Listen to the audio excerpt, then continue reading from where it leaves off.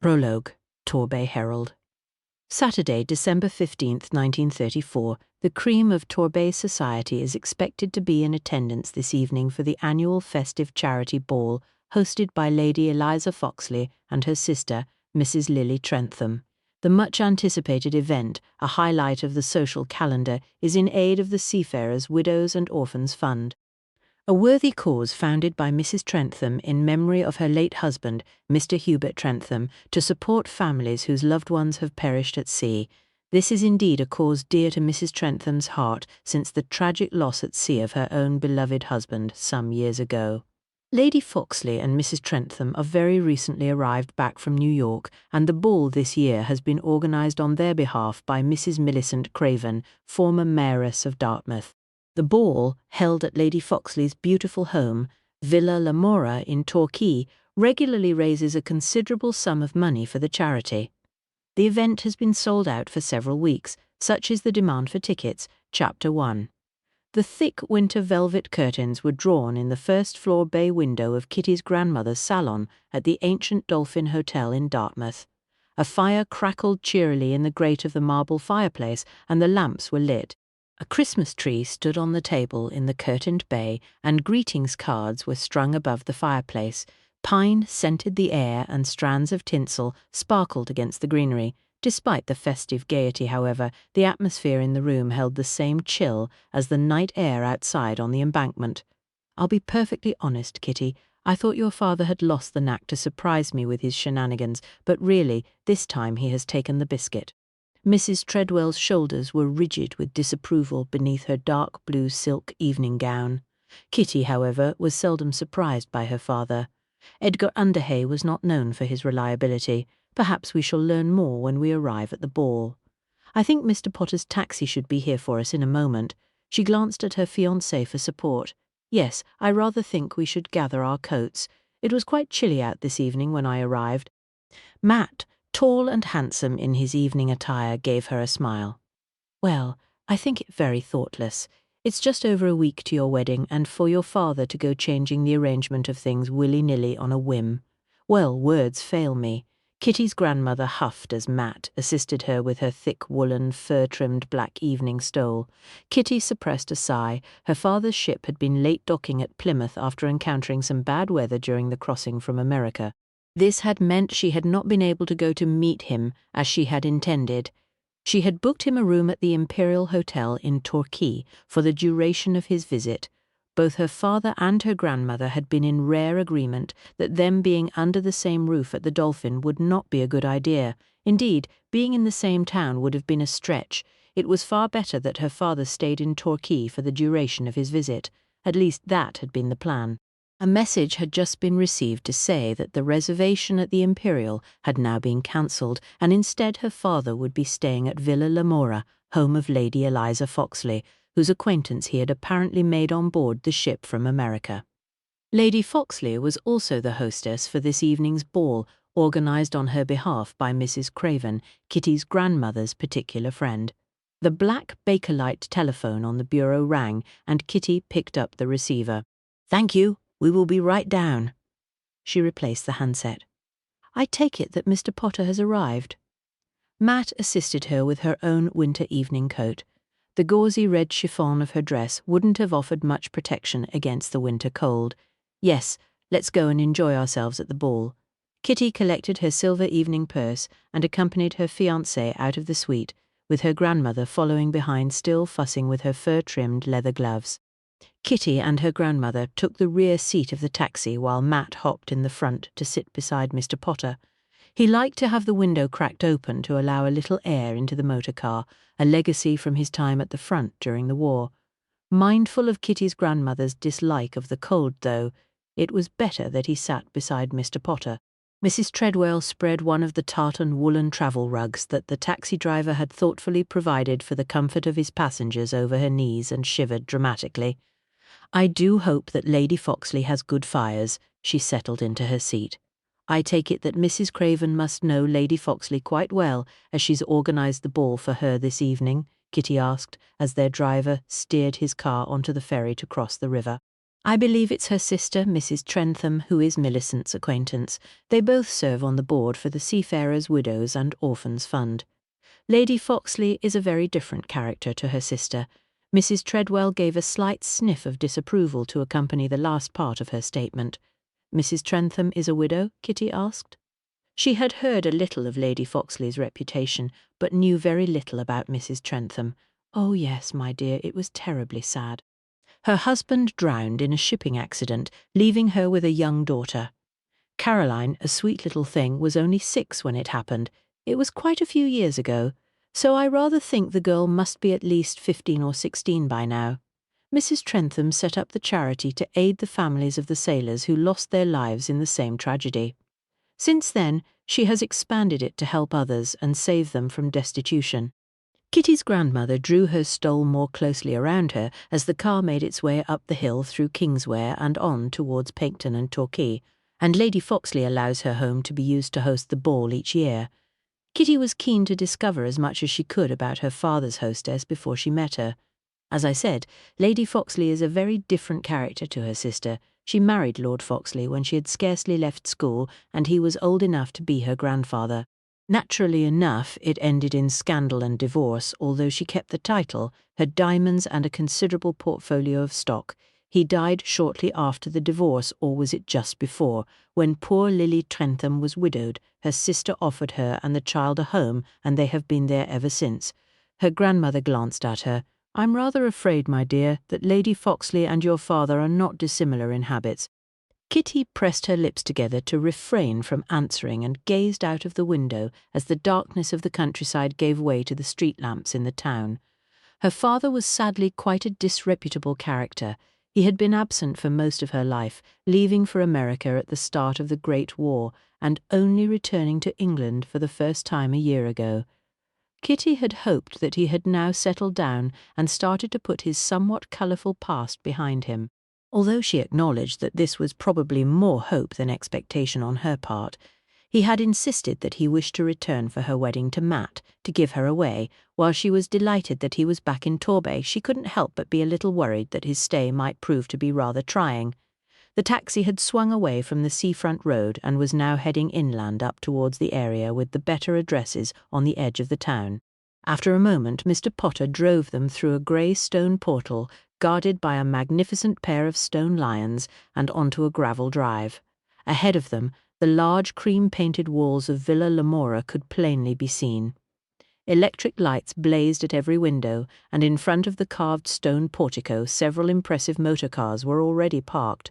Mr. Potter pulled the car to a stop, and the sound of the engine was replaced by the faint strains of jazz music emanating from the house. Matt and the taxi driver got out and opened the doors of the car for Kitty and her grandmother and assisted them out.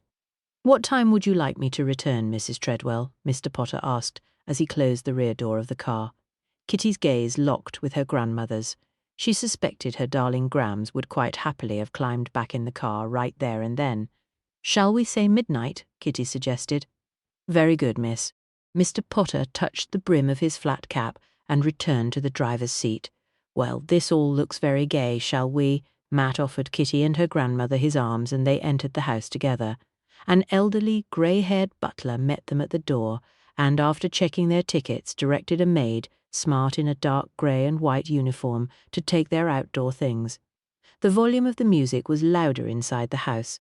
Kitty looked around her with interest while they got their bearings. The hall was spacious and square, with a black and white checkerboard tile floor. Kitty blinked when she realised that the large picture in the gilt frame at the foot of the stairs was that of a somewhat scantily clad Lady Foxley. Blonde-haired and swathed in barely their diaphanous material, Eliza looked out from the canvas. There was a glint of devilment in her bold blue gaze and scarlet-lipped pout. "Kitty, my darling girl!" She was swooped upon by her father, immaculate but slightly roguish in his evening attire. He kissed her cheeks and held the tops of her arms as he studied her face. "As beautiful as I remember, and so much like your mother. Congratulations, my dear. I'm looking forward to the wedding." He turned to Matt and shook his hand. "Captain Bryant, Matthew, I see you have been taking good care of my girl. This is all rather splendid, isn't it?" He waved his hand generally in the direction of the house. Kitty's grandmother gave a discreet cough. "Where are my manners?" My dear mother-in-law, looking as well as ever. Edgar Underhay refrained from kissing or shaking hands with Kitty's grandmother, who was fixing him with a glacial stare. Edgar looking as worthless as ever, Mrs. Treadwell gave him an icy nod, while Kitty's father pretended not to have heard her. "Grams, you promised?" Kitty reminded her quietly in her ear. "Very well, just keep him away from me as much as possible," her grandmother murmured back. "You must come and meet Eliza. She's the most wonderful sport. We hit it off straight away and got to know one another well on board the ship." Edgar took Kitty's arm in his and led their small party along the hall towards a large room at the rear of the house. A wave of chatter and music hit them as soon as they entered. A jazz quartet was playing at the far end of the ballroom with a female vocalist singing one of the latest songs. The air was thick with cigarette smoke and chandeliers glittered above their heads. Edgar made his way through the crush towards a small group of people standing near the partly open French doors. On the way there he liberated glasses of champagne for them all from the tray of a passing waiter. "Eliza, darling, here is my daughter Kitty and her fiancé, Captain Matthew Bryant. Kitty, Matt, Lady Eliza Foxley. Oh, and this is my mother-in-law, Mrs. Treadwell, Lady Foxley." Edgar beamed as he made the introductions. Kitty was relieved to find that Lady Foxley was wearing slightly more clothing than she had worn for her portrait in the hall. Her blonde hair was artfully waved, and diamonds glittered in her ears. Her evening gown, however, made Kitty feel quite matronly in comparison. The dazzling scarlet sheath was fitted to her slender figure, and both back and front were cut daringly low. "I'm delighted to meet you, Kitty. Edgar has told me so much about you." Lady Foxley smiled. "And Mrs. Treadwell, you look divine. Darling Millicent has said what a dear friend you are." "I believe she is over there talking to my sister." Lady Eliza waved a scarlet nail-tipped hand in the direction of a group on the far side of the room. Kitty looked across and recognized the feathery plumes of Mrs. Craven's favourite evening headpiece waggling above the crowd. "Thank you, Lady Foxley. If you'll excuse me, I'll just let her know I'm here." Kitty's grandmother slipped away into the crowd. "Your father tells me that your wedding is on Christmas Eve morning," Lady Foxley said as she captured a waiter, setting her empty glass down on his tray and replacing it with a full one. "Yes, at St. Saviour's in Dartmouth." Kitty responded politely before taking a sip from her own glass. "How marvellous. Such a quaint church. I was married at St. Paul's in London. Terrible mistake, darling. I hope the two of you will be much happier than I was with poor dear Barty." Lady Foxley giggled and took a large swig of champagne from her glass. A plain-looking, dark-haired young girl dressed in blue velvet appeared at Lady Foxley's side. "Aunt Eliza, Mummy has said that I am not to drink." Kitty assumed this must be Mrs. Trentham's daughter, Caroline, as she seemed to be the right sort of age. "Well, Caro, darling, I can hardly tell you to defy your mother's wishes, can I? And you are only 16. Lady Foxley looked at her niece. "I had enough trouble persuading her to let you come." The girl huffed and stormed away. "Oh dear, Caroline is at such a difficult age. Left to myself, I don't really see the harm in a small glass or two, but Lily is terribly strict. I have advised her to send the dear child to finishing school, as I fear her social skills could use some improvement." Lady Foxley gave a slight shrug of her elegant shoulders, as if the girl's behaviour seemed to bear out the advisability of her suggestion. As Caroline stalked away, a tall, distinguished-looking man with silver hair took the girl's place. "Oh, darlings, let me introduce you, Sir Stanford King, my financial adviser, Miss Kitty Underhay and her fiancé, Captain Matthew Bryant. Kitty is Edgar here's daughter."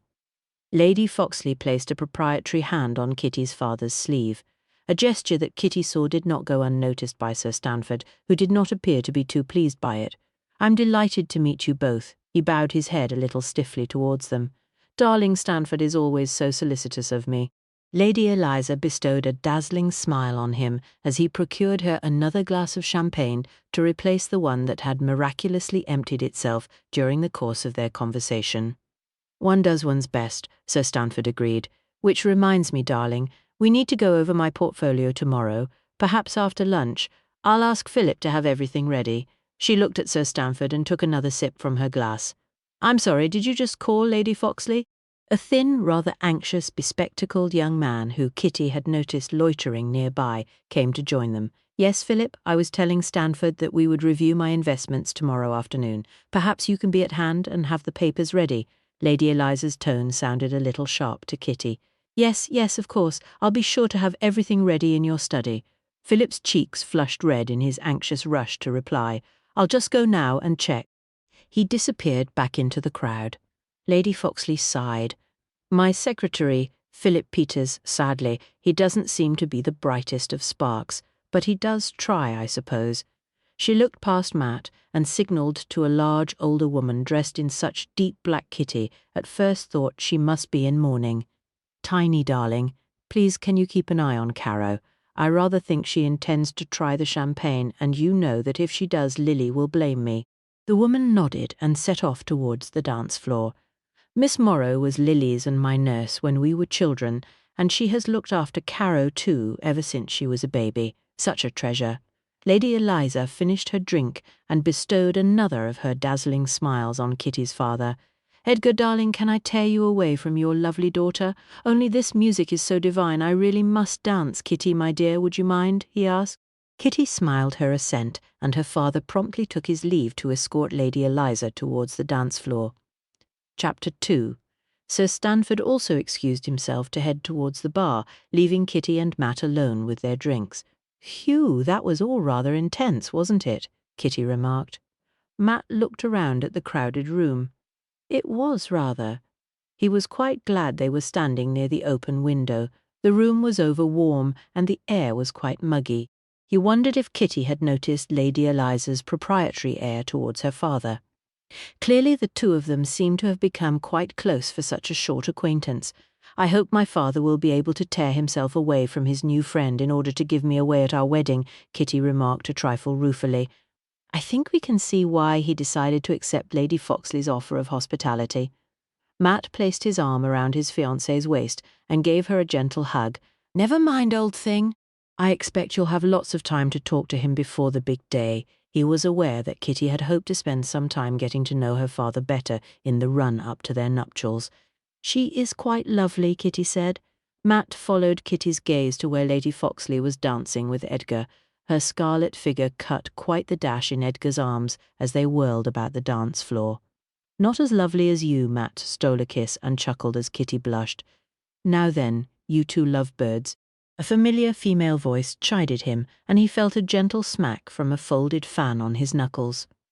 "Mrs. C, the ball appears to be a roaring success." Mrs. Craven, Kitty's grandmother's closest friend, had come to join them, resplendent in peacock blue shot satin, with a rather peculiar peacock-feathered hair ornament bobbing above her head. "One cannot take all the credit, Matthew, but of course I do have considerable experience at organizing social occasions, as you know," Mrs. Craven replied. "Please allow me to introduce you both to Mrs. Lily Trentham. Lily, my dear Captain Matthew Bryant and his fiancée, Miss Kitty Underhay, Mrs. Treadwell's granddaughter." Lily Trentham bore no resemblance to her sister.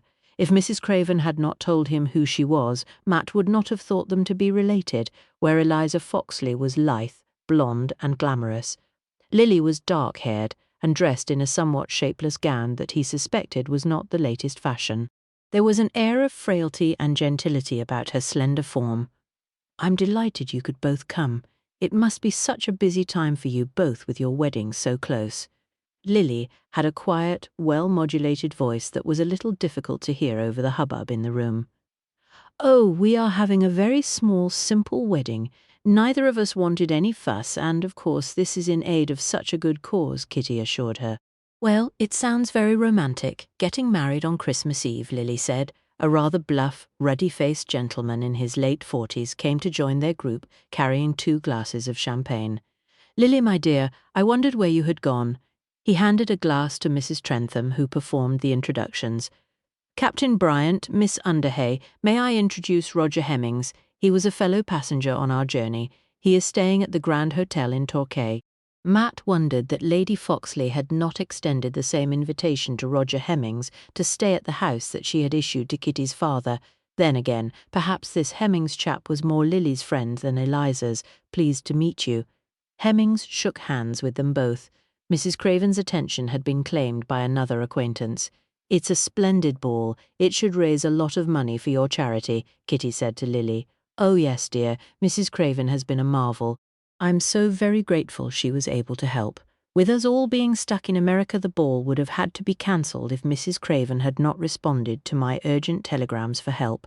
Such wonderful generosity from the local businesses donating prizes for the raffle too," Lily agreed. "Very good cause." Roger Hemmings concurred with them. "So, Captain Bryant, what is it you do?" "I'm a private investigator," Matt answered, and took a sip of his champagne. Often he found people were slightly disparaging when he gave his profession, assuming he dealt with divorce cases and other less salubrious work, or they suddenly became more guarded, leaving him to wonder what they were afraid he might discover. "And you?" Roger seemed to freeze for a fraction of a second. "Splendid. That sounds fascinating. Well, my line of work will sound much more mundane compared to you." "Roger is in valves," Lily said. Her tone as she replied made Matt wonder how long Roger might have bored her on the subject. Kitty often wondered why people always asked what Matt did, but never appeared to think that she too might have employment beyond the home. Kitty is a hotelier. She and her grandmother own the Dolphin Hotel in Dartmouth. Matt appeared to read her mind, and he gave her a cheeky wink. "How interesting. The Dolphin is such a lovely hotel. I didn't realize you were a private investigator, Captain Bryant. Tell me, is there enough crime in our sleepy bay to keep you occupied?" Lily asked.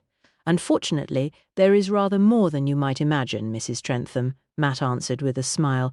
Kitty caught a glimpse of Caroline Trentham on the edge of the dance floor laughing with a group of young people who all appeared a little older than her. A young man in the group pressed a glass of champagne into the girl's hand. Caroline immediately drank half of it straight away.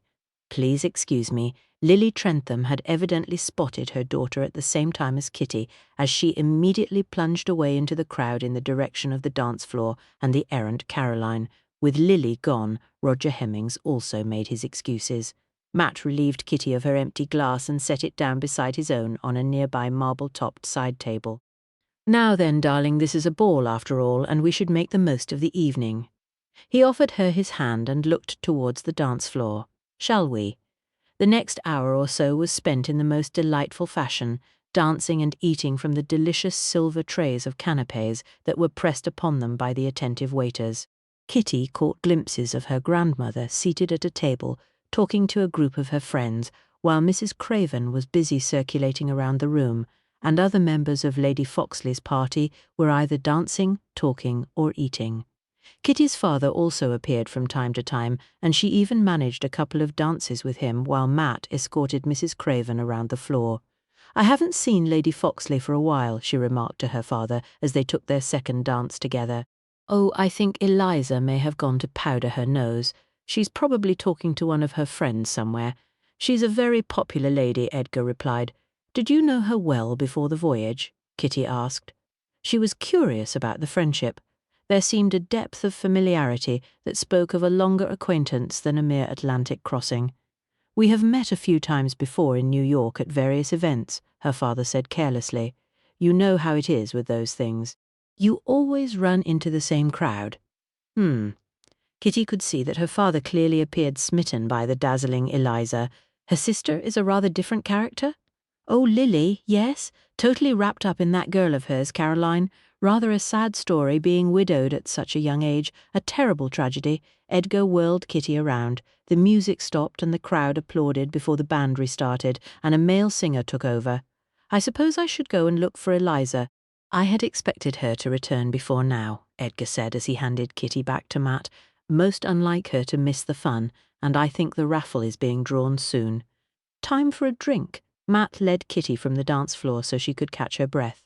A cocktail would be rather fabulous, she agreed. She had seen various people at the small corner bar where the drinks were being dispensed enjoying a variety of intriguing concoctions.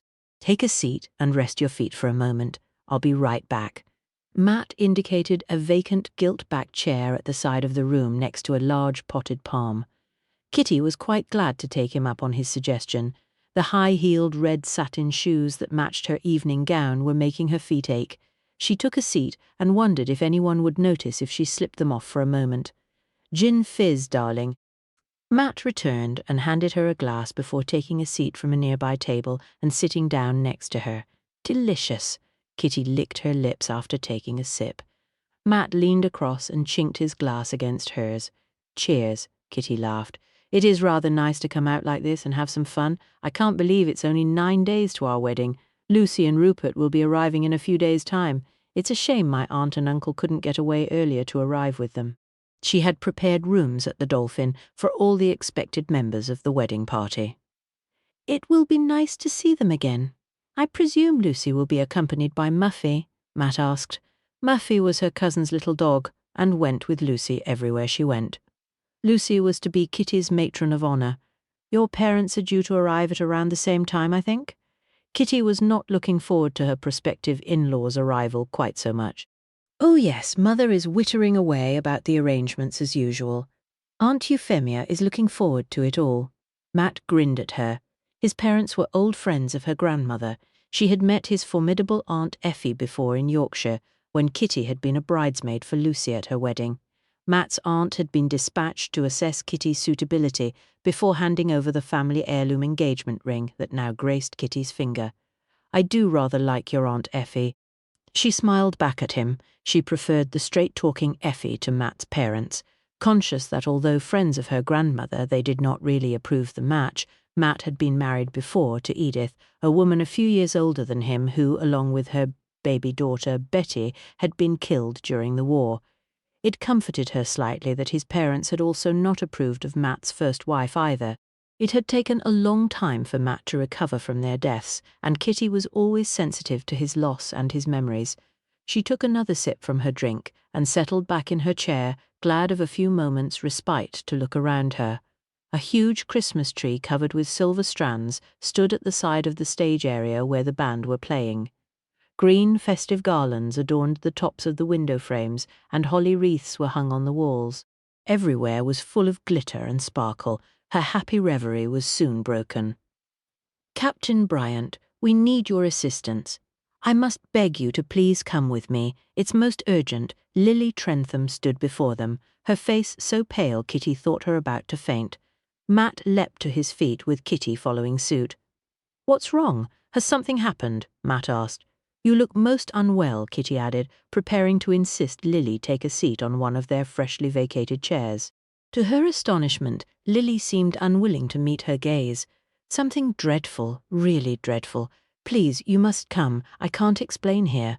She turned abruptly, and they had little choice except to follow her. Kitty downed the last of her cocktail en route and left her empty glass with a waiter at the door of the ballroom. She had no idea what could have occurred to cause Lily such distress, but she sensed that whatever it was, she might need fortification. Instead of heading back towards the main entrance hall, Lily took them towards the very rear of the villa and through the green baize door into the servants' area. Kitty's sense of bewilderment increased as they were led up the plain wooden service stairs and then out onto the main landing area. It is better to be discreet, although under the circumstances Kitty was unsure if Lily was talking to them or to herself. A door stood open, spilling light out onto the large, unlit gallery landing. I can't go back in there. Lily stopped so abruptly just before the open door that Matt almost tripped over her. He went around, Lily and Kitty went to follow him, only for Lily to catch hold of her arm. Miss Underhay, it may be better if you remain here. I have instructed my butler to call the police and a doctor. Lily's grip was surprisingly strong, her fingers digging into Kitty's flesh. Kitty could hear the murmur of male voices inside the room, and she itched to enter and see for herself what was going on. Lily, whatever has happened? Kitty asked. The older woman appeared to take a breath and squared her shoulders before meeting Kitty's gaze. My sister is dead, murdered, and I fear your father is responsible. Kitty stared at her for a moment, unable to comprehend what Lily was telling her.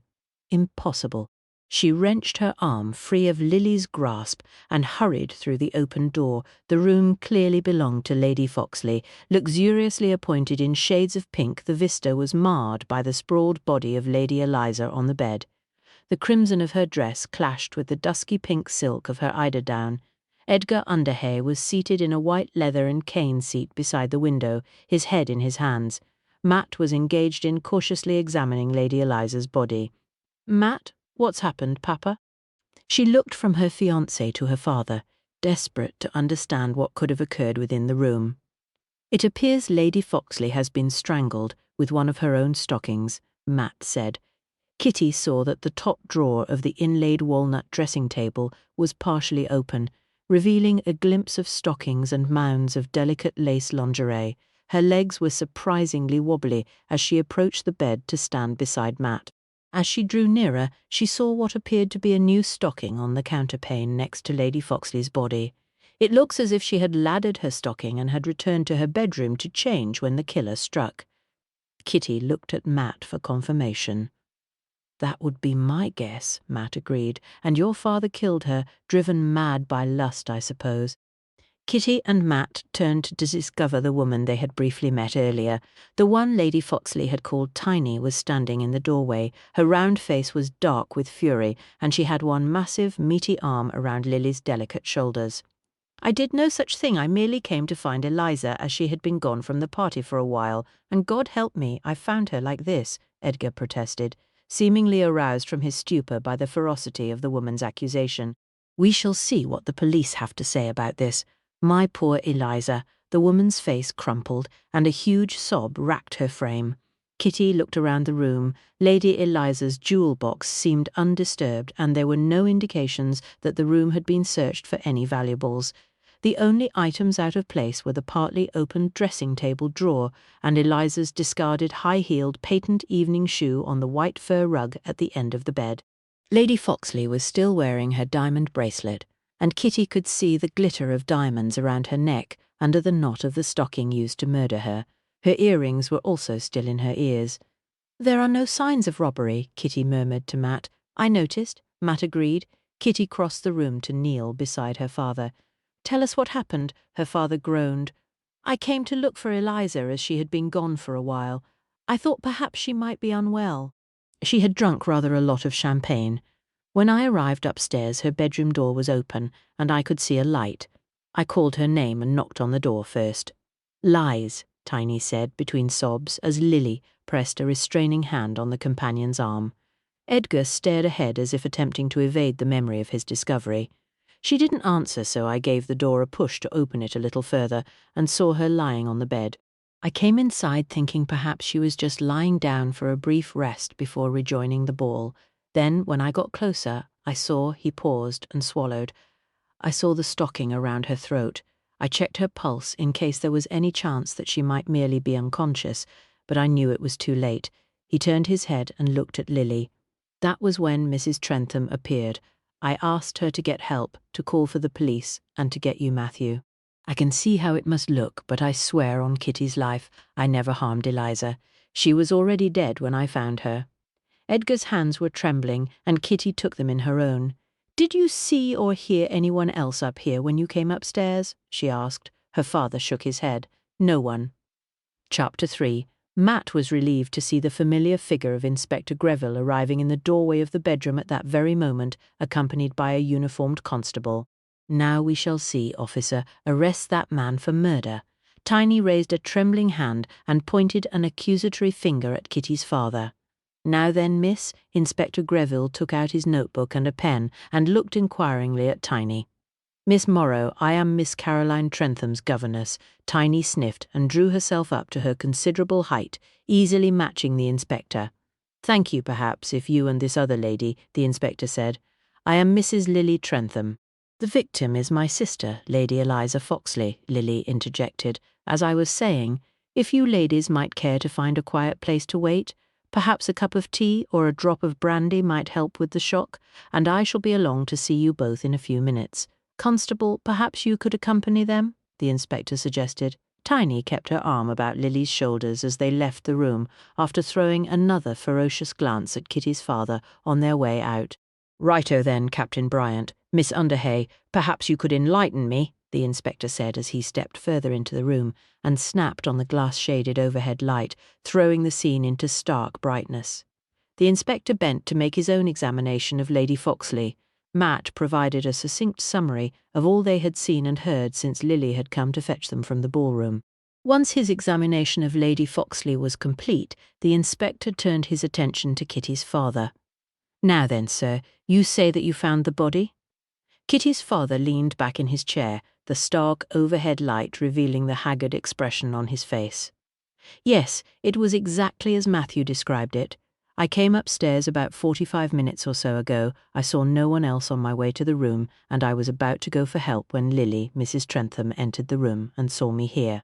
The inspector scribbled frantically in his notebook. "How long have you known Lady Foxley, sir?" "I suppose it must be some 4 to 6 months. We met a few times in New York, but became more closely acquainted on our passage back to Plymouth. She invited me to stay with her here at her home instead of taking up my reservation at the Imperial." Edgar glanced apologetically at Kitty, and Matt saw him tenderly squeeze her fingers. "Thank you, Mr. Underhay. And do you know of any reason why anyone would wish to harm Lady Foxley?" the inspector asked. A frown crinkled Kitty's father's brow. "I personally have no reason at all to harm Eliza. We were on very good terms, and I appreciated her great kindness in offering me hospitality at her home. I know she and her sister often had disagreements, as sisters do, but nothing that would lead Lily to harm her, I wouldn't think." The main bone of contention between them seemed to be Caroline, Lily's daughter. Then there were a few quarrels during our passage between Eliza and Sir Stanford King. I believe she was unhappy with the performance of some of her investments, but again, I don't think he would harm her in any way. "I see, sir, thank you. That's much appreciated. Background information is always useful," Inspector Greville remarked. Matt noted a certain stiffness in the policeman's tone when he addressed Edgar. "I suppose, though, that any one of the other guests could have come upstairs from the ball and harmed Lady Foxley," Kitty said. The inspector stroked his moustache. "It would have seemed that way, however. I spoke to the butler on my way upstairs, and it doesn't appear to have been the case. He has been at his post in the hall for the entire evening, and anyone who is not a member of the household is not permitted upstairs." "What about the servants' stairs? Lily led us up that way?" Matt asked again. There were people around that area all evening, and it would have to be someone very familiar with the house who would have entered that way without attracting notice. "We shall check, of course, but I think it unlikely," Inspector Greville said. "But possible, surely?" Kitty's father looked at the inspector. "Possible, yes, sir, but, as I said, unlikely. Nothing appears to have been taken from this room. Lady Foxley is still wearing some very valuable jewellery, and her room is otherwise undisturbed, so I doubt that robbery was a motive. The lady herself also appears to be unmolested." The inspector's cheeks flushed slightly, and he coughed. Matt could see what the inspector was driving at, so the motive for her death would seem to be more personal, meaning it's more likely to have been committed by someone close to her. Exactly. "A spontaneous act of rage or malice seems the most likely explanation," the inspector agreed. There was a light tap on the open door of the room, and the chubby, cheery face of Dr. Carter appeared. "Inspector, Captain Bryant and Miss Underhay, when shall we three meet again, eh? Over another body, it seems." He stepped into the room, clutching his black leather medical bag. He glanced at Kitty's father. "Dr. Carter, I believe you may remember my father, Edgar Underhay," Kitty said. The doctor offered his hand to Edgar to shake. "Dear me, yes, St. Saviour's Church, wasn't it? Not long until we are gathering there again, for a happier occasion this time." The doctor beamed at them. "Now then, let the dog see the rabbit, eh?" He moved the inspector and Matt out of his way and began a meticulous examination of Lady Foxley's body.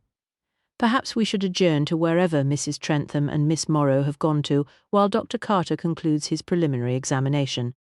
It sounds as if the party is still in full swing downstairs." Inspector Greville led the way out onto the landing where the faint sounds of jazz and conversation greeted them. Kitty walked with her father while Matt fell into step beside the inspector as they headed down the main staircase into the hallway. It felt surreal that everyone else was still unwittingly enjoying themselves whilst their hostess lay dead upstairs. "Mrs. Trentham and Miss Morrow have gone to the study, sir," the butler informed them discreetly when they reached the hall. He indicated a door just along the corridor. "Thank you, Mr. Hedges. Could you ask the rest of the family and the house guests to join us? Obviously continue to be discreet. We have no desire to alarm the party guests at this point. If anyone leaves the house, my other constable should be outside to take their details." Any problems, please come and find me, the inspector instructed. Of course, sir. The butler nodded, and Matt could see that despite his apparent professional composure, that the man was quite rattled by news of his mistress' death. Kitty followed behind Matt and the inspector as they entered the study. She had her arm linked with her father's, offering her silent support in what was clearly a very difficult situation. A green glass-shaded brass desk lamp was on, along with a pair of red and gold Chinese-style silk-shaded side lamps. The room was quite large for a study, with an imposing oak desk at its centre. Mrs. Trentham and Miss Morrow were seated on black leather chairs at the side of the room. They each had a large cut-crystal brandy goblet in their hands and had obviously helped themselves from the decanter that stood on the gilt and onyx trolley next to them. Miss Morrow glared at Edgar when he entered the room. "Ladies, I appreciate that the death of Lady Foxley must be most distressing to both of you. I have asked the servants to send the rest of the family and house guests to this room so that we might ascertain when Lady Foxley was last seen alive," Inspector Greville explained as he took his seat at the desk. "I wouldn't have thought there would be much need for that, considering as how Lily caught the culprit red-handed." Miss Morrow glowered meaningfully at Kitty's father. "And why do you think that Mr. Underhay may have murdered Lady Foxley?" the inspector asked in a mild tone as Edgar sank down on a vacant chair on the opposite side of the room from his accuser. Kitty remained at his side. "Well, it's obvious, isn't it? He's a man and Eliza was an attractive woman. He was sniffing around her all the voyage over. No doubt she spurned his advances, and he killed her in a fit of rage." Miss Morrow dabbed fiercely at her eyes with a large white cotton handkerchief. "I did not kill Eliza. I had no reason at all to harm a hair on her head." Edgar seemed to be recovering his usual composure now the initial shock of his grisly discovery had faded. The inspector held up his hand to stop the squabble. "Perhaps, Mrs. Trentham, you can tell us what you witnessed." Lily still appeared pale and shaken. "I too noticed Eliza was missing from the ballroom. My daughter had also vanished. Tiny, that is, Miss Morrow had been looking for Caroline, and I suddenly thought that she might be with Eliza." She paused to wipe a tear from her cheek with the corner of a lace-edged handkerchief. "They often got into mischief together. I suspected they were hatching some sort of prank. I came upstairs to look for them and saw the door to Eliza's room was ajar." She paused again and looked at Kitty's father. "I called Eliza's name and went in. She was lying on the bed. I saw her red dress." She stopped once more, and a shiver seemed to run through her body. "I saw Mr. Underhay bending over her. There was something not right about the scene, the position of how she was lying on the bed. Before I could speak, Mr. Underhay said, 'Call the police. Eliza is dead.'" More tears coursed down her cheeks. There, my pet, don't you take on so," Tiny comforted Lily, whilst sending a look of pure hatred at Edgar. Lily sniffed and wiped her nose. "I asked, 'Is she hurt?' and he said, 'Someone has killed her. Fetch Captain Bryant, he will know what to do.' I was so shocked I came to fetch Captain Bryant, and I asked my butler to telephone for the police. Tiny saw me in the hallway and could see I was upset." Lily stopped once more and shook her head as if unable to believe what had happened. "What time was this?" Inspector Greville asked. Lily shrugged helplessly. "I don't know. I suppose it must have been an hour or so ago now. Not long after Mr. Underhay said that he too came upstairs and found your sister," Inspector Greville asked. "Yes, I suppose so," Lily agreed. Kitty glanced at the tiny gold evening watch on her wrist. It was 11:30 now, and Mr. Potter would be calling for them at midnight. By the timings her father and Lily had given to the inspector, Eliza must have been killed shortly before 10 o'clock. She tried to remember when she had last seen her on the dance floor. It must have been just after 9 because she remembered looking at her watch shortly after Mrs. Craven had left them. There was a knock at the door of the room, and Sir Stanford King entered. "My dear Lily, I have just heard the news. Shocking, just shocking. How could such a thing happen in a house full of people?" Sir Stanford appeared quite pale as he approached Lily. "Sorry, sir, you are?" Inspector Greville asked. "Sir Stanford King, I'm Lady Foxley's financial adviser and a family friend." The man turned to face the inspector. "Thank you, sir. I'm Inspector Greville and will be conducting the investigation. May I ask, sir, when you last saw Lady Foxley this evening?" Sir Stanford blinked and stood for a moment, his hand resting lightly on the back of Lily's chair. I think I saw Eliza on the dance floor at about 9:15. Yes, around 9:15. I remember because Philip Peters, her secretary, met me near the bar to tell me he had prepared everything for my meeting with Eliza tomorrow afternoon. I noticed the time on the clock above the bar as I was annoyed that he was interrupting the ball with business matters. And you did not see Lady Foxley again after that time? Inspector Greville asked as he made his notes. Sir Stanford shook his head. No. I danced a couple of dances with Lily and then went outside to the terrace for a breath of air. The room had grown a little muggy by then, and I was warm from my exertions. I am not much of a dancer.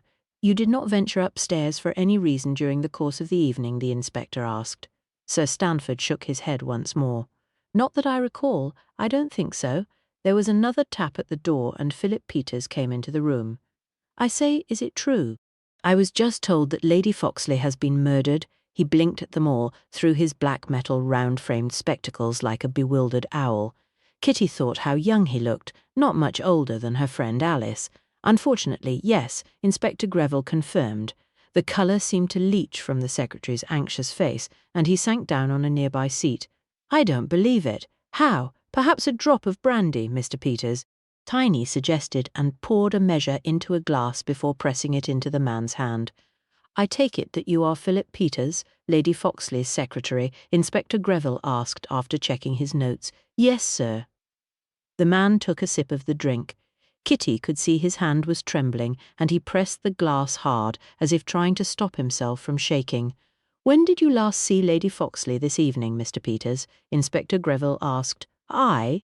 Well, when I saw her in conversation with Sir Stanford and the lady and gentleman over there, he inclined his head in Kitty and Matt's direction. She wished to have a meeting tomorrow afternoon with Sir Stanford. I had prepared some papers for her during our voyage, and she wished to compare them to the documents she had in the safe here at the house. I took it upon myself to check that everything was ready. A tinge of pink had started to creep back into his cheeks. You didn't see her afterwards? The inspector asked. No, sir. I looked for her, but I didn't see her. I saw Sir Stanford at the bar and told him I had checked that everything was ready. I thought it best to be prepared. Lady Foxley was very sharp when it came to her business affairs. Philip's composure seemed to be returning, and he took another tentative sip of brandy. And this would be at around 9:15? Inspector Greville looked at his notes. Well, I didn't notice the time, but I suppose it must have been around then. Yes, Philip agreed. And did you return upstairs for any reason during the course of this evening? Inspector Greville asked. Upstairs? The secretary asked. Yes, sir. Did you perhaps go to fetch something or to find Lady Foxley at all during the ball? The inspector regarded him with a level gaze. Philip ran the tip of his tongue over his lower lip as if his mouth had suddenly dried. Kitty wondered what he was so concerned about. No, I don't think I did, Philip responded. Kitty could tell from his demeanour that there was something he wasn't saying. Had he been upstairs? Was he the person who had murdered Lady Foxley? Lily jumped to her feet. Where on earth has Caroline gone? I assume, Inspector, that she too would have been sent for. She will be extremely distressed when she learns about her aunt. She and Eliza were very close. Inspector Greville's brows raised. I'm sure Miss Caroline will be here shortly. I asked for all the family and guests staying at the house to come here. He had scarcely finished speaking when the door opened once more, allowing a blast of music and Caroline Trentham to enter. Caro, where have you been? Lily pounced on her daughter. Kitty glanced at Matt. It was apparent from the girl's rosy cheeks and slightly glazed expression that she had managed to imbibe some of the champagne her mother had been keen to keep from her. What's going on? Why is everyone in here instead of at the party? The girl looked around the room, a puzzled frown wrinkling her forehead. Oh, darling, something terrible has happened. Lily attempted to gather her daughter to her, but Caroline pushed her away. What's happened? Where is Aunt Eliza? Caroline looked about her as if expecting to see her aunt's slender, scarlet-clad figure. Oh, my poor little duck, it's your Aunt Eliza. She's been murdered, Tiny blurted out. Caroline looked around her as if trying to tell if Tiny was telling her the truth or if it was all some frightful prank. No, that can't be right. Caro shook her head, causing some of her short, dark hair to come free of the diamante barrettes adorning her head. I'm so sorry, darling. The police are here, and they will work out who did it and what happened. Lily attempted to console the girl while looking at Inspector Greville for guidance.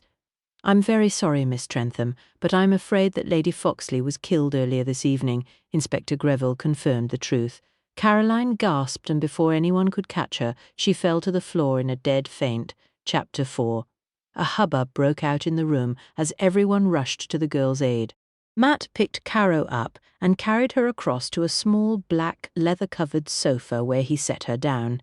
Lily chafed her daughter's hands as Tiny delved into the depths of her black chiffon-covered bosom to produce a tiny bottle of smelling salts. After uncorking the stopper and wafting them under Caro's nose, the girl came round, coughing and spluttering. There, my love. It was a terrible shock," Tiny soothed as she restoppered the small blue glass bottle and returned it to its hiding place. "I don't understand. That's impossible. What's happened to Aunt Eliza?" The girl extracted her fingers from her mother's grasp and pushed herself into a sitting position. Lady Foxley was killed in her bedroom during the course of the ball. Inspector Greville seemed to choose his words carefully. But she was dancing and drinking and just being Aunt Eliza. The girl's lower lip wobbled and tears brimmed in her eyes. "Can you recall when you last saw your aunt?" Inspector Greville asked. She was on the dance floor, and someone brushed past her. She looked down, and there was the most enormous ladder in her stocking. She was quite cross, so I think she planned to slip away and change it." Caro sniffed, and Sir Stanford took the pocket square from his jacket and handed it to her to dry her eyes. "Do you know roughly what time this might have been?" the inspector asked. Caroline shook her head. "It was after Mummy embarrassed me by taking my glass away in front of everyone, but I didn't look at the time." She glared at her mother. "I see, thank you. Did you see your aunt again after that time, or did you go upstairs at all this evening?" Inspector Greville asked. "No, that was the last time I saw her. I did go part the way up the stairs because I knew that Mummy had asked Tiny to stay with me, and I didn't want to be chaperoned like a little girl. So I slipped past Hedges, our butler, and hid behind the floor-length curtain on the first-floor half-landing until Tiny had given up looking for me." Matt's gaze met Kitty's, and she knew he too appreciated the significance of Caro's words. "Did anyone else come past you on the landing while you were hiding?" Inspector Greville asked. Kitty could almost feel the tension building in the room as the inspector asked his question. Caroline's frown deepened. "I wasn't there long. I thought I heard footsteps, but didn't peep out, as I didn't want to be caught. Then I heard more footsteps, and when I looked, I saw Tiny at the top of the stairs. So when she had gone out of sight, I came back down to the party." Everyone turned their attention to Miss Morrow. "So that's why you wanted to point the finger at me. You went to see Eliza." Kitty's father trembled with rage. "Nonsense. I was looking for Miss Caroline." Tiny's round face had flushed a dark red. "Miss Morrow, I would remind you that this is a murder inquiry. You have heard me ask every person here if they went upstairs before Lady Foxley's body was discovered, and you did not disclose that you yourself had done so." Inspector Greville's voice was cold and angry. Tiny seemed to shrink a little at the look he gave her. It didn't seem important, especially after Lily said as how she found Mr. Underhay with Eliza's body. "I thought he must have done it, so my going upstairs was of no matter," the woman protested. "Did you see Lady Foxley enter her room?" Inspector Greville persisted. "The landing was dark, so I knocked on her door. I thought as Caro might have gone upstairs with her aunt. She called me to come in. She was hunting in her drawer after a stocking. I asked her if she'd seen Caro, and she laughed and said she was probably hiding under a table somewhere getting drunk." Miss Morrow's lips pursed. "I take it she didn't take Caroline evading you very seriously?" Inspector Greville said. "No, she did not. She'd had quite a fair bit of champagne herself too, I could tell." Miss Morrow huffed. "Well, I'm ashamed to say it after what's happened to her, but one word begot another." "You argued?" Inspector Greville made more notes in his book.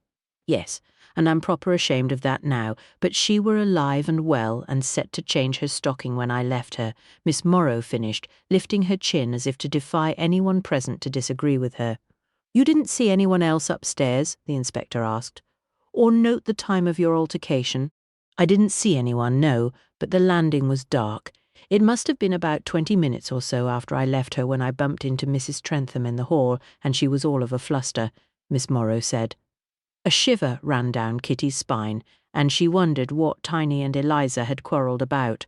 The woman was easily large and strong enough to have killed Lady Foxley, or had there been yet another person lurking in the shadows on the landing waiting for Miss Morrow to leave. There was another knock on the door of the room, and this time it was the constable who entered. "Begging your pardon, sir, but Miss Underhay and Captain Bryant are wanted." Kitty glanced at her watch and realised it was after midnight. Her grandmother must have been searching for them and wondering what had happened. It really was most vexing. There were lots of questions she wished to ask, and yet she knew she must head back to Dartmouth. "You go with your grandmother, Kitty, and I'll stay with Edgar. He can return home with me later," Matt assured her. Kitty would definitely feel happier knowing that her father was staying at Matt's house. She couldn't see Lily or Tiny being terribly pleased if he continued his stay at Villa Lamora, considering the circumstances. Left with little choice in the matter, she kissed her father's cheek and pressed Matt's hand before making a polite and swift good-night to Inspector Greville and the rest of Lady Foxley's party. Her grandmother was waiting for her in the entrance hall accompanied by Mrs. Craven. "Kitty, where have you been? Where is Matthew?" "Mr. Potter has been waiting outside for us for at least 10 minutes. Her grandmother looked around for a maid to collect Kitty's evening coat from the cloakroom. "Matt is returning home later.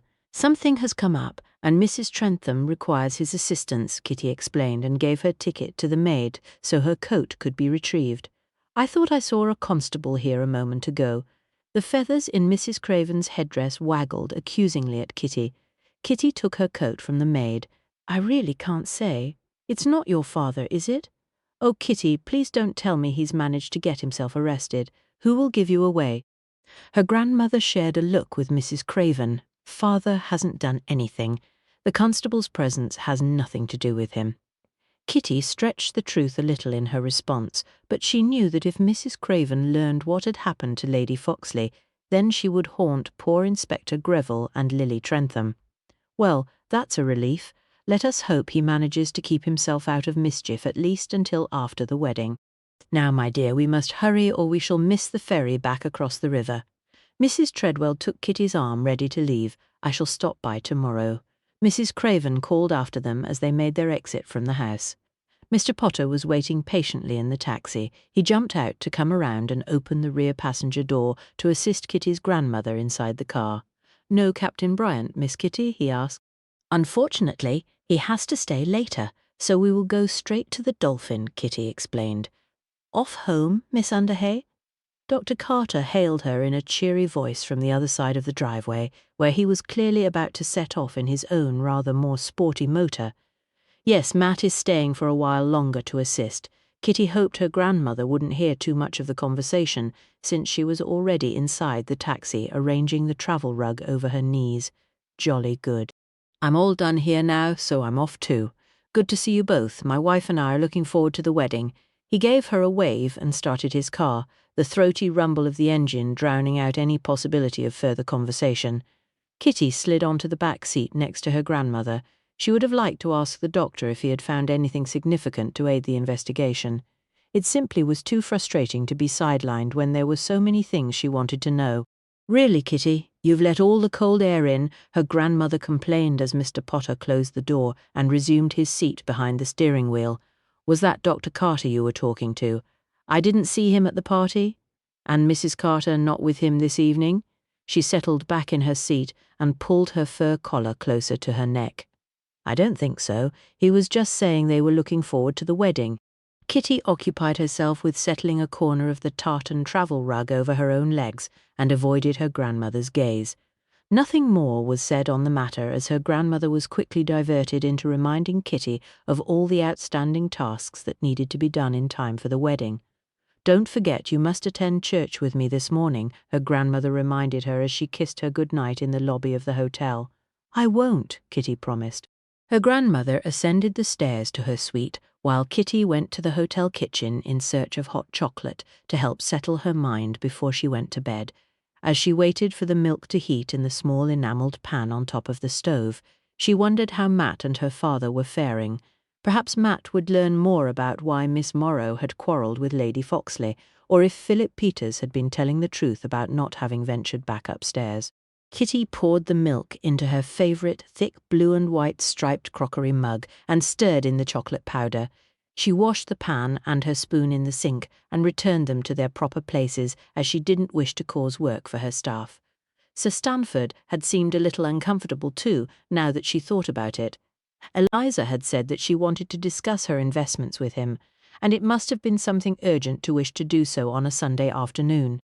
She carried her drink to the top floor of the hotel, where she had a tiny suite of her own. Mr. Lutterworth, their new hotel manager, was to move from his temporary room into her accommodation once she moved out after the wedding. After switching on her bedside lamp with its slightly faded rose-pink silk shade, she looked around her room at all her familiar possessions. Her cuckoo clock from the Black Forest, one of the few things she possessed that had been her mother's, showed the time. It was 1:30 already. Matt had suggested that after their marriage they should retain separate rooms. He had engaged a carpenter, and a connecting door had been fitted between his room and what was to be her suite in his house in Churston. Matt often slept poorly, and when stressed he would have terrible nightmares. The arrangement with the rooms was for her protection, as Matt was concerned that he had no control over his dreams. In the past he had destroyed items in his room, smashing things only to wake the next morning with no memory of what had happened. It was yet another legacy from his time on the battlefield. Mickey, the hotel maintenance man, had already begun to find some boxes so that she could pack her things ready for the move. Some of her possessions had already gone to Matt's home. She had chosen the colours for the walls and ordered new bed linen to match. A small silver-framed picture of her mother stood next to her bed, ready to be packed, and Kitty stroked it tenderly with the tip of her finger. "Oh, Mum, let's hope the inspector discovers who murdered poor Lady Foxley, or Papa might find it difficult to clear his name." She finished her drink and turned out the lights. The hot drink must have done the trick, because by the time her friend, Alice, one of the hotel chambermaids, knocked on the door, a dull light was already creeping around the edges of her bedroom curtains. "Morning, Miss Kitty. How was the ball? Did you see your dad?" Alice knew that both Kitty and her grandmother had been discomfited by Edgar's sudden change of heart about his accommodation plans. Kitty rubbed her eyes and pushed herself up into a sitting position as Alice placed a laden breakfast tray on her bedside table. "I thought you had a day off today, Alice." "Half day, miss. Your grandmother asked if I'd mind helping get things ready for Captain Bryant's parents to stay. I think Captain Bryant's aunt is coming here too," she said. Alice whisked open the rose-patterned curtains, letting more of the grey wintry light into the room. Kitty groaned as she settled herself against her pillows. "I think they are due to arrive on Wednesday. Lucy and Rupert are arriving the same day for the dress fittings. My aunt and uncle are travelling here next Saturday. They had hoped to come with Lucy and Rupert, but my uncle has work commitments." Alice placed a metal tea strainer over a dainty china cup and poured Kitty's tea before producing a thicker crockery cup from the pocket of her apron and pouring one for herself. "It'll be lovely to see Miss Lucy again. I wonder if she'll have a picture of Miss Daisy's baby when she comes. I sent her a little white matinee jacket that I'd knit for him," Alice said as she settled herself on the edge of the bed for a chat with her friend. Daisy was Rupert's sister and had recently delivered a healthy baby boy, much to everyone's relief and delight. She and her husband had an apartment at Rupert's ancestral home, and Daisy was a good friend to Lucy and also to Kitty. "That was kind," Kitty said. "Sent me a lovely thank you note, she did. Anyways, how was your dad? How come he didn't go to stay at the Imperial like you'd arranged?" Alice asked. Kitty told her friend everything that had happened the previous evening. The maid's eyes grew wider, and her tea cooler as she learned more about the night's events. "Merciful heavens, Miss Kitty, I expect Captain Bryant will be telephoning you in a bit to tell you what's gone on. Your dad wouldn't have wanted to stay on there. Do you think as he's gone back to Captain Bryant's house?" Alice asked. "I hope so. Perhaps then he can take up his original room at the hotel later today. I think it best he distances himself from Mrs. Trentham's household until Lady Foxley's killer is caught. Grams and Mrs. Craven know nothing of any of this yet, but you know they will think the worst when they do find out." Kitty finished her tea and set the cup back down on its dainty floral-patterned saucer. Alice finished her own drink, her brow creased in a frown. "That Lady Foxley had a bit of a reputation, you know. The girl blushed, her cheeks turning a similar shade to her red hair. Fast she were. She liked the company of gentlemen, she said primly, not like her sister. Mrs. Trentham is the model of decorum, our Betty says, as they used to have dreadful rows. Betty, has Betty worked for them? Kitty wondered why she was surprised. Alice's slightly older cousin Betty hopped around from job to job and had probably worked for most people in the Bay at some time or other. Yes, a few months ago, just before they went to America, she said, as she could hardly believe it with Mrs. Trentham always being so quiet and polite and all Alice assured her. Did Betty say what the arguments were about? Kitty's curiosity was roused. It might not have anything to do with Lady Foxley's murder, but it was interesting information all the same. Alice's nose wrinkled as she tried to recall what her cousin had told her. I think it were mostly about the girl, Miss Caroline. Oh, and money. Miss Trentham isn't terribly well off, and Lady Foxley held the purse strings. Interesting. Kitty suddenly caught sight of the time on the clock. Heavens, I am to accompany Grams to church this morning. Alice jumped up from the bed and placed everything back neatly on the tray. You'd best fly then, miss. Shall I get your things out ready? Oh, would you, Alice? That would be so kind. Kitty scrambled out of bed and hurried off to the bathroom, leaving her friend to pull her Sunday best frock from her wardrobe and find her black patent shoes. Chapter 5. Matt poured some more coffee from the tall silver jug into his cup before checking the time on his watch. His unexpected guest was still upstairs asleep, seemingly untroubled by the events of the previous night. He wanted to talk to Kitty to share what he had learned the previous evening and to hear her thoughts on Lady Foxley's murder. He knew, though, that Mrs. Treadwell was very keen that her granddaughter should accompany her to church, since it was almost Christmas, and the wedding was rapidly approaching. A creak on the stairs told him that his guest was finally awake and about to join him for a belated breakfast. Matt's blue roan cocker spaniel, Bertie, lifted his head and thumped his tail in welcome against the floor of the dining room. Good morning. Edgar Underhay, dapper and unruffled as ever in a paisley silk dressing gown and navy silk pyjamas, entered and took the seat opposite him at the breakfast table. Good morning. There is some coffee still in the pot and steamed milk in the jug. Would you care for some toast? Matt asked, as he surveyed his future father-in-law. Bertie, who had been lying under the table hoping for bacon bits, lifted his head to sniff interestedly at Edgar's leather slippers. Just coffee will be most welcome, Edgar said, as he helped himself to the beverage. How did you sleep? Matt made polite conversation, curious to know if Edgar had been troubled by Lady Foxley's death. Edgar set the milk jug down on the table and added sugar to his cup. Jolly well, all things considered. Most comfortable bed, and I have to say, despite poor Eliza's death, I dropped off quite quickly. Matt took a sip from his own cup of coffee. You are most welcome to stay here as my guest if you prefer, or I believe you may be able to take up the reservation at the Imperial. I rather think there are only the larger hotels open this close to Christmas. That's very kind of you to offer to host me, dear boy, but I think perhaps it might be better if I remove myself to the Imperial. My darling mother-in-law will get quite squint-eyed at me if she thinks that I'm getting under yours and Kitty's feet. I appreciate there is a lot to do before Monday. Edgar waved a careless hand. The dog looked up hopefully at this sudden movement. He then seemed to realize that no more bacon would be coming his way and settled back down with a disgruntled sigh. I think Kitty and her grandmother have the wedding arrangements well in hand. Mrs. Craven has been most helpful. Matt hid a slight smile behind his cup as he recalled Kitty's exasperation with Mrs. C's many well-intentioned, helpful suggestions. Ah, yes, I believe I met the Craven woman last night. Bossy lady, reminded me of one of those geese that chase you away from the edge of ponds, feathery and hissy and more than a little frightening. Edgar plucked his silver monogrammed cigarette case from the pocket of his dressing gown. Mind if I smoke, dear boy? Matt chuckled at his future father-in-law's description of Kitty's bête noire and nodded his permission for Edgar to light up. He refused the offer of a cigarette for himself. Lately, he only tended to smoke when he was under pressure or stressed in some way.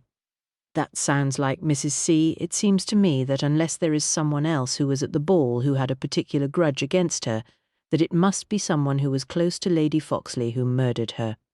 Matt chose his words carefully. Edgar lit his cigarette and settled back in his chair to consider what Matt had said. Yes, I see what you mean. The butler Shappy Hedges would have prevented any old Tom, Dick or Harry from going upstairs by the main stairs, and you would have to know the house well to find the servants' stairs and get past without someone seeing you. It's a bit of a maze in that part of the house. That seems to fit with what the inspector said. Matt sipped his coffee. He could see Edgar turning the matter over in his mind as he smoked his cigarette. I suppose there is always that other chappie. He was there last night. I saw him dancing with Lily. I wonder if the inspector has spoken to him, Edgar mused as he blew out a thin stream of pale blue smoke. Which chap? Matt asked curiously. Hemmings, Roger Hemmings, hanging round Lily like a bad smell on the boat over. I think he was rather put out that Eliza didn't invite him to stay at the house. Lord knows he dropped enough hints about it. It took Matt a second to recall who Edgar meant. Oh, the valve man? That's the one, rather a bore but seems very sweet on Lily. Eliza wasn't keen. She said he was dull, and Caro got rather cross when he kept monopolizing her mother's attention. Edgar gave a little chuckle at this. I rather think he and Eliza had an argument just before we disembarked. I only caught the tail end of it, mind you, but I have to say that he looked quite put out. I heard Eliza say, I can manage my own affairs and my sister's perfectly well, thank you. Did he say anything else to Lady Foxley? Matt asked. He said something like, I'm warning you for your own good. They stopped talking when they realized I was walking towards them. Edgar looked around for an ashtray before leaning back in his seat to reach for a small onyx one from the side table. Odd, any idea what it was he may have been warning her about? Matt thought it seemed a rather queer conversation. Edgar extinguished his cigarette. No idea at all, I'm afraid, dear boy. I thought it a little strange, but Hemmings is a bit of a dogmatic type of chap, and Eliza doesn't, or rather didn't, like being told what to do. A sad expression passed fleetingly across his face. Eliza was rather lovely, you know, warm-hearted, vivacious and generous to a fault. I shall miss her. Mrs. Trentham seems a very different character to her sister. Matt set his empty coffee cup back on its saucer. Oh yes. Eliza was terribly protective of Lily, and of Caro too, for that matter. I think sometimes Lily resented Caroline's closeness with her aunt. Lily tends to baby the girl rather, lets her have her own way. Eliza thought it would do Caro good to go to finishing school, Switzerland or Paris or somewhere, I think. But Lily didn't like the idea, and funnily enough, Caro wasn't keen either. Yet I thought she wanted to escape her mother and dear Miss Morrow too, of course. Edgar picked up his coffee and finished his drink. Well, I suppose I had better telephone the hotel. There is a telephone in the sitting room if you wish to call. I was going to telephone Kitty, but I think she'd promised to attend church this morning with her grandmother. Matt checked the time on his watch. Kitty would be in the morning service by now. Edgar's brows rose slightly at this information. I see. Well, I'll telephone the Imperial and then go and dress. Do you know if Kitty is free this afternoon? I could take you both to tea somewhere if you fancy it. Thank you, sir. I'll ask her when I call her. She should be back at the Dolphin before 12, I should think. I dare say she will wish to know what happened after she left us last night, Matt said. A broad smile lit up Edgar's face. Of course she will. She is her mother's daughter. Eliud was unendingly curious about everything. Kitty is very like her. The sad expression from earlier returned and flickered across his face before he headed off to make his telephone call. Kitty wrapped up warmly in her winter coat and pushed her best dark green felt hat down firmly over her short blonde curls. The wind was blowing in today along the estuary, and her grandmother had decided the short walk to St. Saviour's through the town would do them both good. Mr. Lutterworth, the hotel manager, was accompanying them. His tall, thin frame was smartly clad as usual in a grey pinstripe suit and a thick black woolen overcoat. His trademark rosebud was pinned to the lapel. He offered her grandmother his arm to assist her on the steep areas as they walked.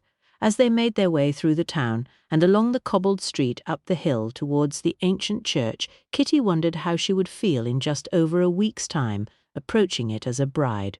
Her uncle had offered the use of his Rolls-Royce and chauffeur to take her and her father to the church, while Matt's parents had said they would bring her aunt and uncle and Matt's aunt Effie. Mr. Potter was to transport her grandmother and great-aunt Livy and then return for Lucy as her matron of honour. Matt and Rupert, who was to be best man, were going to walk. Alice had declined to be a bridesmaid, stating it wouldn't be right for her to stand up for Kitty next to a titled lady. No amount of persuasion would move her on this, so Lucy was to be Kitty's only attendant. Mrs. Craven was standing outside the old open door of the church. She waved a fur-trimmed gloved hand at their approach. "Oh, my dear, I'm so glad I caught you before the service. Have you heard the news? I almost telephoned you last night, but of course it was after midnight." Mrs. Craven burst into speech as soon as they approached. "Millicent, whatever has happened?" Kitty's grandmother released Mr. Lutterworth's arm. "Lady Foxley is dead, murdered last night during the ball." Mrs. Craven dropped her voice to a dramatic whisper as a small group passed them to enter the church. "Oh dear, how dreadful," Mr. Lutterworth said. "Indeed," Mrs. Craven concurred, her eyes gleaming. "So that was why Dr. Carter was at the house last night. Kitty, did you know about this?"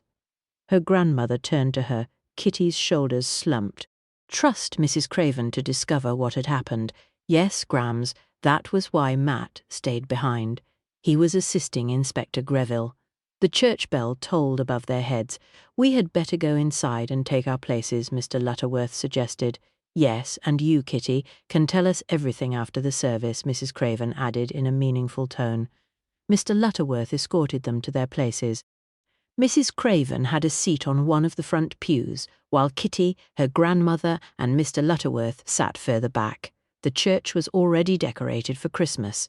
The carved and painted nativity set was in place under the huge evergreen Christmas tree, awaiting the imminent arrival of baby Jesus.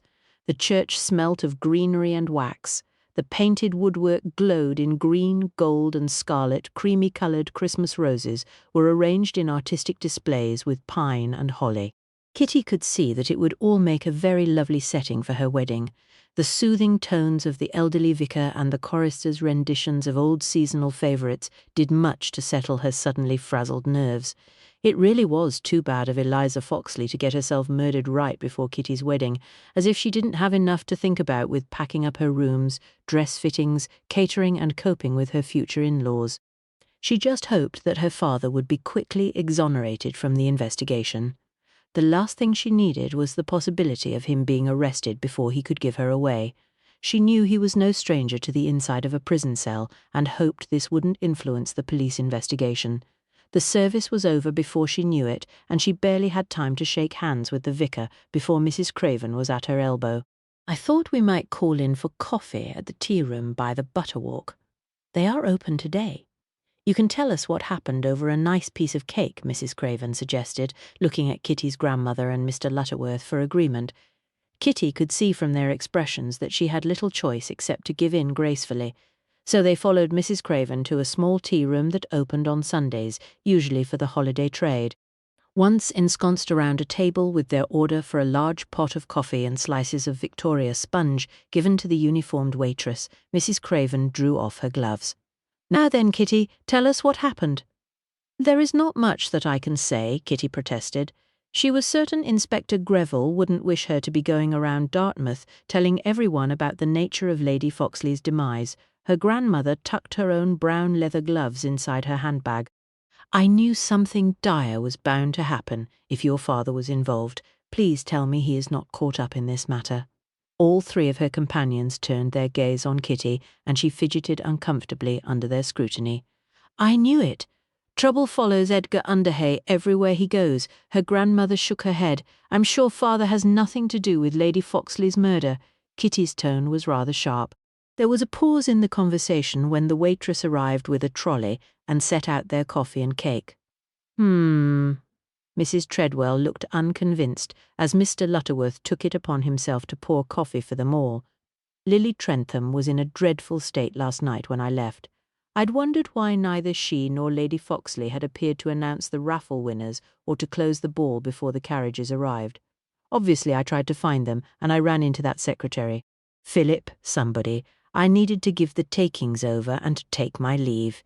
He told me then what had happened," Mrs. Craven explained as she stirred her coffee. "It must have been most distressing for you, Millicent. We saw Dr. Carter in his car as we were leaving, and I did remark on his being there to Kitty at the time.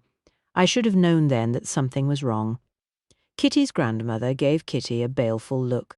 "Well, after that secretary told me that Lady Foxley had been murdered, I insisted on seeing Lily. I had to make sure she was all right. Inspector Greville was there, of course, poking around and eating some of the leftover canapé. I didn't see Matthew or your father, though, Kitty," Mrs. Craven said. "I expect they had left by then. I believe Matt was going to take Papa to stay at his house." Kitty sipped her coffee. "That was probably a good idea under the circumstances. I do hope your father won't take advantage of his hospitality, though. You know what your father is like, Kitty. Give him an inch and he takes a mile. You and Matthew have so much to do, still to get the house ready for after the wedding." Her grandmother attacked her piece of sponge with a cake fork. "I expect Papa will go to the Imperial as planned. It was all rather late last night, and I think he was very upset about Lady Foxley's death." Kitty thought Lady Eliza's death had distressed everyone. Poor Caroline had fainted with the shock. "I wonder what will happen to Mrs. Trentham and her daughter now. They were completely dependent, money-wise, you know, on Lady Foxley. Dear Lily was left very badly off when her husband died. That was one of the main reasons she started the charity. She didn't want other women to find themselves in as much financial trouble as she was after the accident." Mrs. Craven took a mouthful of cake and chewed thoughtfully. Such a shocking thing to happen, though, with the house full of guests for the ball. Mr. Lutterworth dabbed at the corners of his lips with a cream linen napkin. "Exactly. I've said it before, and I'll say it again. The world is becoming a frightfully dangerous place. I expect some lunatic saw all the cars and lights, and poor Lady Foxley probably surprised the villain about to make off with her diamonds or something." Mrs. Craven glanced down at her own diamond brooch, twinkling on her lapel, and shuddered at the thought of its loss. Kitty said nothing. Mrs. Craven's idea might have had some merit, except there was no evidence that anything had been disturbed, and Mrs. Trentham had seemed quite certain that it would be difficult for a stranger to make his way upstairs unnoticed. Chapter 6. A message from Matt awaited Kitty in the lobby on her return to the Dolphin. "Papa has invited Matt and I out to tea." She read the note aloud to her grandmother. "You had better take your purse then, Kitty dear. No doubt he will have forgotten his wallet when the bill arrives," her grandmother muttered. Mr. Lutterworth's brows raised and he gave Kitty a sympathetic smile. "I have organised luncheon for 1 o'clock. I hope that is acceptable?" he asked. "Of course, thank you, Cyril." Kitty smiled back at him, and he left them in the lobby to check on the kitchen staff. "Really, Grams, you are far too harsh on Papa sometimes," Kitty reproved her grandmother as they ascended the stairs together. Her grandmother sighed. "Perhaps I am, my dear, but sadly there is one thing your father is good at. He never fails to disappoint, and I don't wish to see you as unhappy as your mother." Kitty knew her grandmother worried about her father's reappearance in her life after being gone for so long. She also knew that under his pleasant and charming manners, her father was not reliable. Despite his many shortcomings, however, she refused to believe that he was involved in any way with Lady Foxley's murder. "I shall see you shortly for luncheon then, my dear, and then I suppose you shall drive to Matthew's house." They had paused on the landing near the door to her grandmother's suite. "Yes, it will be nice to have a quiet talk with Papa. Last night was so busy, and with that dreadful murder," Kitty shivered. "So long as you remember that you are getting married in 8 days' time. You have a dress fitting tomorrow for a start. There is no time for you to involve yourself in asking questions and gallivanting about investigating Lady Foxley's death. Leave it to the police and Inspector Greville for once. It is his job after all," her grandmother warned. "Yes, Grams." Kitty kissed her grandmother's soft cheek and made good her escape up another flight of stairs to her own room. It might well be her wedding soon, but if a cloud of suspicion was hanging over her father's head, as she feared it might be, well, she was duty-bound to look into matters. Matt walked Bertie, then took Edgar to dine at the golf club for luncheon. Kitty's father had been successful in his telephone call to the Imperial, and he had also telephoned Villa La Mora to arrange to have his trunk removed to the hotel, having only packed an overnight bag for his stay with Matt. They had not been back at the house for long when Bertie leapt to his feet to run into the hall. Matt guessed the dog must have heard Kitty pulling her little red motor car onto the driveway at the side of the house. Sure enough, he heard the sound of Kitty inserting her brand new house key in the door, followed by her laughter as she greeted the enthusiastic Bertie. "We're in the sitting room, darling," he called through to the hall. A moment later, Bertie rushed back into the room, his plumed tail wagging happily as he retook his spot on the hearthrug near the fire crackling in the grate. Matt and Edgar both rose to greet Kitty as she entered the room, her cheeks pink from the chill outside air. "Come and sit by the fire." Matt showed her to a seat, and he and Edgar sat back down. Edgar folded the newspaper he had been perusing and stowed it in the chrome paper rack next to his chair. "Well, what news?" Kitty asked, smoothing the navy serge material of her best Sunday frock over her knees. She looked expectantly from Matt to her father. "I presume you mean the investigation into Eliza's murder," her father said. "There is not much to tell you, I'm afraid." Kitty told them what she had learned from Alice and from Mrs. Craven.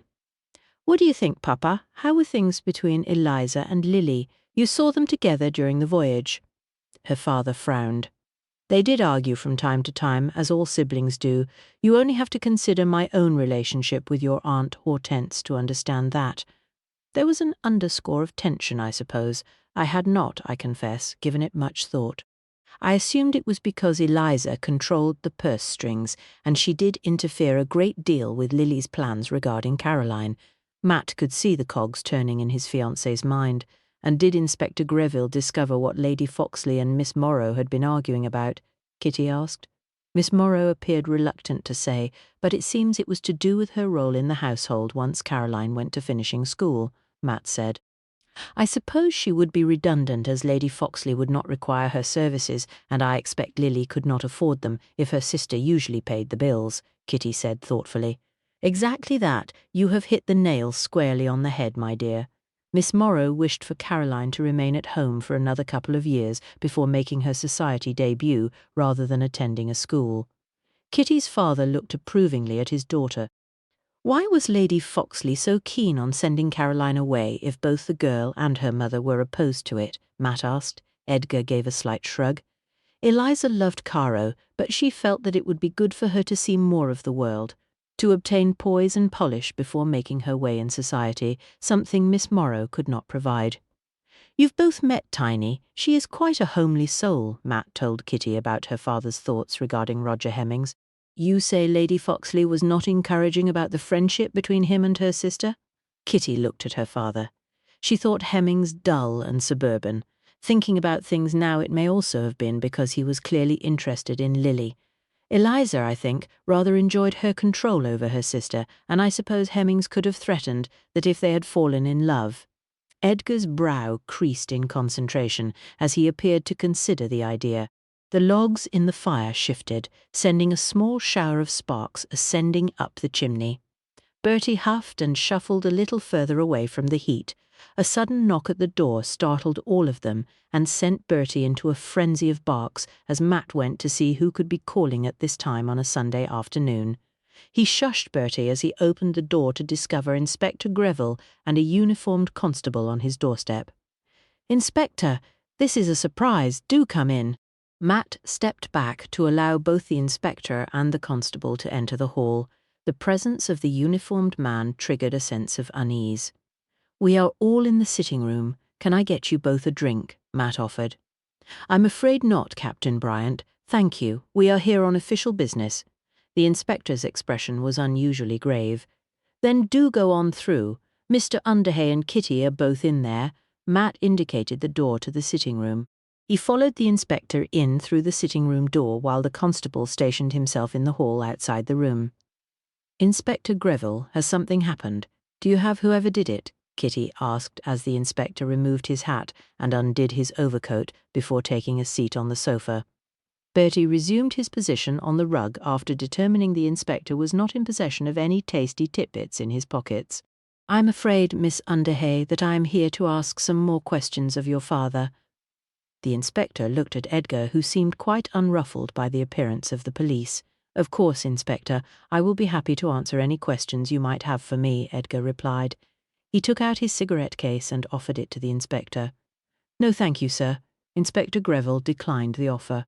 Edgar shrugged and returned the case to his pocket before lighting his own cigarette and settling back in his chair, ready to answer the policeman's questions.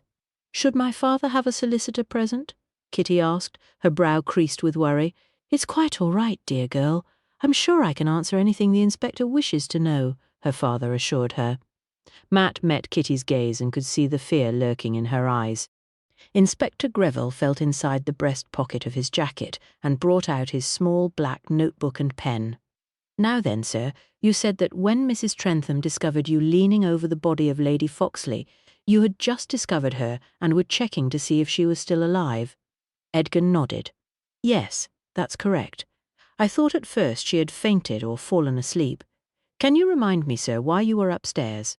Inspector Greville's tone was mild, but Matt thought he sensed a hidden meaning behind the question. "Eliza had been gone from the ball for some time. I thought at first she might have been talking somewhere, but when I didn't see her downstairs, I went to look for her. She'd had quite a few glasses of champagne, so I was concerned."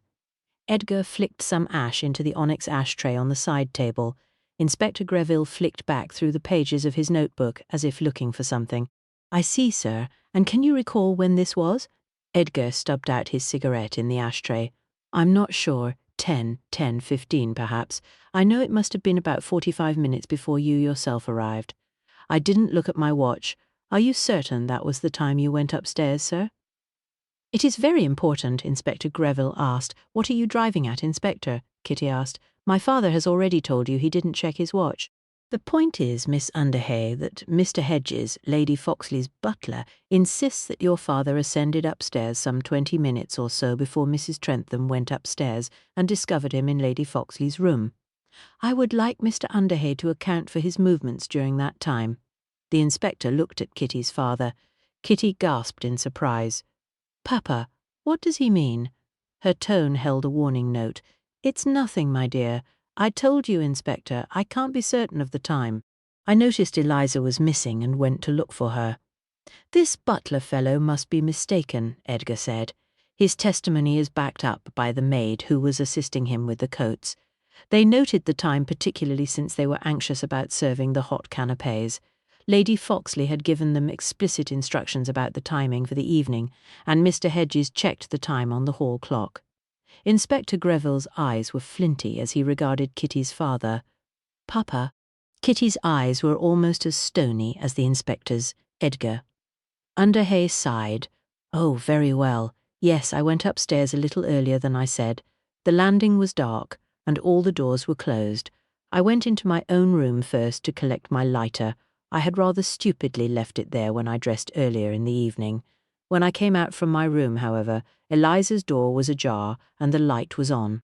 I thought she must have come upstairs, so I went over, as I said, to see if she was all right. You say the doors were all closed when you went upstairs.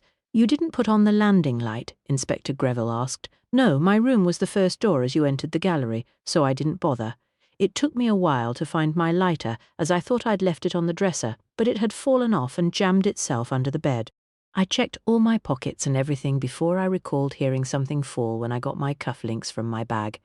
Edgar met the inspector's gaze without flinching. The inspector made a series of notes in his notebook. "I see, sir. Thank you for clearing that up for us. Now, just one more small point." Matt could see that Kitty was becoming annoyed at the direction of the inspector's questions. "Really, Inspector Greville, what more can my father possibly tell you that he hasn't told you already? I think, Miss Underhay, that you will agree that your father has been less than frank with us in his original answers." The inspector's moustache twitched in reproof, and Kitty blushed. "Now then, Mr. Underhay, you said in your original statement that you had no reason to harm Lady Foxley. You were grateful for her hospitality." The inspector glanced up from his notebook and looked to Edgar for confirmation. "That's true, Inspector. Eliza was a generous soul and I enjoyed her company greatly. I had no reason to wish her harm." Kitty's father appeared unruffled, but Matt noticed he had tightened his grip on the black leather arm of the chair. "I have a witness that said you quarrelled with Lady Foxley shortly before she left the ballroom." Matt saw Kitty's face pale at the implication of the inspector's words. She looked at her father for an explanation. Edgar was very still in his seat, I see. Your witness must be mistaken. Eliza and I would frequently verbally spar with one another. She shared my sense of humour. Inspector Greville's eyebrows lifted, and he turned back a couple of pages in his notebook. The following conversation was overheard on the dance floor. The inspector cleared his throat. "I'm sorry, Edgar. The answer is no. This was Lady Foxley." "You were heard to say, 'Then you leave me no choice,'" Lady Foxley said. "Do what you will. I don't care." "You then said, 'For 2 pins I could strangle you, Eliza.'" There was a moment's silence in the room, broken only by the crackle of the fire in the hearth and Bertie's gentle snores. Edgar put his head in his hands. "Papa," Kitty went to kneel by her father's side. "It's not what it sounds like, darling. I swear I never harmed Eliza. She was dead when I found her. Someone else wrapped that stocking about her throat. It wasn't me." Edgar reassured his daughter. "Constable," Inspector Greville called to the policeman outside the door. "I'm very sorry, Miss Underhay." He returned his notebook to his pocket and placed his hat back on his head as the constable entered the room. "Edgar Underhay, I am arresting you for the murder of Lady Eliza Foxley." He placed a hand on Edgar's shoulder. "There must be some mistake." "Inspector Greville, surely you don't believe my father killed Eliza?" Kitty rose to her feet. Matt rushed to his fiancée's side as the constable led her father from the room and out to the waiting police car. "I'm very sorry, Miss Underhay." The inspector's face was grim as he tipped his hat to Kitty and nodded to Matt in farewell. "I have my duty to do." Chapter 7. The police car had barely pulled away before Kitty broke down in Matt's arms. "Oh, Matt, what are we to do? He didn't kill Eliza Foxley." "I know he didn't." She hiccoughed to a halt and fumbled for her handkerchief. Bertie, concerned by her distress, pushed against her legs and attempted to lick her hands. "Come and sit down, old thing. It's been the most frightful shock." Matt guided her back to the sofa where Bertie stationed himself at her feet, his head on her knee. She dried her eyes and blew her nose while Matt poured a shot of brandy for each of them into a crystal glass. "Drink this." He pressed the glass into her hand. Her fingers were shaking and she struggled to grip it. "Careful, darling." He guided it to her lips and she sipped obediently. The liquid burned on the tip of her tongue, warming her as it slipped down her throat. She was numb with shock. She had anticipated that suspicion might fall on her father, since he had been discovered in such a compromising position with Lady Foxley's body. But to be arrested for murder? How could this have happened? And what was her father not revealing about the circumstances surrounding Lady Eliza's death? "Take another sip," Matt instructed. "What shall we do? We have to find the real murderer." Kitty turned to Matt, who had taken a seat beside her. "Papa is giving me away a week tomorrow." Matt took a sip from his own glass. "I'm afraid it does look rather bad at the moment, old girl." Edgar didn't answer the inspector's last question, did he? "I wonder who that witness was," Kitty said thoughtfully. It could have been someone with a grudge against her father. Miss Morrow certainly seemed to dislike him. The more she thought about it, the more it seemed to her that it wasn't just that Lily had discovered him with Lady Foxley's body. It might suit a good many people if her father were convicted of Eliza's death. It could have been anyone. Perhaps someone came forward when they heard what had happened, Matt said. Kitty frowned. "I'm not so certain. It had to be someone who could have identified him. He hasn't lived in England for many years now, so it's unlikely to be someone who knew him in the past. Edgar is a fairly common name, so the name itself would mean very little. No, I think it had to be either a servant or even a member of the household. Perhaps they had spoken up after Matt and her father had left the ball. Your father suggested Roger Hemmings as a suspect this morning when we were talking over breakfast." Matt finished his brandy and set the glass down on the table. "He was the man from the ship, wasn't he? The valve man who was sweet on Lily." Kitty's eyes brightened. "I wonder if Inspector Greville has spoken to him. It's all rather a mess, isn't it?" Matt gave her a faint, sympathetic smile. "My father is many things, but he is not a murderer, of that I am certain." Kitty grimaced as she swallowed the last of her brandy. Matt took hold of her free hand and squeezed her fingers. "I wish we knew what he quarrelled with Lady Foxley about, and what he was really doing in those 20 minutes or so before he found her body." Kitty blinked. Of course, Matt was right. Her father's tale of looking for his missing cigarette lighter was rather thin. "We need to go back to Villa Lamora and speak to everyone." Matt sighed. Will they wish to speak to us, though, especially once word gets around that your father has been arrested?" He leaned forward and kissed her cheek. "There is also the small matter of our marriage being only a week away. Oh no, the wedding. My aunt and uncle will be furious with father. You know what Aunt Hortense is like, not to mention your parents and your Aunt Effie. Oh, Matt, whatever shall we do?"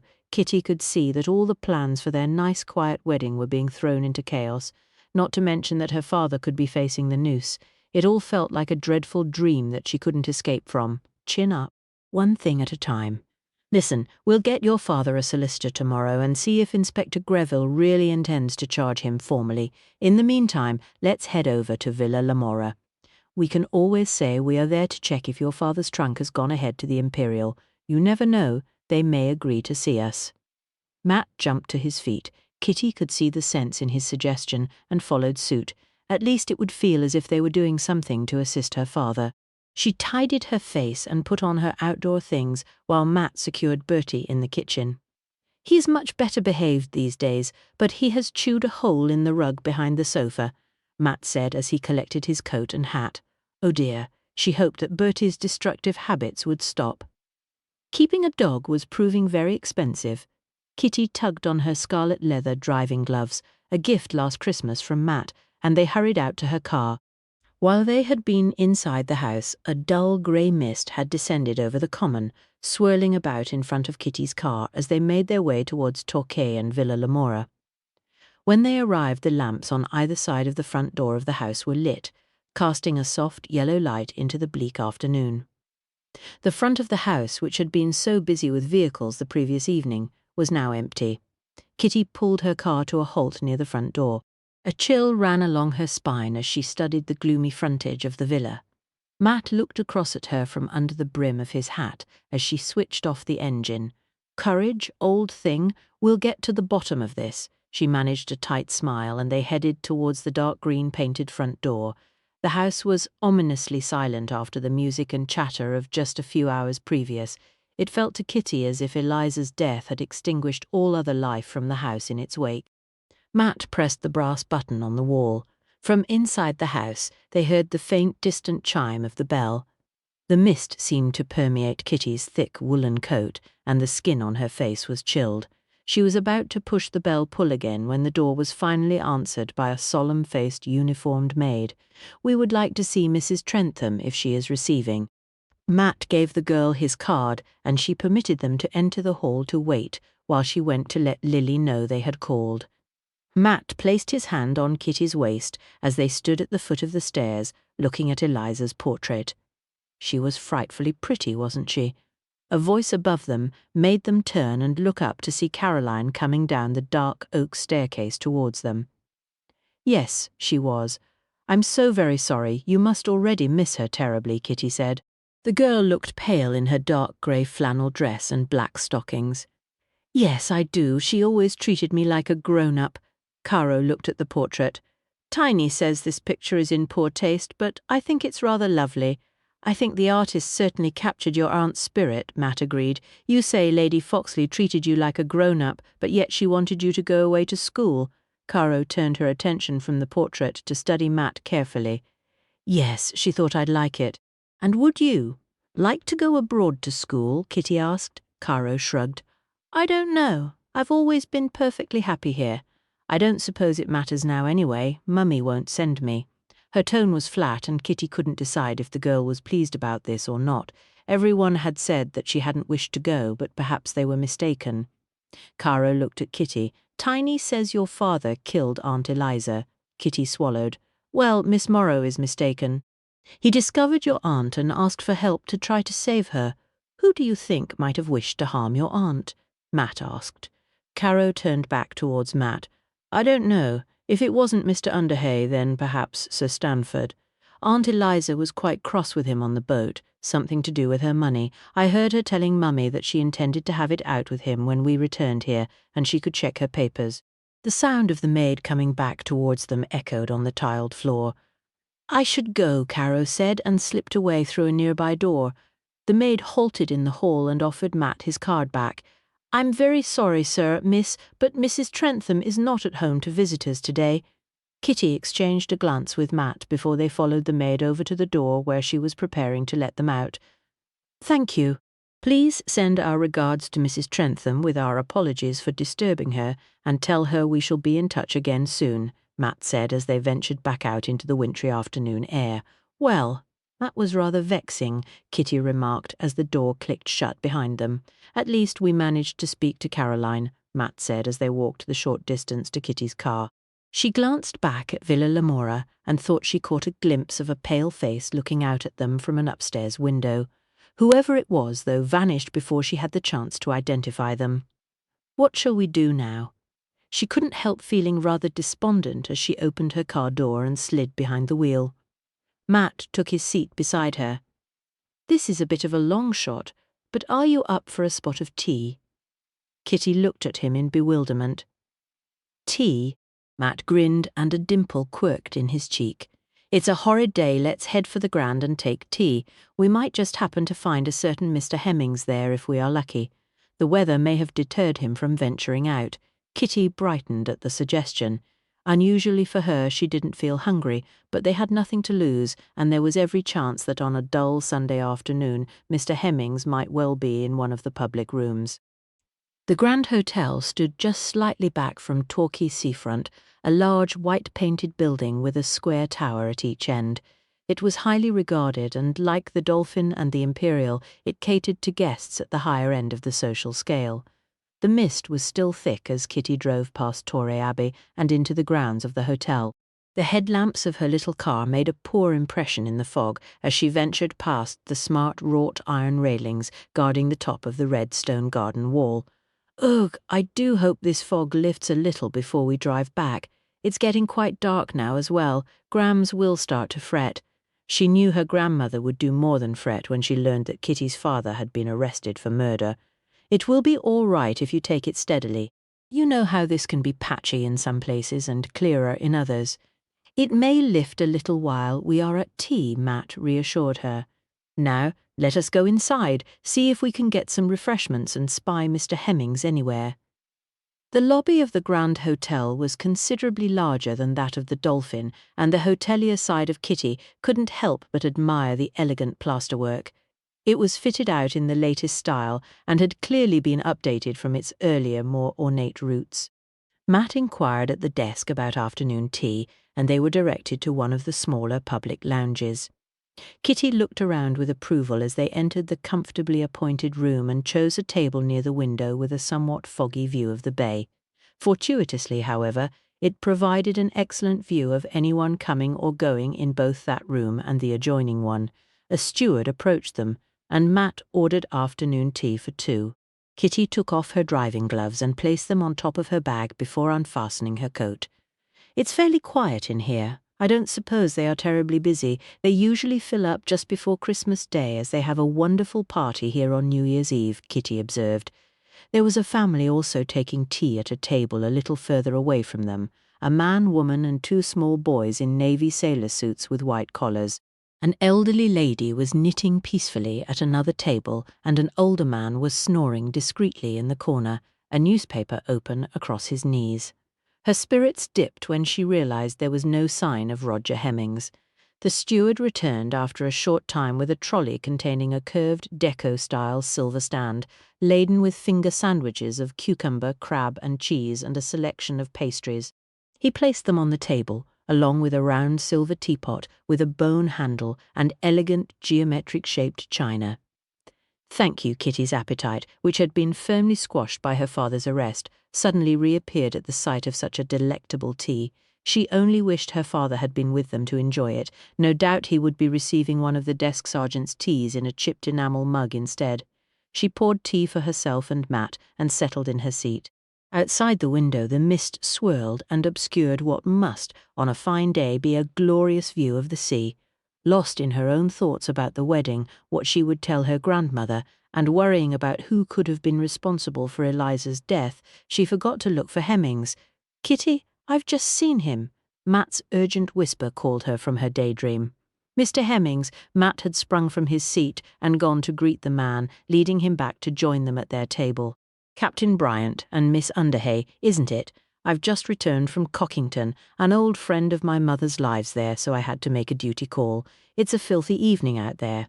He accepted a seat, and Matt summoned the steward to bring a fresh pot of tea and an extra cup. "We just called at Villa Lamora. We were concerned about Mrs. Trentham after what happened yesterday." Kitty carefully omitted their real reasons for calling. The less people who knew that her father had been arrested, the better. Poor Lily. I telephoned her, just before lunch to offer my support and to see if there was anything I could do. Roger Hemmings helped himself to a sandwich as the steward placed a cup and saucer in front of him. It's a bad business, I suppose, though Sir Stanford and Lady Foxley's secretary will be able to assist her. She at least has Miss Morrow to help look after Caroline, Kitty remarked as she stirred the fresh pot of tea before pouring some into his cup. "Thank you, Miss Underhay. Most kind of you." "Yes, I suppose so, although I'm not sure how Lily feels about the secretary chap. Bit ineffectual, I think." Roger picked up his cup and took an appreciative gulp. "Did you know Lady Foxley or Mrs. Trentham before the voyage?" Kitty asked. Roger scratched the side of his nose. "I had seen Lady Foxley at a couple of events in New York, but I didn't really know her. I met Lily on board. I got roped in for a game of quoits, as one does. A charming lady, you wouldn't have thought she and Eliza were sisters." "Yes, they seemed very different," Matt agreed. Of course Lady Foxley appeared to be the one in charge. Roger helped himself to a slice of sponge cake. "Yes, absolutely. Lily was completely dependent upon her, I believe. Sir Stanford helped Eliza with her finances, advising and investing on her behalf, although I rather think that arrangement may have been about to end." "Oh?" Kitty asked, trying not to sound too interested. "Yes, I think she was unhappy about some arrangements he'd made. Only my impression, of course, not really my business, although I did try to mention a couple of things." Roger popped a piece of cake into his mouth and munched happily. "I take it that was what you were warning her about on the ship before you disembarked?" Kitty said as she poured more tea into their cups. Roger fixed his attention on her, his pale blue eyes suddenly shrewd. "I see, ha-ha. I'd caught a glimpse of some papers Sir Stanford had left lying around just the day before. I noticed one of the investments, and I was surprised as it was one a cousin of mine had been warned to steer well clear of just before we set off. I thought I should mention it to Lady Foxley. Just a friendly hint." "Of course," Kitty agreed. Roger pushed his chair back from the table and dabbed at the corners of his mouth with his linen napkin. "Well, thank you for the tea. If you'll excuse me, I'd better go and change. I'm still a little damp from my journey back. Nice to run into you both." Kitty watched him stroll away in the direction of the bedrooms. "Well, what do you make of that? Is he telling the truth, do you think?" There was something about Hemmings and his explanation that didn't quite ring true for Kitty, although she couldn't say for certain what it was that made her feel that way. He was just a little bit too bluff, too full of bonhomie. "I don't know, there is something about him, isn't there? He was very quick to take his leave when we started asking questions. I expect Inspector Greville will be making inquiries into Mr. Hemmings and his valve company." Matt drained the last of his tea. "I wish I shared your confidence. I'm horribly afraid that our friend thinks he has already captured Lady Foxley's killer." She was deeply troubled by that thought. "Then we have to keep digging. There seem to be plenty of people with a motive for murdering Lady Eliza, and they would have had ample opportunity to slip up the servants' stairs. It has to be someone familiar with the house who knew which was her room," Matt said. "Yes, you're right. Father really doesn't have a motive to kill her. That weak story about an argument and a jocular threat is a far cry from actually committing such a violent crime." Kitty picked up her bag and pulled on her gloves while Matt called for the bill. "I had better get back to Bertie before he wreaks too much destruction in the kitchen." "Chin up, old thing. We'll work this out," Matt assured her. Chapter 8. Kitty was glad of Matt's company on the slow drive back to his house at Churston. The mist had closed in even further whilst they had been at tea. It was difficult to see more than a few feet in front of her, and the last of the daylight had faded from the sky. "Darling, why don't you come in and wait it out? See if this awful weather will lift," Matt suggested as they halted on the drive beside his house. As he spoke, they heard the distant boom of the foghorn in the bay, warning shipping of the conditions. It was a tempting offer, but she knew if she didn't continue now, then she might not get across the river should the ferries stop running. "No, I should go. You know how much Grams worries when I am out in this kind of weather. I need to speak to her too. The sooner she knows what's happened to Papa, the better." Otherwise, Mrs. Craven or someone will beat me to it. She wasn't looking forward to informing her grandmother of her father's arrest. Are you sure, darling? His expression betrayed his worries for her. I'll be very careful. I only have to drive down the hill to Kingsware and I'll be home in no time. I'll telephone you to say I'm back. Kitty appreciated his concern for her safety. It had been on a night like this, on the same stretch of road, that she had almost met her end. He kissed her lips, sending her heart rate soaring. Make sure you do, she waved as she pulled back out onto the road. She suspected that memories of that dreadful crash she had sustained earlier in the year were the root of his concerns. Mindful of the risks of her narrow tires on the wet and slippery road surface, she crawled down the steep hill towards the bright lights of the station at the bottom. It was a relief to find the ferry was still operating. Just in time, Miss Underhay. We're going to stop running in half an hour. Conditions is bad tonight, the ferryman told her as he guided her on board. Mr. Lutterworth was at the reception desk when she entered the lobby. Kitty, your grandmother will be pleased to see you. She had started to fret. I must just telephone Matt to let him know that I'm back, and then I'll go up to her. Kitty smiled at her hotel manager and let herself into the small office behind the reception desk to make her call. Matt answered on the first ring, leading her to believe he had been waiting by the telephone. I'm glad you are safe and don't worry about your father. I know a good solicitor and I'll contact him tomorrow. Good night, my dear. Kitty replaced the receiver of the black Bakelite telephone back in its cradle and returned to the lobby. Did you have a pleasant afternoon with your father? Cyril asked. Kitty's shoulders drooped. Unfortunately, no. My father has been arrested by Inspector Greville. He believes he killed Lady Foxley. Mr. Lutterworth's expression betrayed his shock. Dear me, how dreadful. Of course, Papa didn't do it. My father may be many things, but he is not a murderer. Kitty appreciated her hotel manager's calm and unflappable nature. Then I am sure the inspector will realize his mistake. He is an intelligent man. Mr. Lutterworth assured her in a bracing tone. He is, however. He does have some form for arresting the wrong person. He arrested Matt a little while ago on suspicion of murder. Kitty decided that Inspector Greville really needed to start being more careful about the people he arrested. After all, he had locked up Matt and now her father, but Esther Hammett, who had committed a multitude of crimes, including attempting to kill Kitty in the past, kept getting off scot-free. Then let us hope that he realizes his error speedily with the wedding so close at hand, Mr. Lutterworth agreed. Kitty trailed somewhat dispiritedly up the broad oak staircase towards her grandmother's salon. Her grandmother was seated beside the fire listening to a program of festive music on the radio when she entered. Oh, Kitty, my dear, I'm glad you're back. I was becoming quite anxious with the way the fog has come down over the bay. Kitty hung her hat and coat on the peg by the door and came to warm her legs beside the fire. I know it's a ghastly night out there. And how was Edgar? Did he pay for tea? Her grandmother arched an immaculately penciled eyebrow as she asked her question. Kitty perched herself on the edge of the chenille-covered armchair opposite her grandmother. For 2 pins she wanted to just burst into tears and have her darling Grams rub her back like she had when she was small. Everything suddenly felt all too much. Lady Foxley's murder, her father being arrested, and her grandmother and Edgar's constant sniping at each other. Matt and I had tea at the Grand in Torquay. Father couldn't come. Kitty's voice wobbled. Her grandmother frowned. Oh, darling, whatever is wrong? Did he let you down? Concern filled the elderly woman's voice as she studied Kitty's face. Inspector Greville has arrested him for the murder of Lady Foxley. Mrs. Treadwell gasped and placed her hand on her throat. Oh, Kitty, but what evidence does he have? I mean, I know you told me how your father had discovered Lady Foxley, but he surely must have some other reason for this arrest.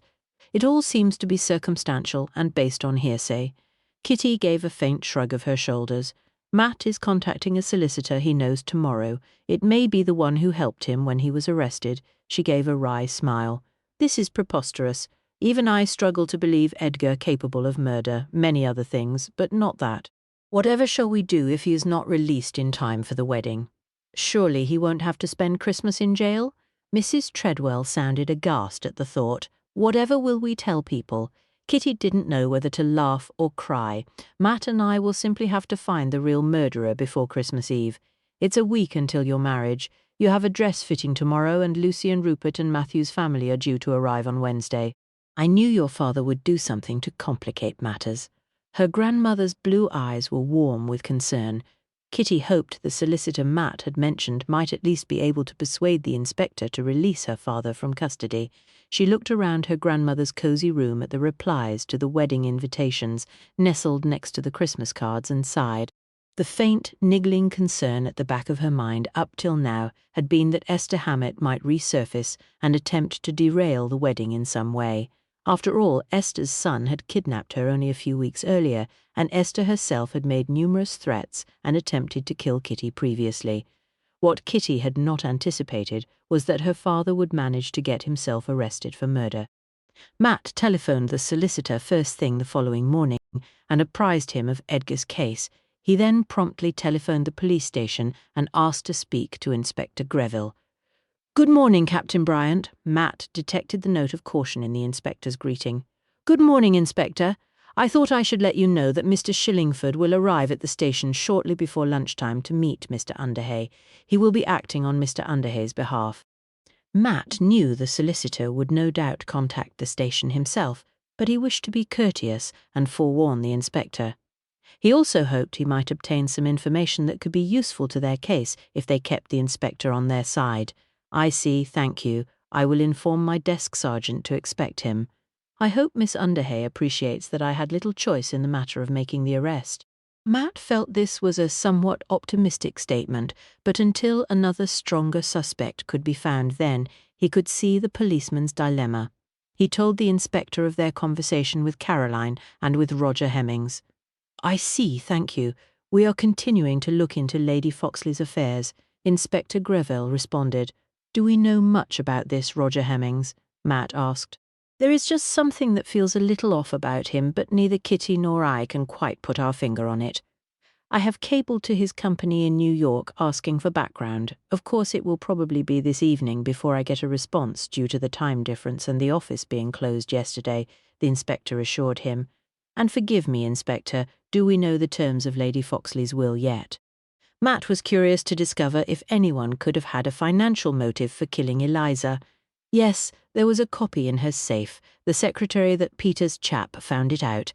Bulk of her estate goes to her sister, Mrs. Trentham, a large lump sum to the niece, Caroline, when she attains her majority or on her marriage. An annuity to Miss Morrow and various sums to other long-standing servants.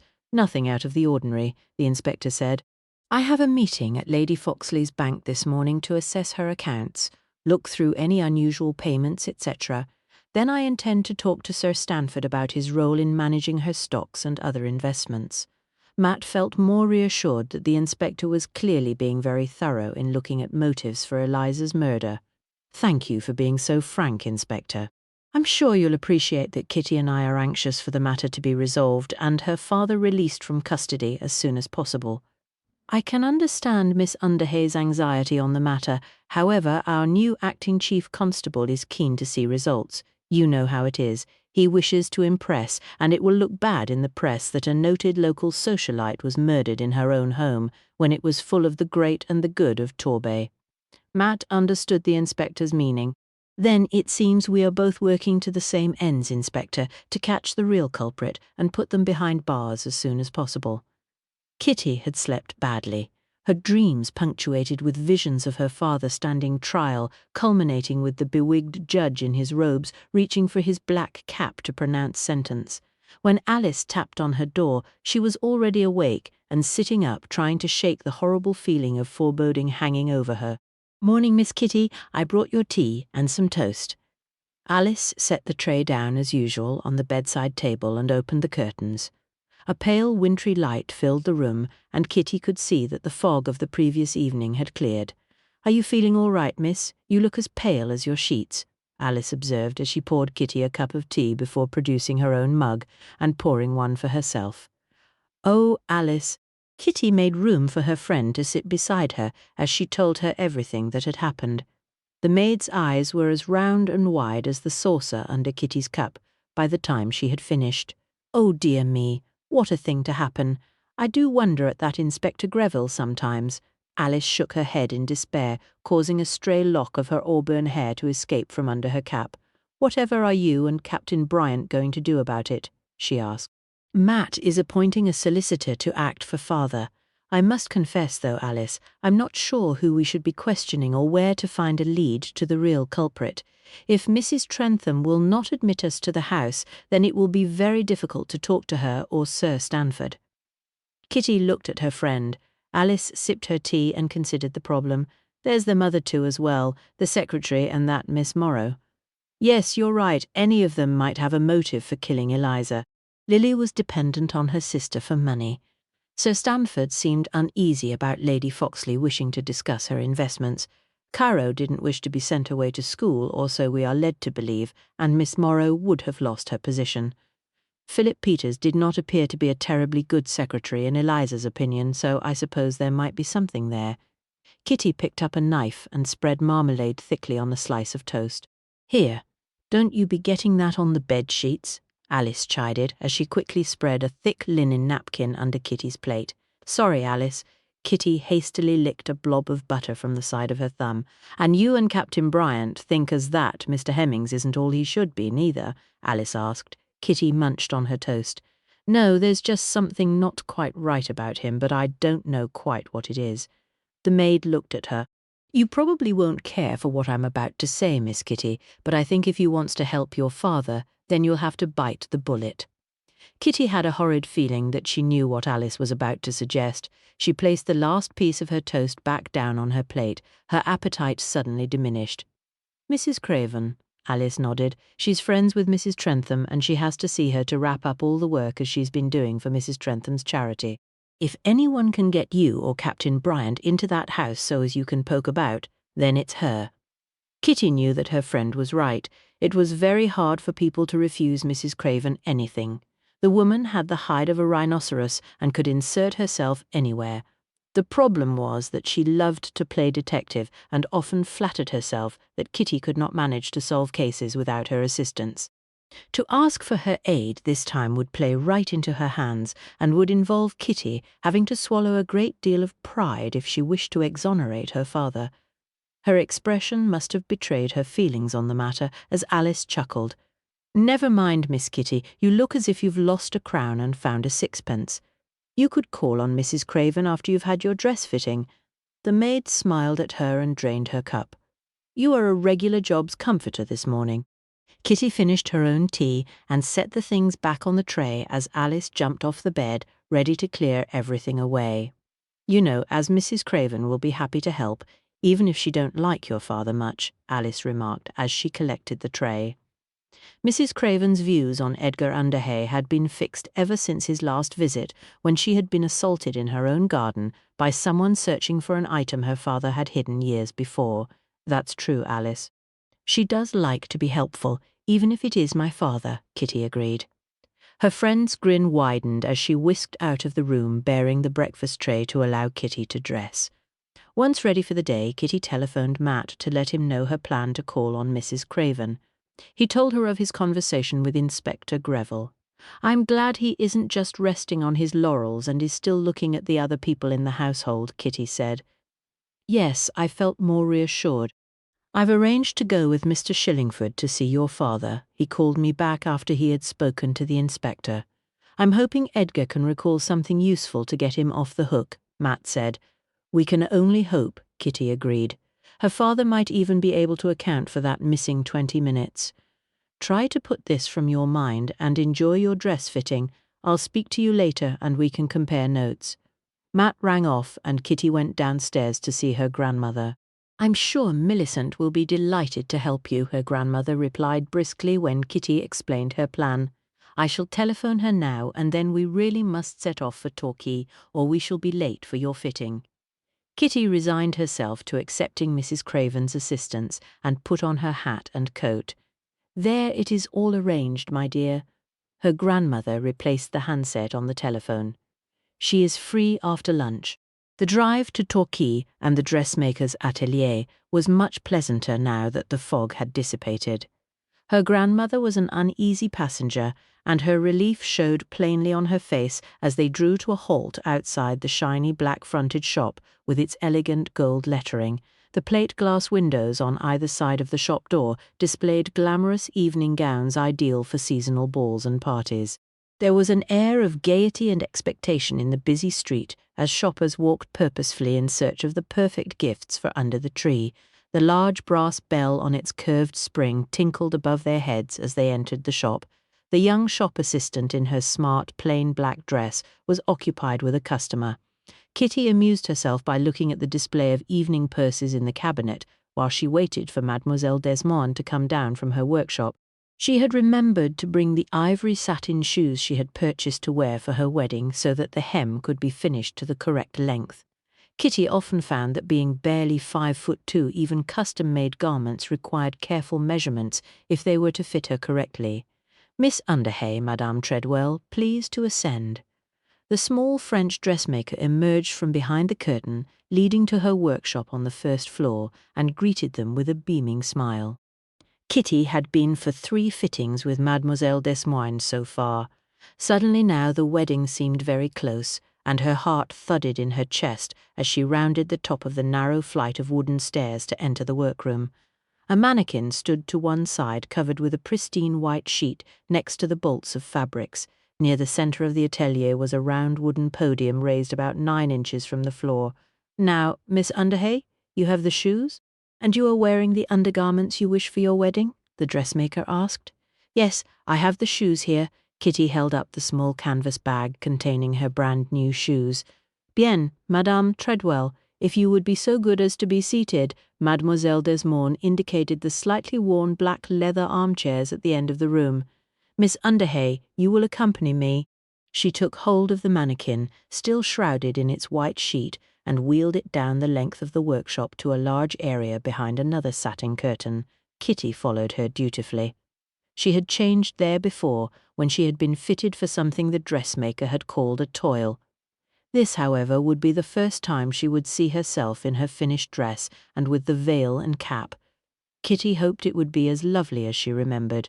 There were no mirrors in that part of the workshop, and Kitty had not yet seen herself in the gown.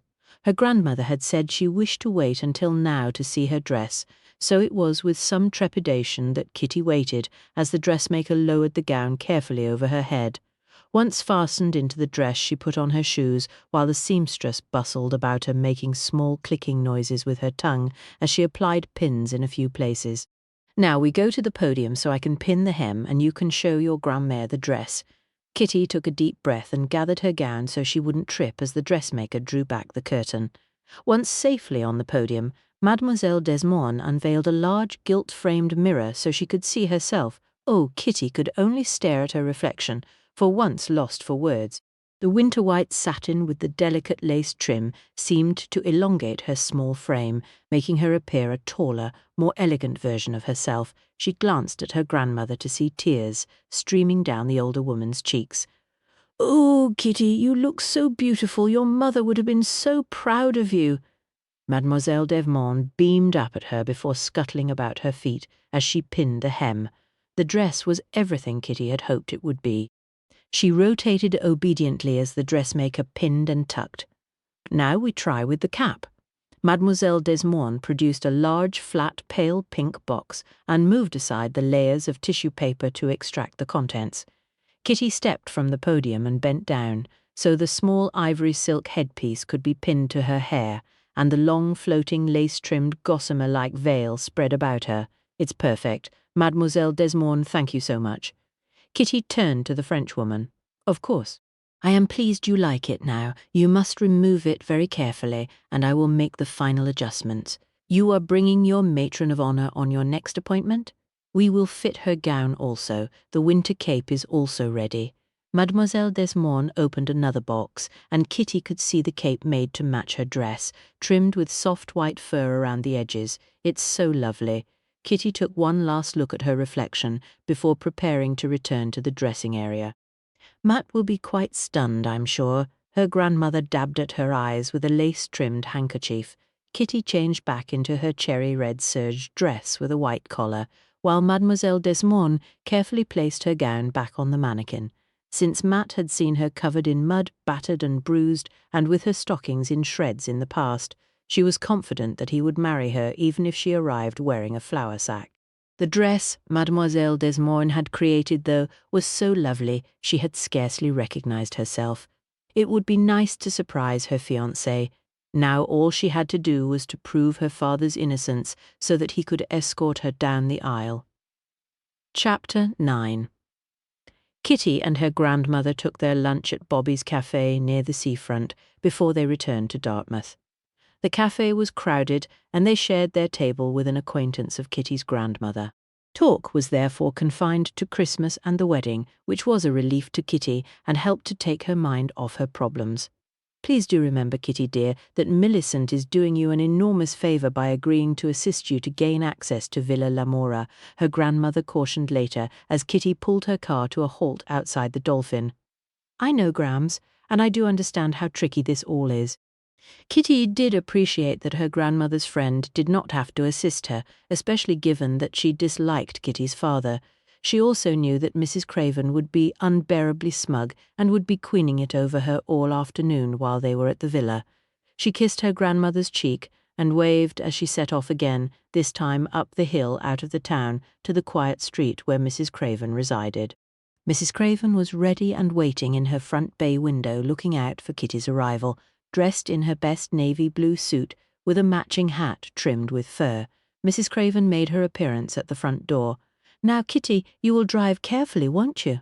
she instructed as she entered the car, checking the angle of her hat in the driver's mirror. "Of course, Mrs. Craven."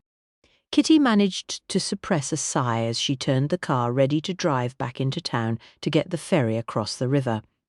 "I have telephoned Lily and explained that I need to hand over the paperwork for the ball. I have all the receipts and expenses listed ready for her so she may complete her accounts." Mrs. Craven clutched at the large cream leather handbag on her lap as Kitty bumped her way onto the ferry. "Is she aware of Father's arrest, or that I am accompanying you?" Kitty asked, stopping the engine of her car as the boat began its gentle crossing pulled by the enormous chains on the riverbed. Mrs. Craven peered out through the windshield of Kitty's car as if judging how far they were from the shore. "I asked her how she was feeling after her poor sister's demise, and she said she was thankful that your father had seen fit to leave the house.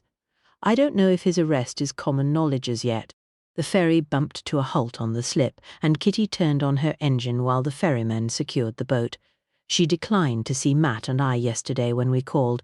Well, I suppose it may have been too soon. She did mention that Miss Morrow is firmly convinced that your father is responsible for killing Eliza." Mrs. Craven emitted a small squeak as the boat moved when Kitty drove off the ferry. "Yes, Miss Morrow is surprisingly vocal in her opinions. Too vocal, if you ask me. I wonder what she is trying to hide." Kitty put her foot down to get up the steep hill towards Churston. Mrs. Craven turned an interested face towards Kitty. "You suspect her?" Kitty shrugged. "Why not? She had opportunity and motive, and she is a large lady with strong hands. She could just have easily slipped that stocking around Eliza's neck and pulled it tight." "My dear Kitty," Mrs. Craven gave a delicate shudder, "although I agree you do have a point." The broad driveway in front of Villa Lamora was empty once again as Kitty steered her small red car through the gates to park near the front door of the house. "Leave the conversation to me, Kitty," Mrs. Craven instructed as she exited the car. "One needs to be tactful in these situations."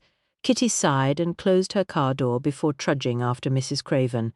The door of the villa was opened on this occasion by the butler. Kitty recognized him from the night of the ball. "Mrs. Trentham is expecting us," Mrs. Craven said as she swept into the hall. "Of course, Mrs. Craven. Madam is in the drawing-room." A maid appeared as he spoke to take their coats. Kitty followed the manservant and Mrs. Craven along the hallway and tried to look inconspicuous. She really should have chosen a different dress. The butler led them to a room that Kitty hadn't seen before on her previous visit to the house. Mrs. Trentham was seated beside the fire on an old-fashioned brocade armchair, her needlepoint on a wooden frame before her. She set her work aside as they entered. "My dear Lily, how are you?" Mrs. Craven swooped down on her to greet her with a hug and a kiss on the cheek. Kitty hung back near the doorway. "I didn't realize you would have company with you." Lily gave a stiff nod of acknowledgement in Kitty's direction. Miss Underhay. Kitty took a seat on a straight-backed wooden chair near the door and continued in her attempt to look inconspicuous. Kitty has very kindly driven me here. Such a difficulty this time of year to obtain a taxi when one doesn't keep a car and a man of one's own, Mrs. Craven explained airily as she drew off her gloves and seated herself opposite Lily.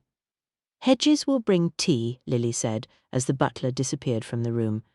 Thank you for bringing the receipts. I shall be glad to get the charity ball things dealt with before Christmas. Sir Stamford has very kindly offered to assist me with the accounts.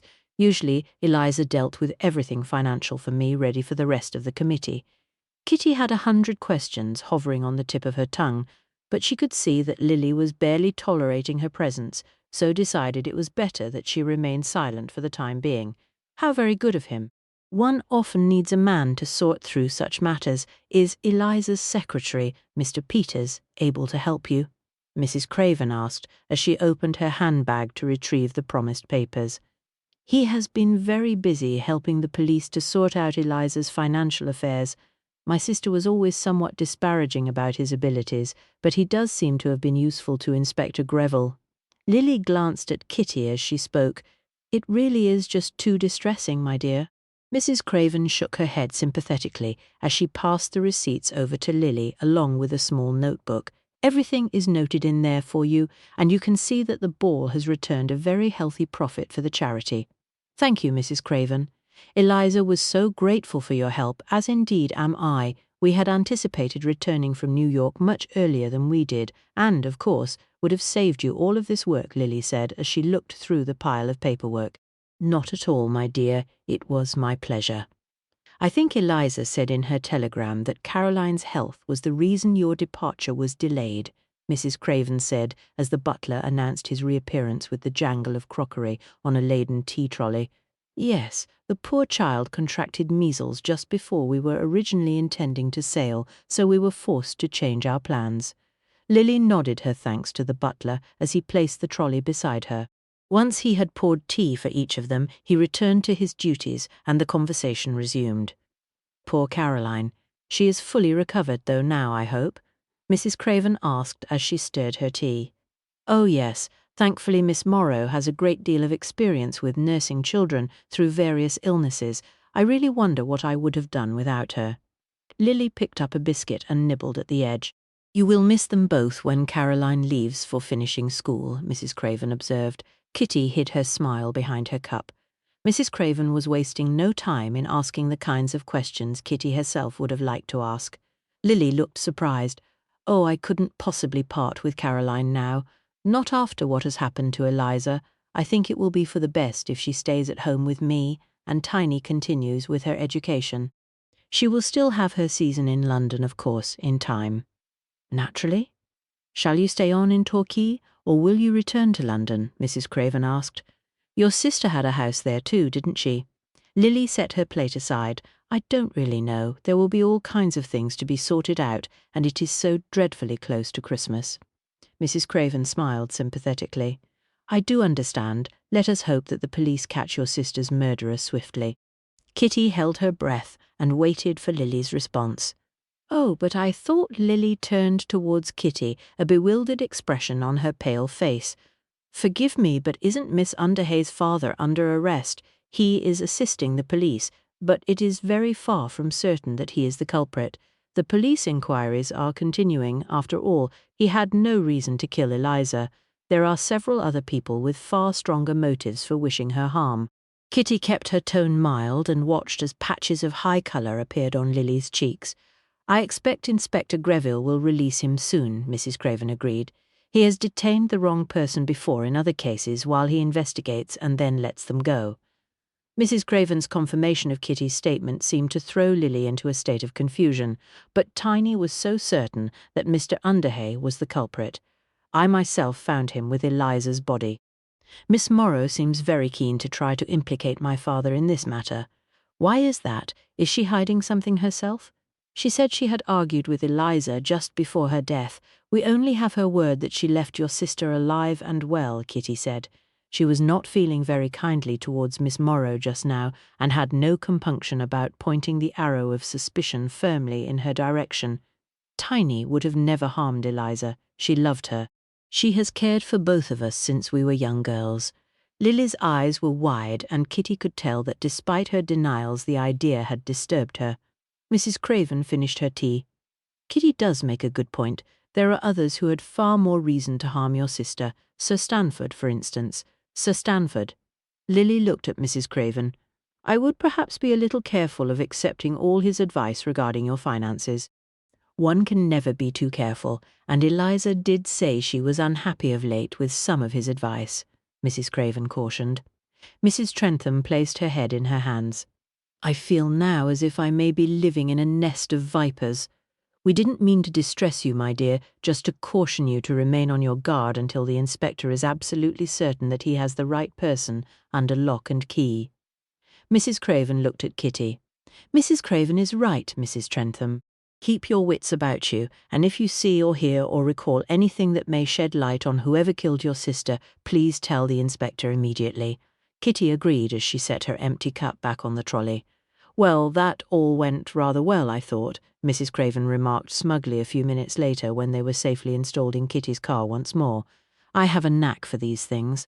Let us see what becomes of it now that we have sown some seeds of doubt about Father's involvement in the case. Kitty turned the key to start the car.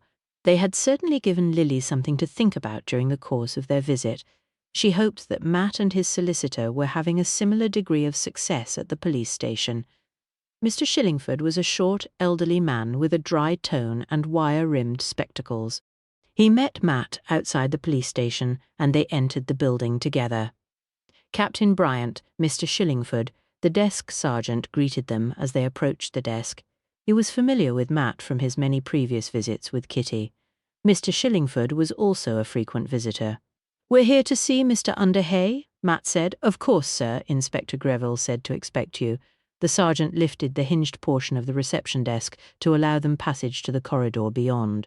Matt had mixed memories of this area thanks to his own period of incarceration there some months back when Kitty had come to his rescue.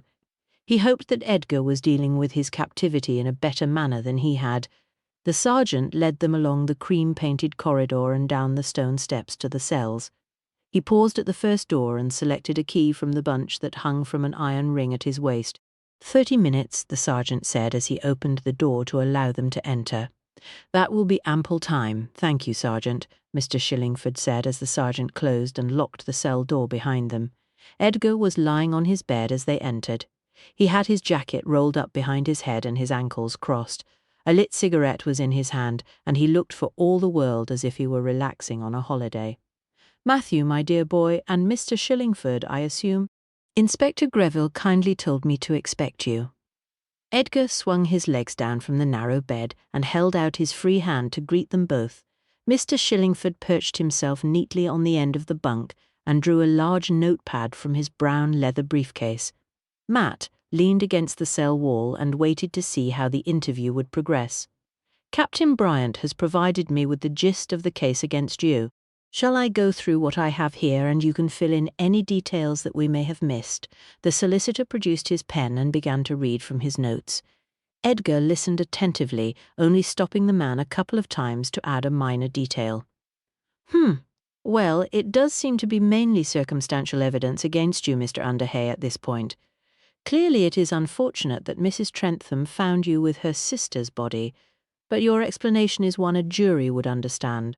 Mr. Shillingford pushed the wire frame of his spectacles back onto the bridge of his nose. Edgar sighed. I fear I sense a butt approaching at this juncture. Mr. Shillingford regarded him levelly over the top of his glasses. There are two rather large butts, unfortunately, Mr. Underhay. Edgar flicked the ash from his cigarette into a battered small tin ashtray that rested on the tiny wooden ledge beside the bunk. I was rather afraid of that. The first issue is the time that you said you went upstairs and your reason for doing so, and the time the servants say that you went up. Mr. Shillingford fixed his gaze on Edgar. I would advise you strongly to be completely frank with me, Mr. Underhay, or I shall not be in a position to assist you properly. I went upstairs intending to look for Eliza and to find my lighter, as I said. Everywhere was in darkness and the door to her room was shut. I didn't bother with the lights as there was enough moonlight coming through the landing window for me to see the way to my room. Edgar paused and took a pull from his cigarette. I went to my room to collect my lighter, which is unlikely to have taken 20 minutes. Mr. Shillingford's tone was stern. Edgar stubbed his cigarette out, adding to the pile in the ashtray. Very well, yes, it didn't take 20 minutes. I came out of my room and everywhere was still quiet, with no sign of anyone else around. Eliza had confided in me while we were on the ship that she thought Sir Stanford was on the take. It occurred to me that since everyone else was downstairs at the ball, it would be a good time to have a bit of a snoop in his room. I thought if I could find something incriminating there, it would put me in Eliza's good books. You were in Sir Stanford's room. Matt could see why Edgar had not wished to share that information. Yes, not that I found anything. I suspect he is far too wily a bird, Edgar said. While I was in there, I thought I heard doors opening and closing and the sound of voices. I had to wait until it went quiet before I came out, obviously. Did you recognize any of the voices? Matt asked. Edgar gave a slight shrug of his shoulders. I thought one was Eliza, and there was another female voice, and then I thought I heard another voice. But I'm not sure if it was male or female. That could have been Miss Morrow quarrelling with Eliza, Matt said thoughtfully. I wonder who the other voice might have been. I can't be certain. I only heard a couple of words. Edgar looked at Matt. There is still the other, but Mr. Shillingford had been making notes during the course of the conversation. Fire away, old bean. Edgar looked as if he were contemplating another cigarette. The conversation on the dance floor that was reported to the inspector where you said you could strangle Lady Foxley, Mr. Shillingford read from his notes, his tone dry. Ah, yes, that. Edgar scratched his chin and looked a little sheepish. That was a rather unfortunate misunderstanding. Chapter 10. Mr. Shillingford raised his grey, bushy eyebrows. I'm sure it was, Mr. Underhay, but please enlighten me to the contents of the conversation leading up to that most unfortunate phrase. For the first time since the interview had begun, Edgar looked slightly discomforted. The fact of the matter is, well, I'm rather financially embarrassed just at the moment. A small and temporary shortage of funds, you understand. He paused and glanced at Matt. Please don't mention this to Kitty, dear boy. Of course, sir. Matt knew Kitty would be unsurprised by this news, but saw no reason not to agree to his future father-in-law's request. Lady Foxley had been most gracious in inviting me to stay. The Imperial is rather expensive, despite my lovely daughter having arranged a generous discount for me. Now I have a man in London who had some rather good tips for me on some stock that was due to come onto the exchange today. I had telephoned him from Villa Lamora when I arrived for a few hints. On our way over, I'd had some interesting conversations with Eliza about stocks and shares. She was a very knowledgeable woman. That was when she had confided in me about her concerns about Sir Stanford. Naturally, I thought Eliza might be interested in changing her portfolio. I suggested to her that she might care to invest in the stocks my friend had recommended. She refused. She also declined to temporarily loan me any money towards an investment. She said she never mixed friendship and finance. This was the portion of conversation that the witness overheard, the solicitor asked, his fountain pen racing across the page. Yes, I asked her about it. I'd mentioned it earlier in the evening and she had refused. I asked if she had reconsidered her answer. I thought possibly the mellowing effect of a few glasses of fizz might have persuaded her. She said, "No, Edgar." I said, "Then you leave me no choice," meaning that I would be forced to confess to Kitty that I might need a small loan. Something she knew that I wished to avoid. She said, "Do what you will. I don't care." That's when I made the joke about strangling her. Edgar sighed. Eliza was very hard-headed about money. Why did you not tell the inspector about this? Matt asked. Kitty, of course. I would like my daughter to have a few good thoughts about me. If she knew that I was in difficulties, well, it would only reinforce all the negative things my darling mother-in-law has no doubt had to say about me. How did Eliza respond to you saying that you could strangle her? Mr. Shillingford asked. Matt thought this was a good question. She laughed. Looking back now, she seemed distracted, as if something else was occupying her thoughts. I was a little cross that she had refused me a small loan, mainly because I didn't wish to distress my daughter so close to her wedding.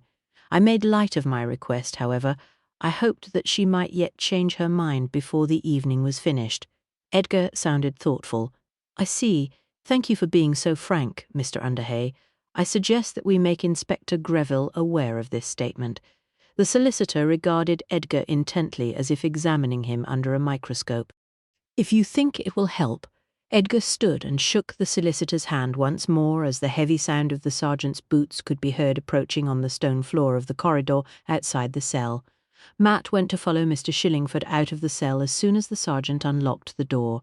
"Remember, dear boy, please don't let on to Kitty about the money," Edgar said as the metal door swung open. "Of course, but I shall have to tell her that you have given an explanation," Matt agreed, though he was pretty sure that Kitty would be able to work out for herself why her father was reluctant to reveal the background behind his overheard conversation with Eliza. They were making their way back along the corridor to the front desk when the door of Inspector Greville's office suddenly opened. "Mr. Shillingford, Captain Bryant, most fortuitous. Would you both mind sparing me a moment?" The inspector ushered them inside his small, untidy office. The air was thick with cigarette smoke and piles of manila folders were stacked haphazardly on every flat surface.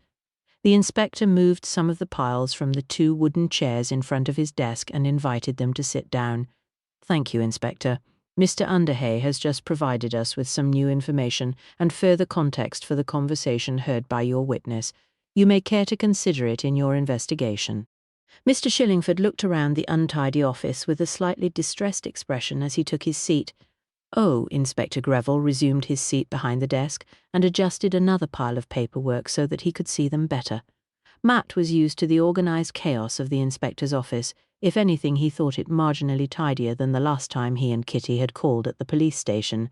Mr. Shillingford apprised the inspector of the contents of Edgar's interview. "I do wish that man would just take a story and stick to it," Inspector Greville muttered. "Begging your pardon, Captain Bryant?" The inspector suddenly appeared to realize Matt's relationship to the man in the cell. "It's quite all right, Inspector. Kitty and I are both very aware of Mr. Underhay's shortcomings. He was aware that Edgar had spent time in various places of correction in the United States, hence he supposed his nonchalant acceptance of his present incarceration. It seems to me that the evidence against Mr. Underhay for Lady Foxley's murder is rather flimsy." Mr. Shillingford regarded the inspector beadily through his spectacles. "My investigation is still ongoing, Mr. Shillingford." Inspector Greville appeared uncomfortable under the elderly solicitor's scrutiny. "And while it is, I see no reason why Mr. Underhay should not be released into the care of Captain Bryant rather than have him occupy your cells. His passport could be retained if you are concerned that he might attempt to return abroad. Although with his daughter's marriage only a week away, I think the chances of him attempting to flee the country must be considered rather low," Mr. Shillingford continued. "Thank you, sir. I shall bear your thoughts in mind. However, I need to follow up a few more things first before I can consider either releasing Mr. Underhay or continuing with his detention."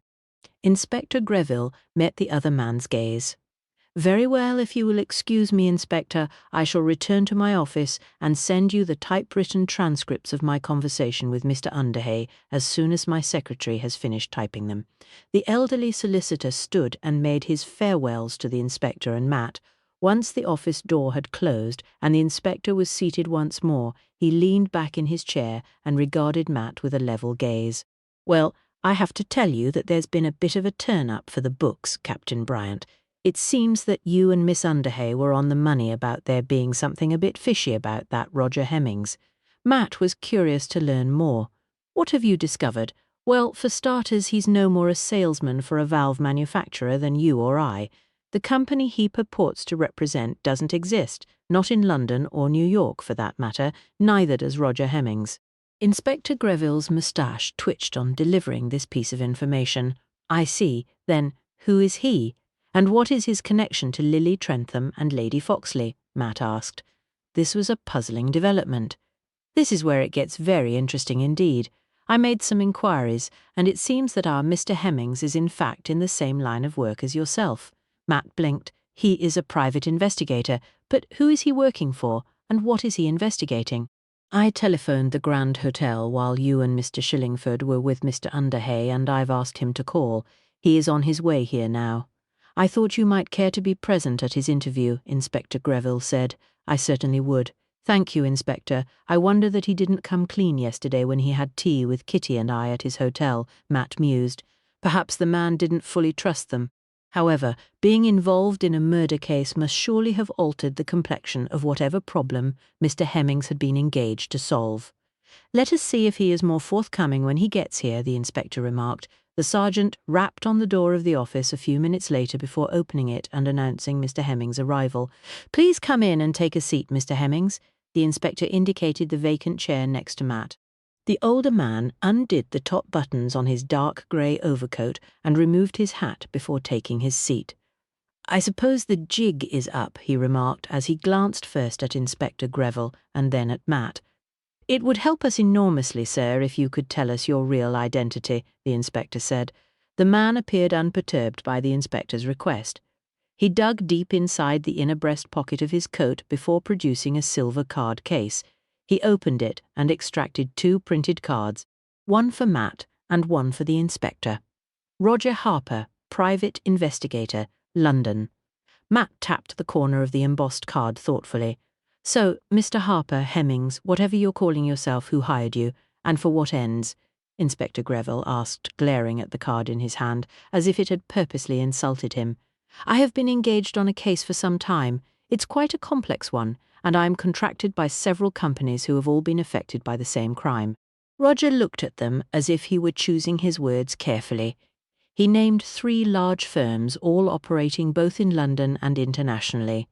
Matt was familiar with the names mentioned, and he could see from the gleam in the inspector's eye that he too recognized them. "Do go on, Mr. Harper," Inspector Greville said. "It started off as insurance fraud and some suspicious trading in the shares of the companies I have just mentioned. Small at first, but then incidents which, if they had not been caught in time, would have led to very serious failings and severe financial consequences." Harper's expression was sober. "They chose not to go to the police?" Inspector Greville asked. Harper's broad shoulders rose and fell. There was no definitive proof of any plot or crime that could be pinned on any one person or group of people, just a series of events that didn't add up.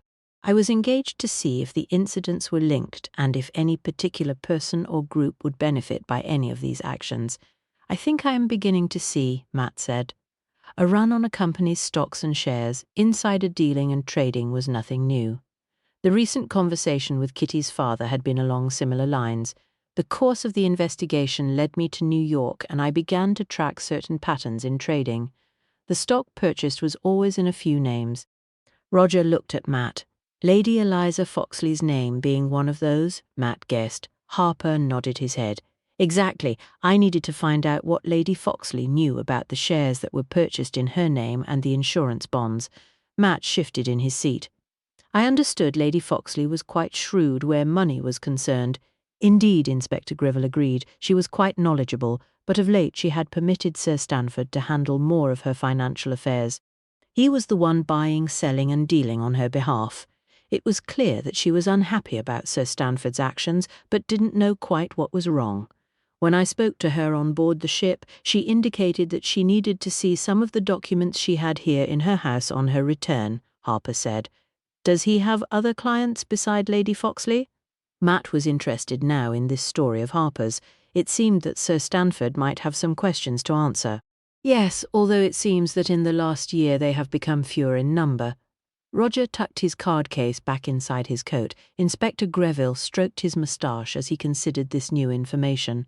"And we have heard now from several witnesses that Lady Foxley intended to review her portfolio and go through her finances with Sir Stanford.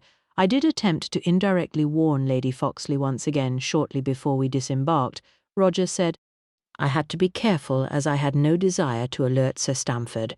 In fact, I wonder, Inspector, if you might continue to refer to me as Roger Hemmings until the case is concluded." The inspector nodded.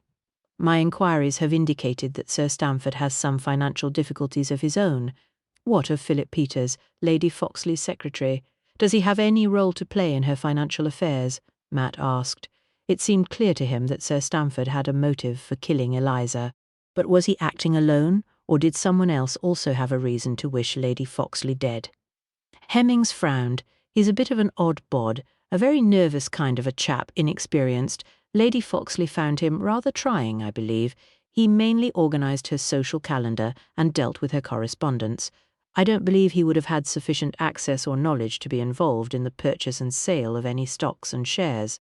She asked him to ensure the papers were ready for her planned meeting with Sir Stamford while we were at the ball, so he clearly knew where the papers were kept and which ones would be required, Matt said. He has proved very helpful to my officers locating Lady Foxley's will and ensuring her other papers have been made available to us.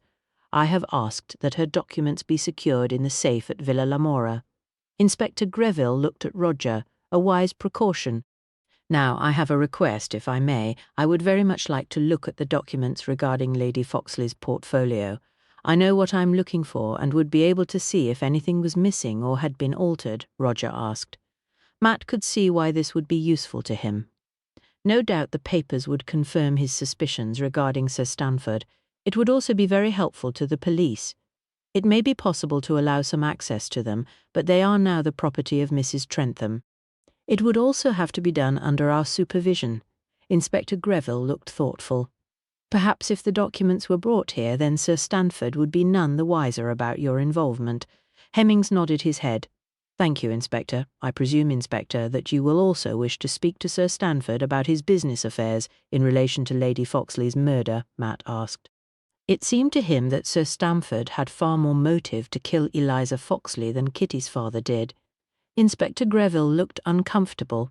Naturally, I shall have questions to put to him in that regard. Then, as to Mr. Shillingford's suggestion, would you be prepared to release Mr. Underhay into my charge rather than retaining him here? Matt asked. Truth be told, he didn't altogether relish the idea of being responsible for Kitty's father, mainly because the man was quite unpredictable, but he was also certain that he was not Lady Foxley's killer. Kitty would be greatly relieved if her father were a free man. There was enough to worry about with the wedding without Edgar being under lock and key. Hemmings rose to his feet and extended his hand, first to the inspector and then to Matt. I think I should leave at this point. Perhaps you could contact me at my hotel, Inspector, when I can come and view the papers. Of course, Mr. Hemmings, and thank you for your cooperation in this matter. The inspector shook his hand. Once Hemmings had departed, Matt turned his attention back to the inspector. Now, sir, about Kitty's father? The inspector fidgeted in his seat and didn't reply immediately. Matt waited to hear what he had to say. You are aware that we have a new acting chief constable? Inspector Greville sighed as he spoke, the words sounding gusty in the small room. Yes, sir. The former chief constable had retired early, pleading poor health. This had been something of a face-saving exercise. Matt and Kitty had been involved in a complex case that had ended with the chief constable's son being tried for murder. Our acting chief constable is naturally keen that his position becomes permanent. Inspector Greville began absent-mindedly arranging various objects in the tiny area of free space visible on the top of his desk. Locking up the wrong man for Lady Foxley's murder will hardly help his cause, Matt remarked in a mild tone. He was aware that the inspector was under pressure to secure a speedy result in the case.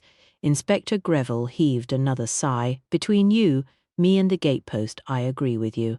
However, it's a matter of public confidence. The last thing people want as they go about their Christmas shopping is to think a murderer might be on the loose.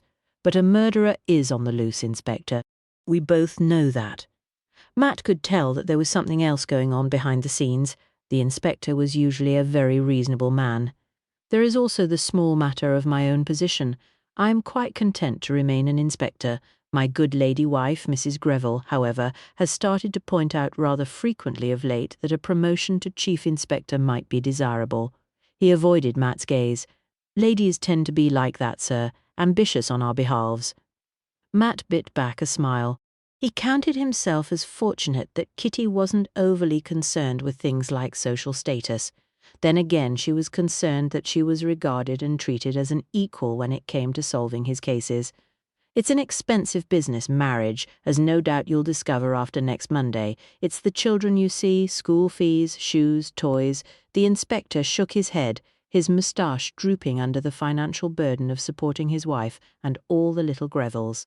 I am quite prepared to take full responsibility for Kitty's father, sir.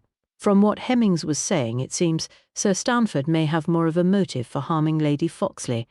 There is also the question of Miss Morrow's evidence and her determination to accuse Edgar Underhay.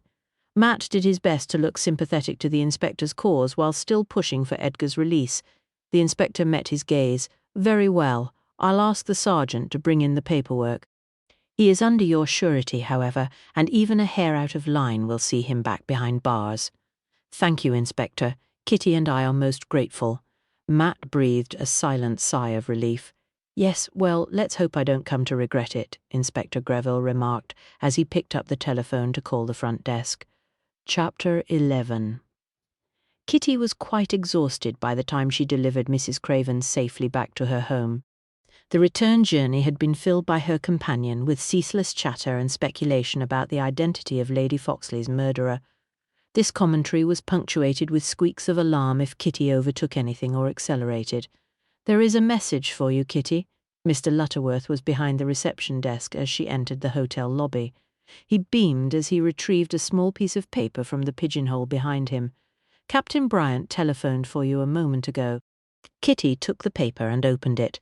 "We'll telephone again later. Your father released into my custody. Lots to tell you, Matt."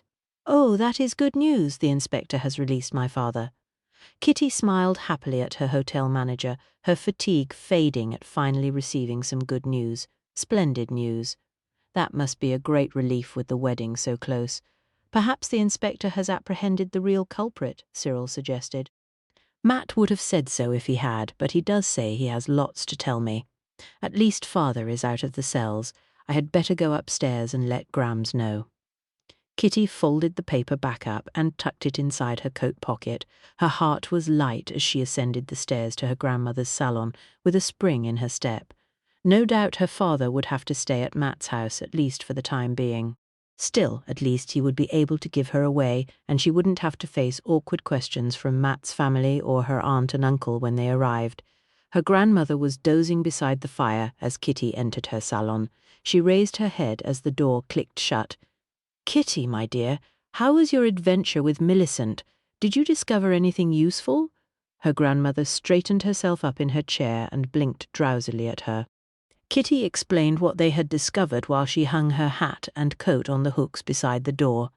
"Anyway, the best news was from Matt when I came back. Father has been released into Matt's custody. He's no longer in the cells." Kitty stood in front of the fire and spread out her hands to warm them. The air had turned colder on her way back to Dartmouth, and the short walk from the shed where she kept her car to the hotel had chilled her. "That is good news. I presume the solicitor and Matthew must have made a convincing argument," her grandmother said. "It certainly seems so. Matt said he will telephone me later, so I expect I shall discover more then." Kitty gave her grandmother a tired smile. It had been a busy day, and coming back into the warmth of the hotel after being outside was making her feel as sleepy as her grandmother. "I shall telephone for some tea. Sit down, Kitty, and rest." "You have had quite a busy day," her grandmother instructed as she rose from her seat to make the call to the kitchen. Kitty was happy to comply. Her grandmother requested tea and then paused for a moment at the mirror hanging on the far wall of the room to pat her silvery grey hair back into place before she took her seat opposite Kitty. "Your great-aunt Livy is arriving tomorrow. I received a message from her this afternoon while you were out." Kitty's aunt, her grandmother's sister, lived in a large and remote house in the Scottish Highlands. Kitty was very fond of her Aunt Livy and was delighted that she was able to come for the wedding. Her aunt's health had been poor during the last year, with frequent small but troubling illnesses. Once warm and comfortable after a nice cup of tea, Kitty must have dozed off herself. She was roused only by the insistent ringing of the telephone on her grandmother's writing bureau. "Hello?" She struggled to swallow a yawn as she answered the call. Her grandmother had vanished, and Kitty assumed she must have gone downstairs to speak to Mr. Lutterworth. "Kitty, my darling girl," her father's voice greeted her. "I'm out of the clink and back at Matthew's house." "That's good news. I had a message waiting for me from Matt to say Inspector Greville was releasing you." Her spirits were lifted by the tone of her father's voice.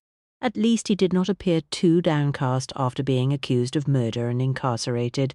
"Matthew is here waiting to tell you all the news. I've promised your policeman friend that I shall be on my best behaviour." Kitty smiled to herself. Her father's behaviour could seldom be described as good. "I'm sure you will be the model house guest." Let's hope the inspector captures the real murderer soon, Kitty replied. Her father's chuckle resonated in her ear. Absolutely, darling. Now here is your beau.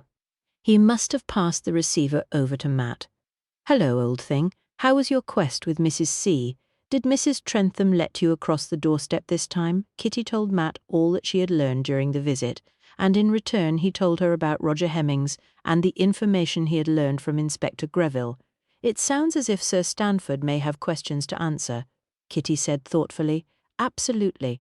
I believe the inspector is going to see him tomorrow, and while he is occupied, the police are going to extract Lady Foxley's documents so Hemmings can take a look at them at the police station. That sounds like a good plan. Kitty was relieved that it seemed as if there was the prospect of someone else other than her father suspected of the crime. The Imperial are happy to continue to store your father's trunks. I saw no point in transferring them here at the moment.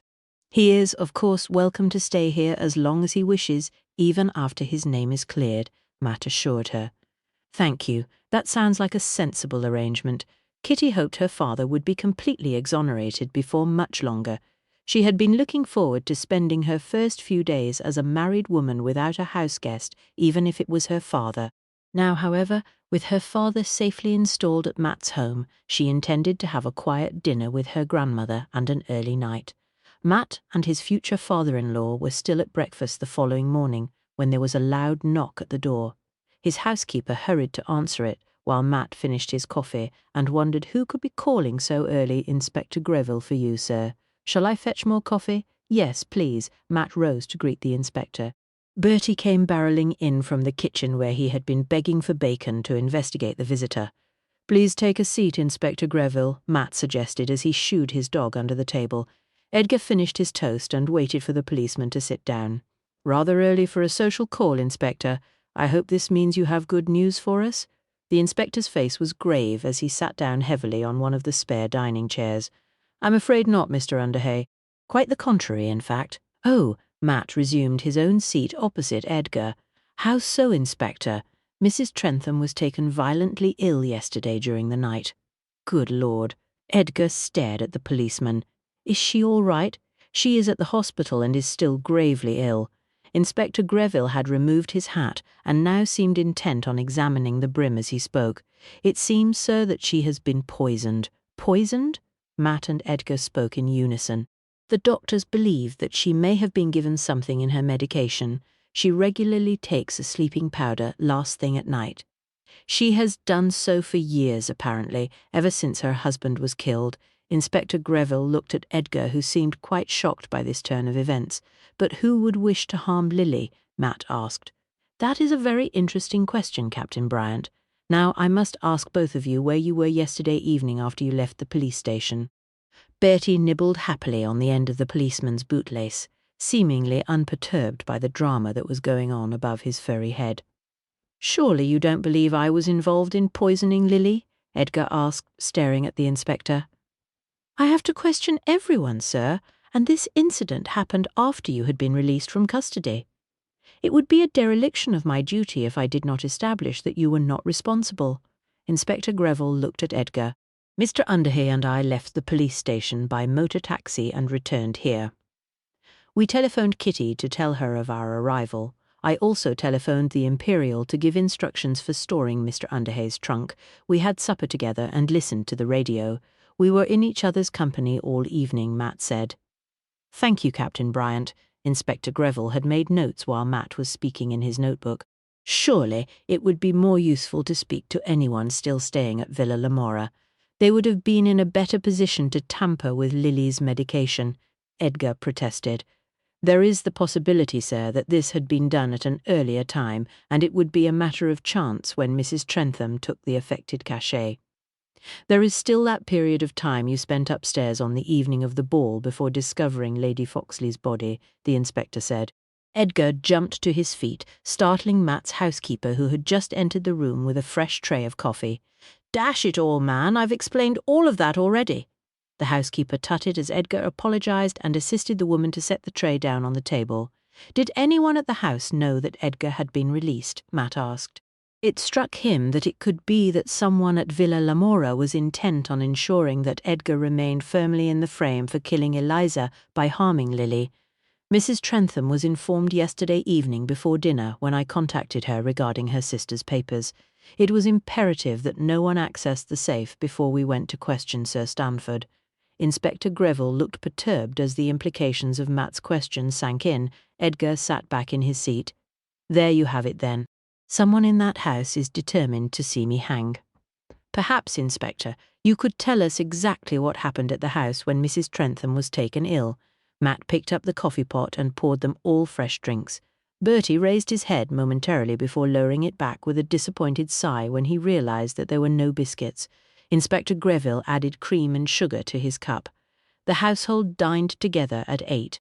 According to Miss Morrow, everything was as normal. They had tomato soup, lamb cutlets and prunes and custard before returning to the sitting room for coffee.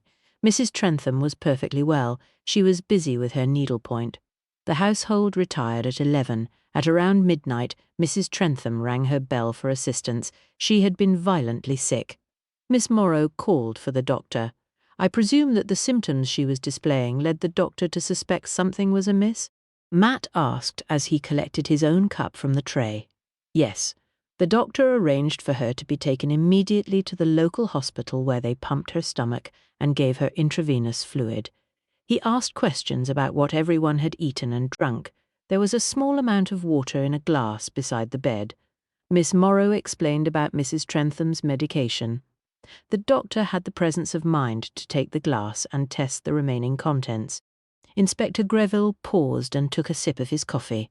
And the poison was discovered, Edgar said. Yes, sir. The inspector set his cup back on its saucer. Lily was lucky that the doctor acted so quickly, Matt remarked. Indeed, sir. Any delay at all and she would have died. Fortunately, the hospital is not far away, and the doctor is a neighbour. Inspector Greville looked thoughtful. It sounded as if Lily had indeed been fortunate. However, she was still very ill. What poison was it? Matt wondered if the inspector had already discovered the source, arsenic.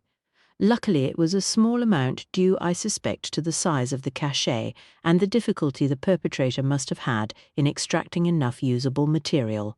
We found an old, almost used container of poison hidden in the cellar. There had been a rat problem a few years ago. Inspector Greville's frown deepened. No recognizable fingerprints, of course. Whoever did this was very clever.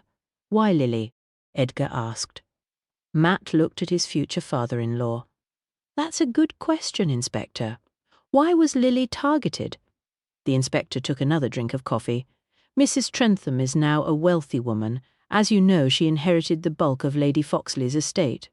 I suppose money might be a motive, but surely if anything happened to Mrs. Trentham, the only person to benefit would be Caroline.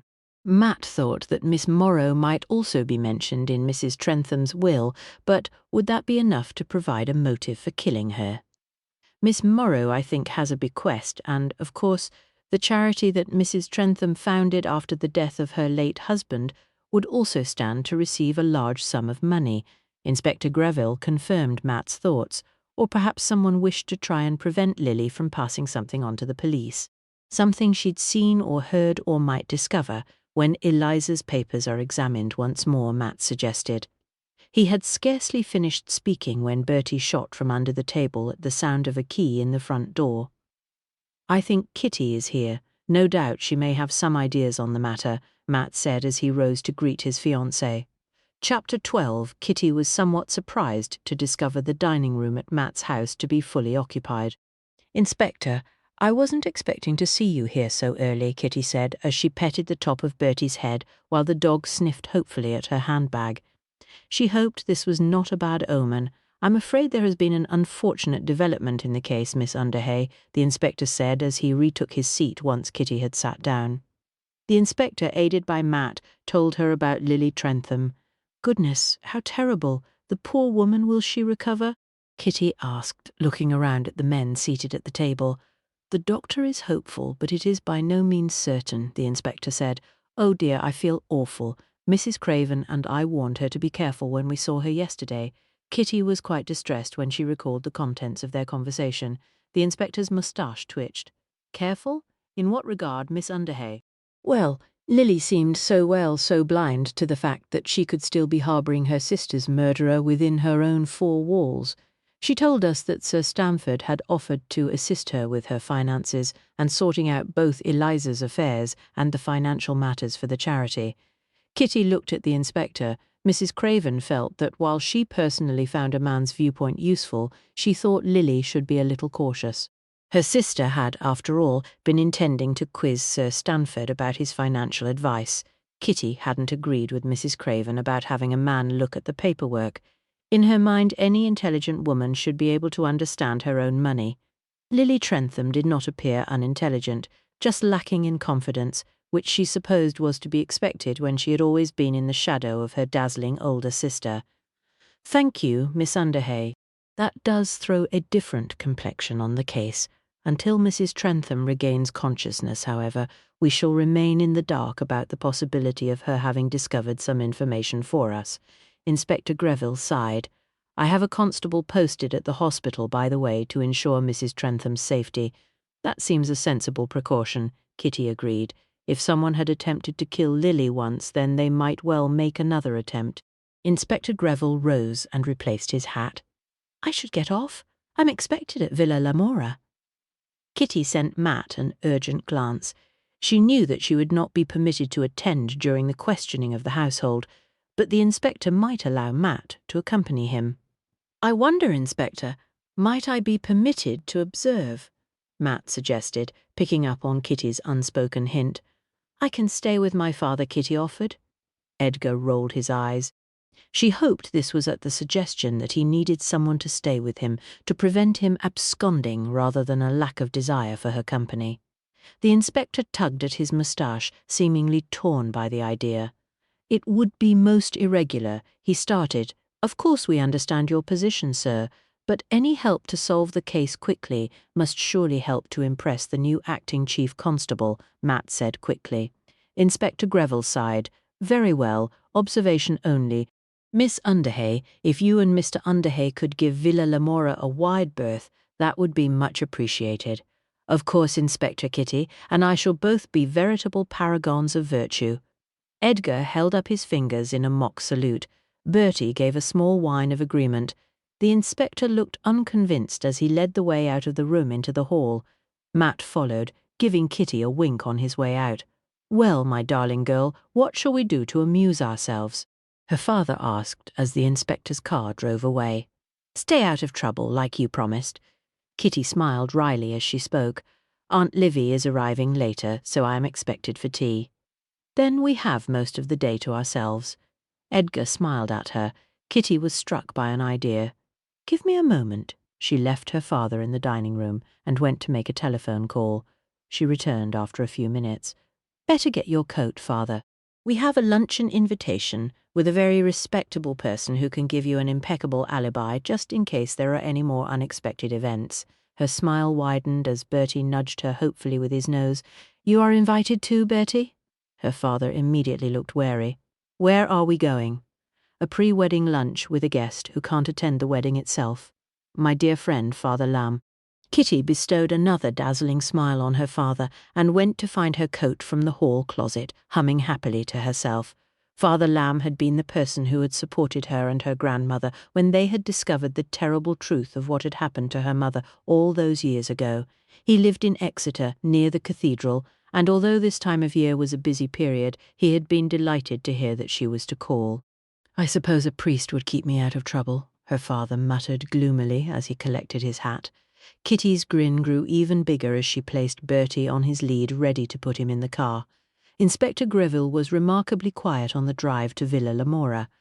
Matt wondered if he had perhaps pushed their professional relationship a little too far by inviting himself along. Still, it was done now, and he and Kitty wanted this case solved before the wedding. The weather was dull and cloudy with a sharp edge to the wind. Matt was glad of his thick overcoat as they waited on the doorstep of the villa for someone to let them in. "Inspector, please come in. May I ask if there is any more news about Mrs. Trentham, sir?"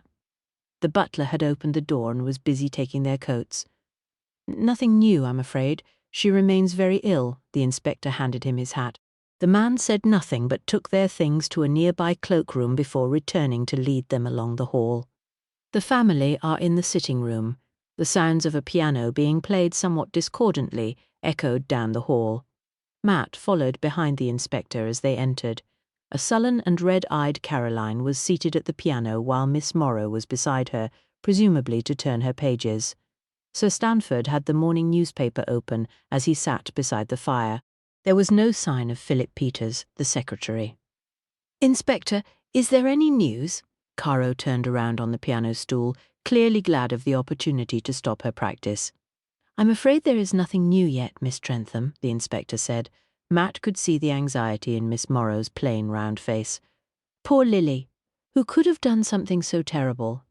"That is what we hope to determine, Miss Morrow." The inspector took out his notebook. Sir Stanford set aside his newspaper. "First, Eliza. Now, Lily, where will it end? Are we all in danger if we continue to stay here?" he asked.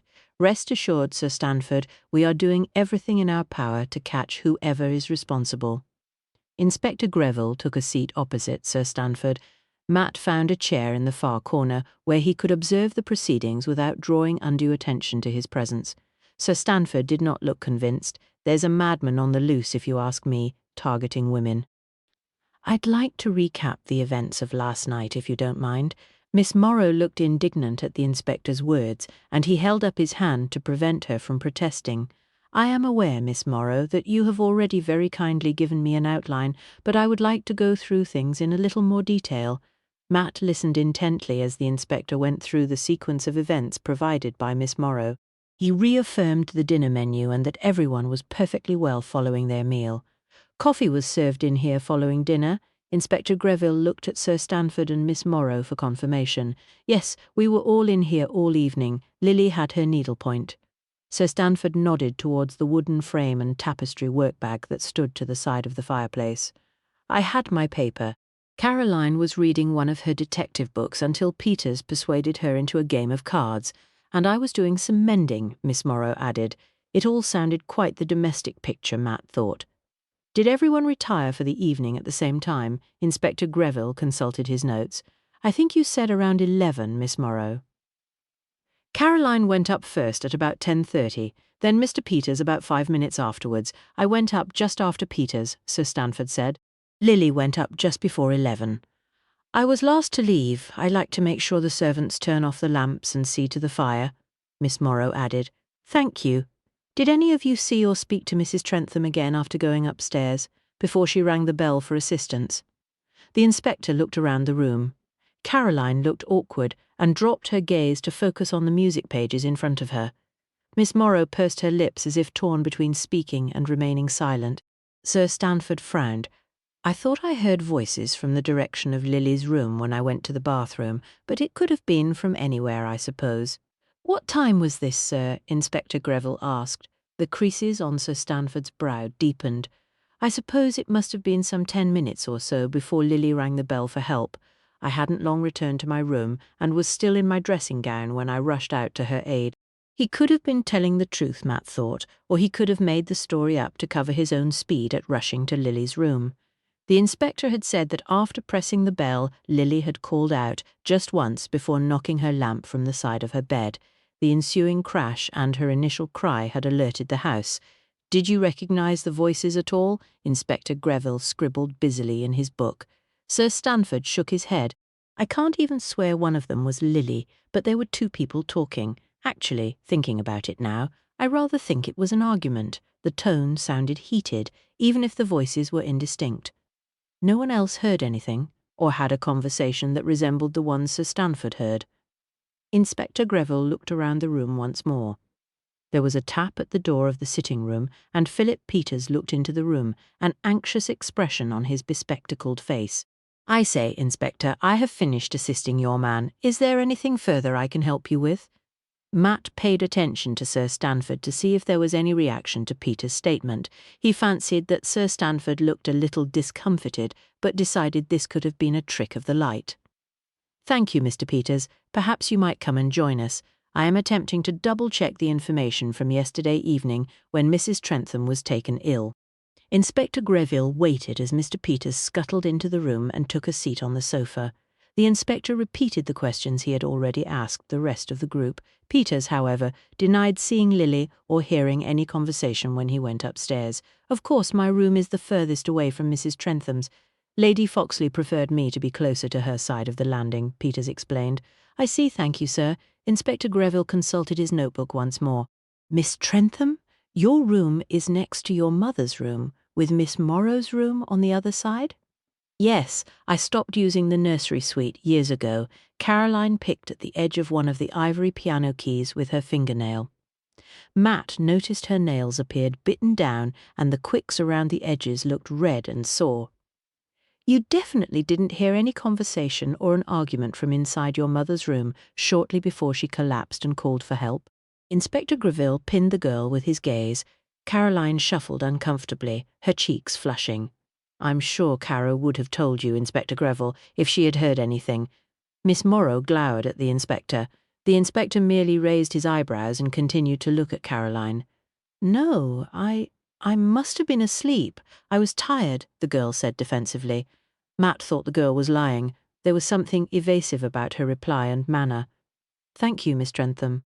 Inspector Greville made another cryptic squiggle in his book. "Now, perhaps I could ask you all to cast your minds back to the aftermath of Mrs. Trentham calling for help." He paused and glanced up at Caroline. "If it's not too distressing." "Of course it's distressing," Miss Morrow snapped, then appeared to stop and gather herself. "However, we are all anxious to help," she continued in a more measured tone. "Yes, of course," Mr. Peters agreed.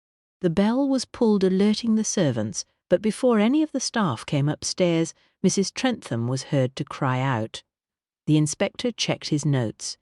Yes, it was more of a cry than any actual words. Then there was an almighty crash from that side of the house, Sir Stanford said. "That was when I went out of my room to see what was happening." Who was first into Mrs. Trentham's room? Inspector Greville's pen was poised over his book. Miss Morrow flushed. "That would be me, and Caro. We met at the door of Lily's room." "Miss Trentham?" Inspector Greville asked. Caroline nodded in agreement. "Yes, Tiny was on the landing in her nightie. I asked her if the noise had come from Mummy's room, and she said she thought it had, so we opened the door and went in. It was awful, poor Mummy." Tiny placed a meaty arm around her charge's slender shoulders. "There now, my love." Matt privately thought Caroline did not look as if she desired any kind of consolation from her governess. "I believe I arrived next, right behind Miss Morrow and Caroline. I could see Lily was very unwell, so I asked Tiny to telephone a doctor for help," Sir Stanford said. Philip Peters coughed. "I arrived at that point with Hedges, the butler, right behind me." Inspector Greville scribbled furiously as he made notes. "So, Miss Morrow, you telephoned the doctor from Mrs. Trentham's room?" Tiny nodded. "Yes, there is a telephone beside the bed. Fortunately, she hadn't knocked it off when she tipped over the lamp." It was all quite confusing. The room was dark as the lamp had broken and there was bits of broken glass being trodden everywhere. I warned Miss Morrow to watch where she was standing in case she cut her feet. Sir Stanford looked at Tiny. "I put on the main light when I arrived," Philip Peters added. "I think everyone was so focused on poor Mrs. Trentham, no one had pressed the switch." "The doctor arrived very quickly," Inspector Greville observed. "He is a neighbour. He was Eliza's doctor, and he only lives a couple of doors away," Tiny explained. "In fact, he came in his pyjamas and a housecoat." Matt thought the speed of the doctor's arrival and Lily having expelled most of the contents of her stomach had probably saved her life. Caroline looked rather pale now, and Matt wondered if he had been mistaken about her not requiring Miss Morrow's support. For all her worldly wise shell, Caro was still only a young girl, not much older than Dolly. "It was the doctor's idea to preserve the water glass and cachet wrapper?" Inspector Greville asked. "Yes, it was." Caroline had the glass in her hand, and he told her to put it down. He said nothing was to be touched. Then the ambulance men came. Peters looked at Tiny, who didn't look pleased at his statement. Caroline was in a state of shock. Her mother was collapsed, and everything was confused, Tiny explained. "I thought it would get knocked over, like the lamp, with everyone trying to help Mummy." Caroline swallowed hard as if trying to keep back a sob as she spoke. "I didn't mean any harm." I just thought Mummy had been affected by something she ate at dinner. She was so sick. Of course you did. What else was the child to think? Miss Morrow turned on Inspector Greville. Matt could picture the confusion and chaos there must have been in Lily's bedroom. Thank you all very much. You've all been most helpful. One last question, if I may. Were all of you aware of Mrs. Trentham's habit of taking a sleeping draught at bedtime? Matt looked around and saw all of them nodding their heads. She often spoke of her insomnia. She had suffered from it ever since her husband died. The box from the chemist was next to her bed. Miss Morrow blinked and pulled out a lace-edged handkerchief to dab at her eyes. I see. Thank you.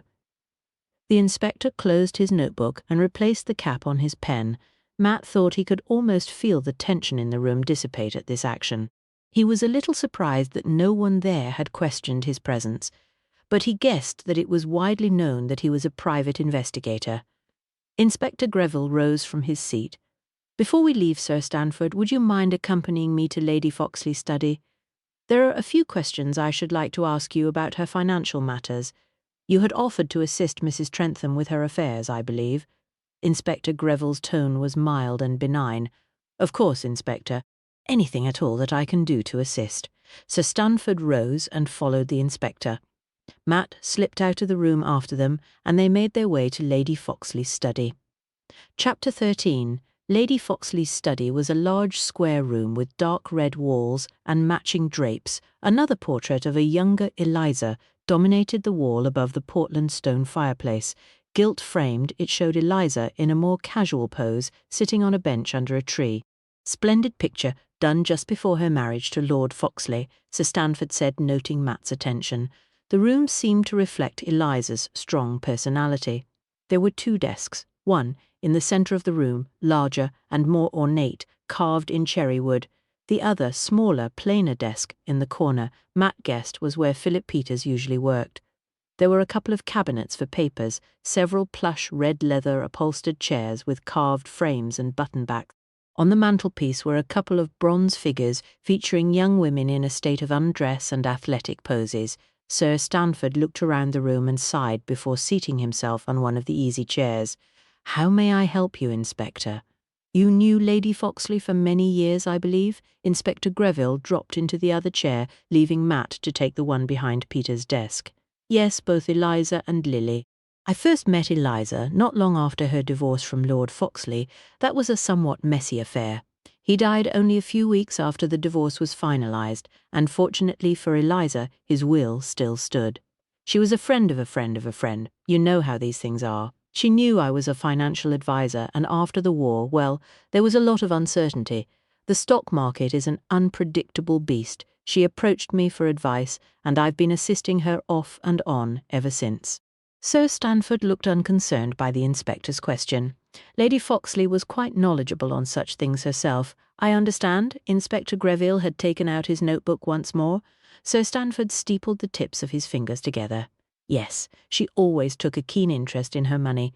Over time she learned a great deal about the markets. She made many of the decisions on where to invest herself.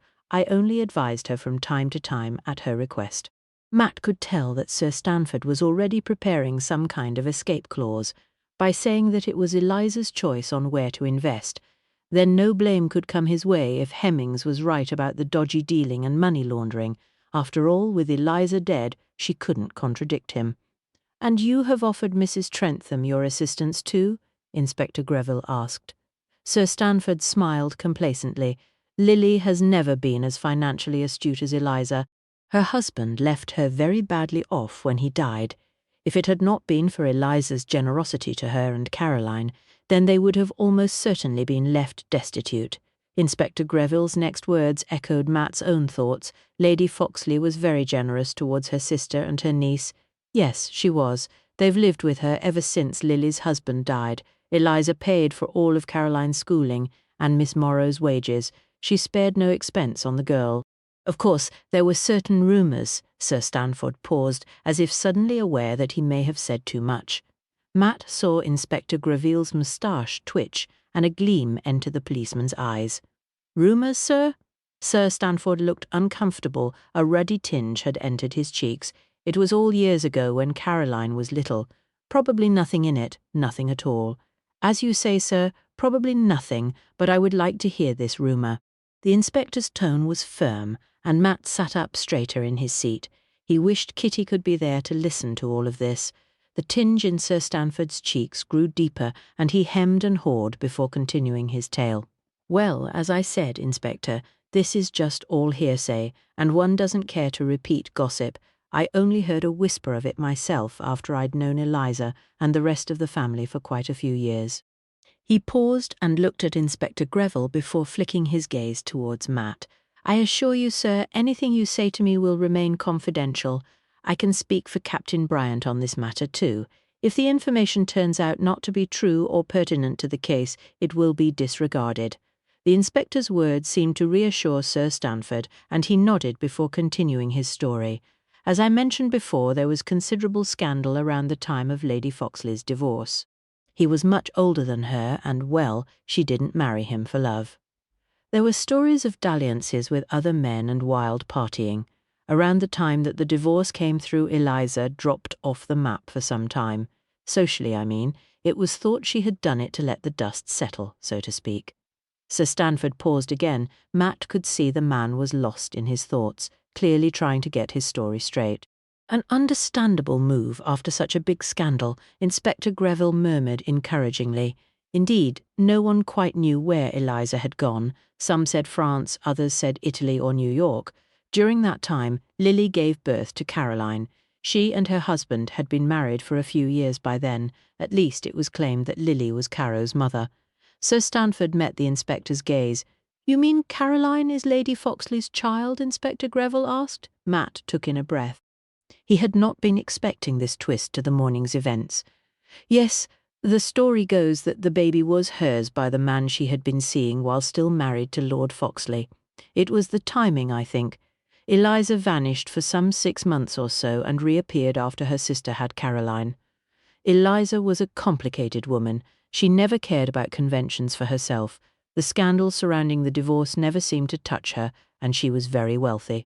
She did love her sister, though, and she has always loved Caroline. Sir Stanford mused. Foxley died, you said, didn't he? Just after the divorce, and he hadn't changed his will, so Eliza inherited quite a substantial amount of money, both in her settlement and then as a beneficiary of his will. The inspector tapped the end of his pen thoughtfully on his notebook. Sir Stanford nodded once more. Yes, she got the whole kit and caboodle: houses, money, stocks, jewellery. Foxley didn't have any other family. A distant cousin in Africa, I believe, that's all. Matt wondered who the father of Caroline might be if Sir Stanford's story was true. Was there an unknown person lurking in the shadows after all? Someone who knew both sisters and had somehow discovered he had a daughter? Someone who would want to take revenge for keeping Caroline's birth a secret from him? It was an interesting possibility. Do you think either Caroline or Miss Morrow are aware of these rumours? Inspector Greville asked. Sir Stanford leaned back in his chair and relaxed his hands. The girl, I would say not. Eliza and Lily would make very sure that no whisper of scandal would touch her. Miss Morrow has known Eliza and Lily since they were girls. She was with Eliza, I believe, around the time Caroline was born, and went to Lily straight afterwards. Actually, if anyone knows the truth of it all, then it's probably Miss Morrow. Matt thought that explained a great deal if it were true. Tiny's protective attitude towards the girl, Eliza's directions to her sister about Caroline's schooling. It sounded as if Miss Morrow would have more questions to answer. Was it relevant to Lady Foxley's death or Lily's poisoning, however? That was another matter altogether. Thank you, Sir Stanford. I think I should speak to Miss Morrow.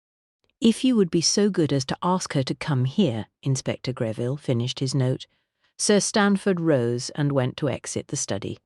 Oh, and by the by, if you would continue to remain here at the villa until after the case is closed, I would be most grateful, the inspector said. Sir Stanford paused, his hand on the ornate brass door handle. Of course, Inspector. Once he had gone, Matt stood and paced about the room to stretch his legs. That was a turn-up for the books. Indeed it was. Let us see what Miss Morrow is prepared to tell us on the matter, the inspector remarked dryly. Matt had just retaken his seat when the belligerent form of Miss Morrow entered the study. Sir Stanford said that you wished to see me, Inspector. I feel that I really must protest. I've already told you everything that I know, and Miss Trentham needs me to stay with her. She's just lost her aunt, and her mother has been poisoned. The poor girl is terrified that she might be next. The woman wrung her hands together as she took the seat recently vacated by Sir Stanford. I understand your concerns, Miss Morrow, but information has recently come to light of a rather delicate nature. I wanted to ask you about the matter privately. Inspector Greville looked at the woman. Miss Morrow's hands shook, and she pressed them together to hide the tremor. I don't think I follow you, Inspector. Matt saw a wary look flash across the woman's face as she spoke. Had she guessed what the questions might be about? Miss Morrow, you were engaged originally by Lady Foxley and Mrs. Trentham's parents when they were young. Matt thought Inspector Greville had noticed the change in Miss Morrow's demeanour too, and was clearly going to take a softer approach to get to the truth. Yes, sir, that's right. Eliza was 13 and Lily was 10. Their mother was a delicate lady with poor health, and their father travelled a great deal with his business. I've been with Eliza and Lily ever since. Miss Morrow raised her chin proudly. They gave me the nickname Tiny. It was a bit of a joke, since clearly I've never been tiny in my life. My mother said as I were £10 when I was born. She smiled at the memory, and Matt could see her guard had dropped a little. You remained with them even after Eliza married Lord Foxley, and Lily married Mr. Trentham? Inspector Greville had resumed his note-taking. I went with Lily as she were younger than Eliza, and, well, Lady Foxley's manner of living was not very respectable at that time. Miss Morrow pursed her lips in disapproval. The inspector nodded. Yet you returned to be with Lady Foxley after her divorce when she was living more quietly for a while? Miss Morrow stiffened. Yes, we were in the south of France. She was very distressed by the divorce and needed some support. He treated her terrible, he did. It wasn't a love match, but Eliza tried her best to make it work. It were no wonder she needed company after it all ended. Matt's eyebrows rose slightly at this fudging of Lady Foxley's affairs. Miss Morrow, I think you know what I'm about to ask you, and before you say anything, it is imperative that I know the truth. Eliza is dead, and Lily's life hangs in the balance. I don't know if what happened all those years ago has any bearing on the matter, but it may, and I need to investigate fully. Anything you do say will go no further than this room if it has no bearing on what has happened. Inspector Greville held the woman's gaze. She stared at the inspector for a moment and then looked at Matt. As the inspector has just said, whatever you tell us will remain confidential and will go no further. Matt spoke for the first time. A single tear escaped and ran down one of Tiny's plump cheeks. I think you already know, but when Lord Foxley divorced Eliza, she discovered she was with child. Obviously, it weren't Lord Foxley's. They had been living separate lives for quite some time by then. The woman halted to blow her nose before continuing. Eliza sent word to me asking me if I would come to her. She had rented a house in France under another name and was living quietly. No one there knew who she was. It was a tiny village at the foot of the mountains. Lily put it about that Eliza had gone to America.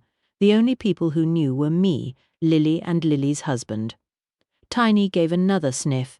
Lily and her husband took the child, Inspector Greville asked gently. Tiny nodded.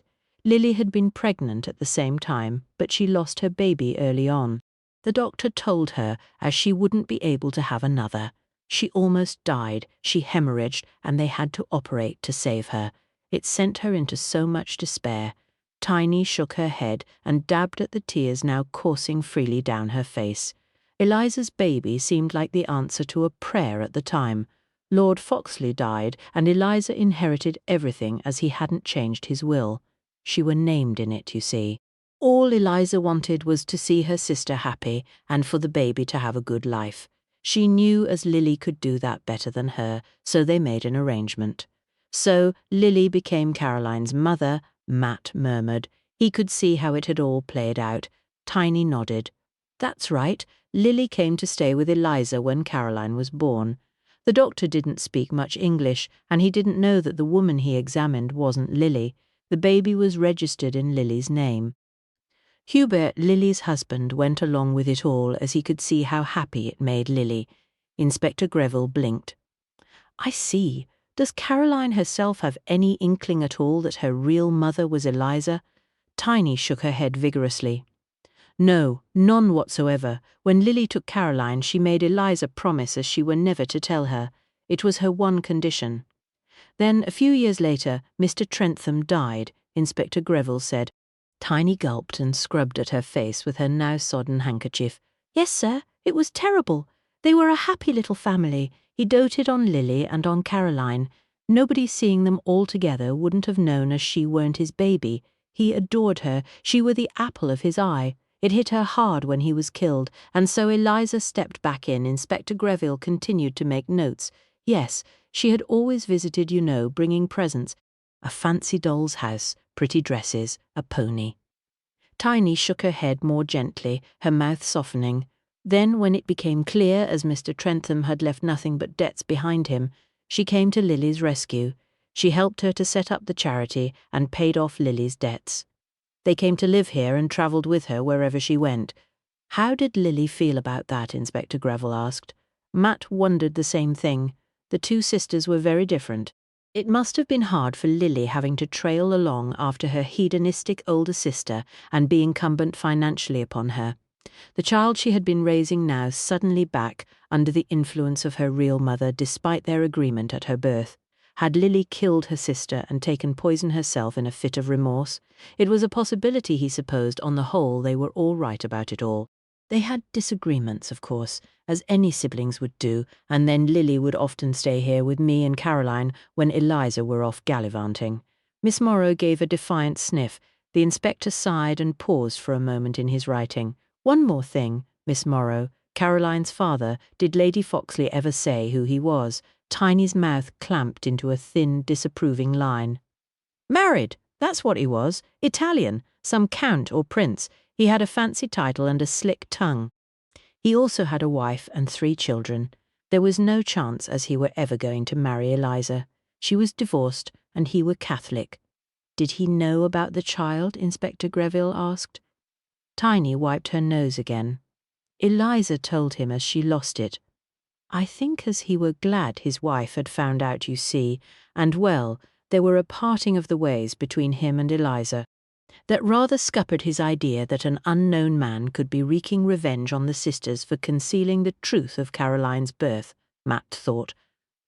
Miss Morrow dabbed at her eyes one more time before tucking her handkerchief away. Will that be all, Inspector? I really do want to be with Miss Caroline now. The woman got to her feet ready to leave. Before you go, Miss Morrow, I must ask again, does Caroline herself have any idea at all about the circumstances surrounding her birth? The inspector looked at the governess. No, not all, Tiny replied firmly. She sounded very certain, but Matt wondered if she was actually right. Caroline seemed like the kind of girl who uncovered secrets. Miss Morrow walked to the study door before turning to face the inspector one more time. And don't you tell her anything. Some things are best left. The door clicked shut behind her, and the inspector set down his pen once more. Chapter 14. Kitty secured Bertie firmly on the back seat of her car, whilst her father took his place, somewhat glumly, in the passenger seat at the front. With the dog safely fastened in, Kitty took her own seat behind the wheel. Bruh, it's quite nippy today, she said as she pulled away and set off on the drive towards Exeter. I expect you would rather have accompanied the inspector to Eliza's house, her father observed as she increased her speed on an open stretch of road. We're fortunate that he has allowed Matt to go with him. But yes, you're right, I would have liked to know what questions were being asked. Kitty glanced across at her father. I wish I knew who killed her and who could have possibly harmed Lily. Lily is simply not the kind of person who would harm a fly. It all seems so incredible, Edgar mused as the car sped along the country road. The ploughed fields were bare and empty, the rich red soil contrasting with the grey of the sky and the green of animal pasture. At least the inspector does not seem to think you were involved in poisoning Lily. That must strengthen the case for you not having harmed Lady Foxley. It seems to me as if there must be more people in the picture now, Kitty said, as she manoeuvred neatly around a slow-moving horse and cart. Her father seemed to brighten slightly at this. Yes, I suppose every cloud has a silver lining and all that. I do hope Lily recovers. She may be able to shed some light on the matter. Kitty hoped so too. It must be very hard on Caroline. She's so young, and to have 2 people close to her harmed, it's quite dreadful. Edgar nodded. Yes, and she was very close to Eliza. They were kindred spirits in many ways. Caro has quite a rebellious streak, unlike Lily, who is the epitome of respectability. He chuckled to himself. Kitty smiled and glanced his way once more. "What is amusing you?" she asked. "I was recalling Eliza and Caroline on board the ship. They had been up to some prank or other, playing a trick on poor Tiny. Lily was not amused. Those two were giggling away all through her scolding." He shook his head ruefully. "Eliza was so full of life, such a warm, vital person. I can't believe she's gone." "It does seem impossible," Kitty agreed. Lady Foxley had seemed so vivacious when they had met her on the evening of the ball. "I'm sorry things have all become so complicated, my darling girl. You have enough on your mind with the wedding without having to play nursemaid to me." Edgar gave her a tender smile. Kitty focused on the road and the traffic ahead as they drew nearer to the outskirts of the city. "It's quite all right. The inspector and Matt will work out who really did it. Just please stay out of any more trouble between now and Christmas Eve." Her father chuckled once more, his laughter rumbling in his chest. "I shall do my very best, darling." Kitty focused on navigating her way through the city streets to the small side street near the cathedral where Father Lamb lived. Everywhere was busier than usual, with people shopping at the Christmas market on the green and purchasing last-minute gifts from the shops on the main street. She managed to find a space further along the street and parked her car at the curb. "That was lucky," she said, as she hopped out to retrieve Bertie from the back seat. Her father got out and stood looking at the hustle and bustle all around him. "It's been a few years now since I was last here. It brings back so many memories of your mother and me, and of course Jack." Kitty tucked her free hand in the crook of his arm. "Come and meet Father Lamb. He was a good friend to Jack Dawkins right to the end."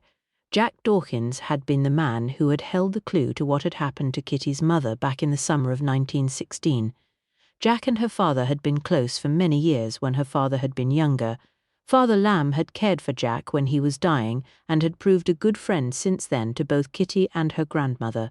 Father Lamb's housekeeper beamed at them as she opened the door of the presbytery. "Good morning, Miss Underhay. Father is expecting you. Go on through to the sitting room. 'Tis nice and warm in there." The plump elderly lady collected their outdoor things and showed them through to the father's comfortable, if slightly shabby, front room. "Kitty, my dear, welcome, welcome, and this gentleman must be your father." Father Lamb's elderly face was wreathed in a kindly smile. "I was delighted to receive your telephone call, my dear." He kissed Kitty's cheek and shook hands with Edgar. A Christmas tree stood on top of a dark red chenille cloth on a table in the window, and every available surface was covered with greeting cards. A small fire crackled in the grate. Bertie wagged his tail happily as he greeted the priest before settling down with a sigh to one side of the fireplace. The housekeeper reappeared bearing a tray heavily laden with tea things and slices of homemade gingerbread and mince pies. "Now, my dear, come and make yourselves comfortable and tell me about your wedding plans."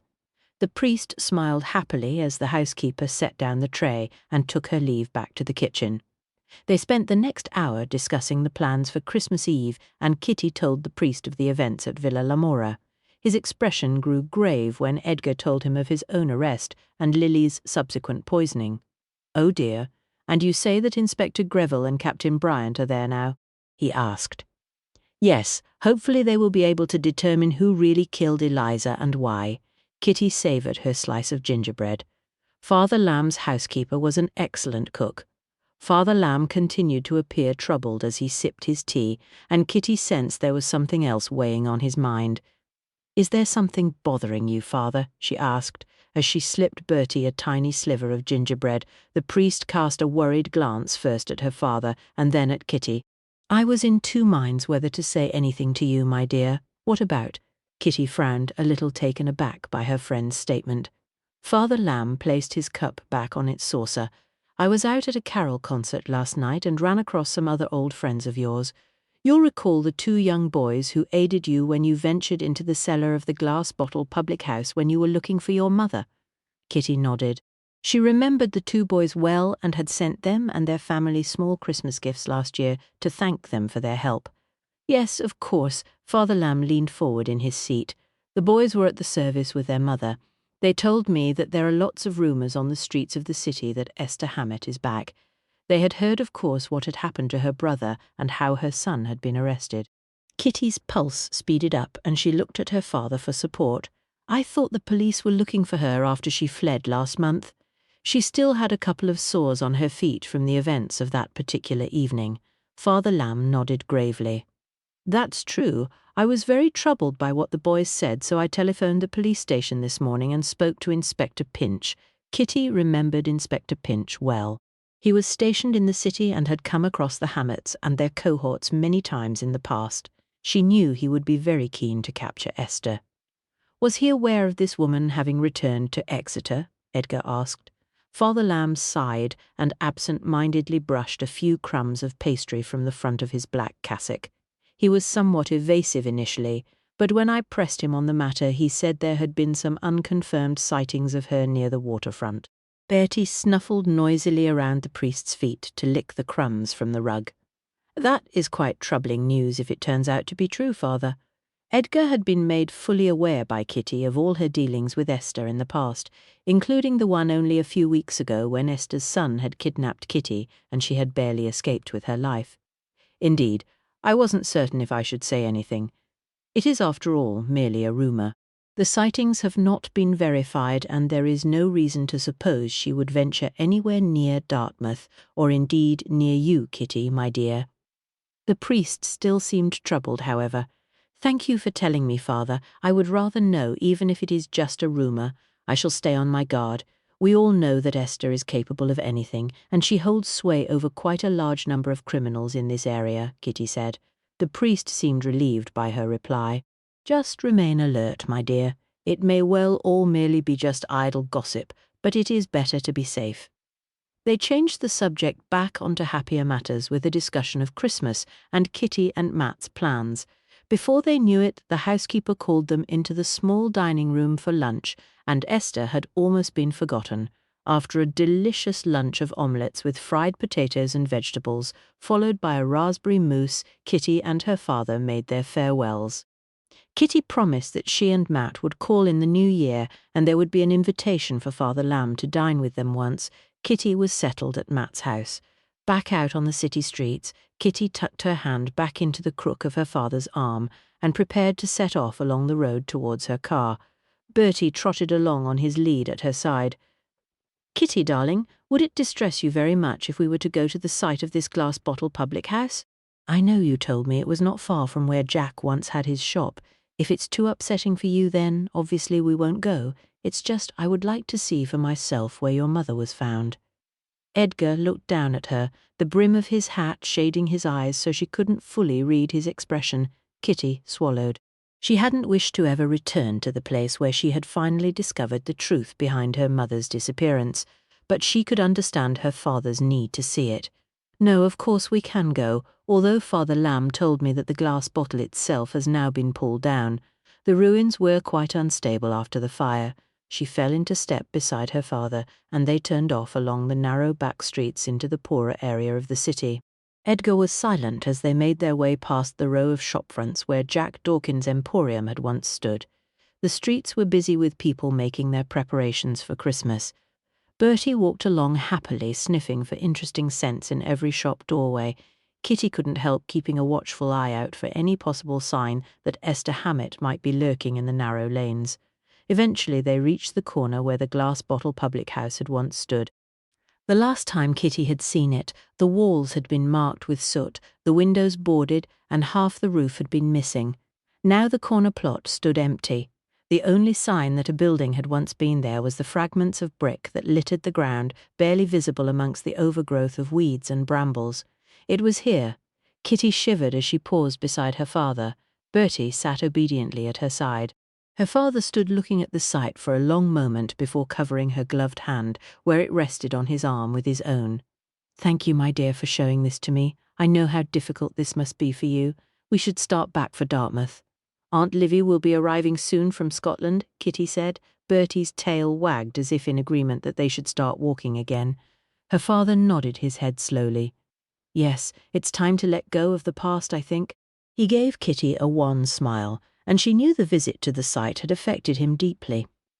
They made their way through the city to where Kitty had left her car and then set off on the return journey to Dartmouth.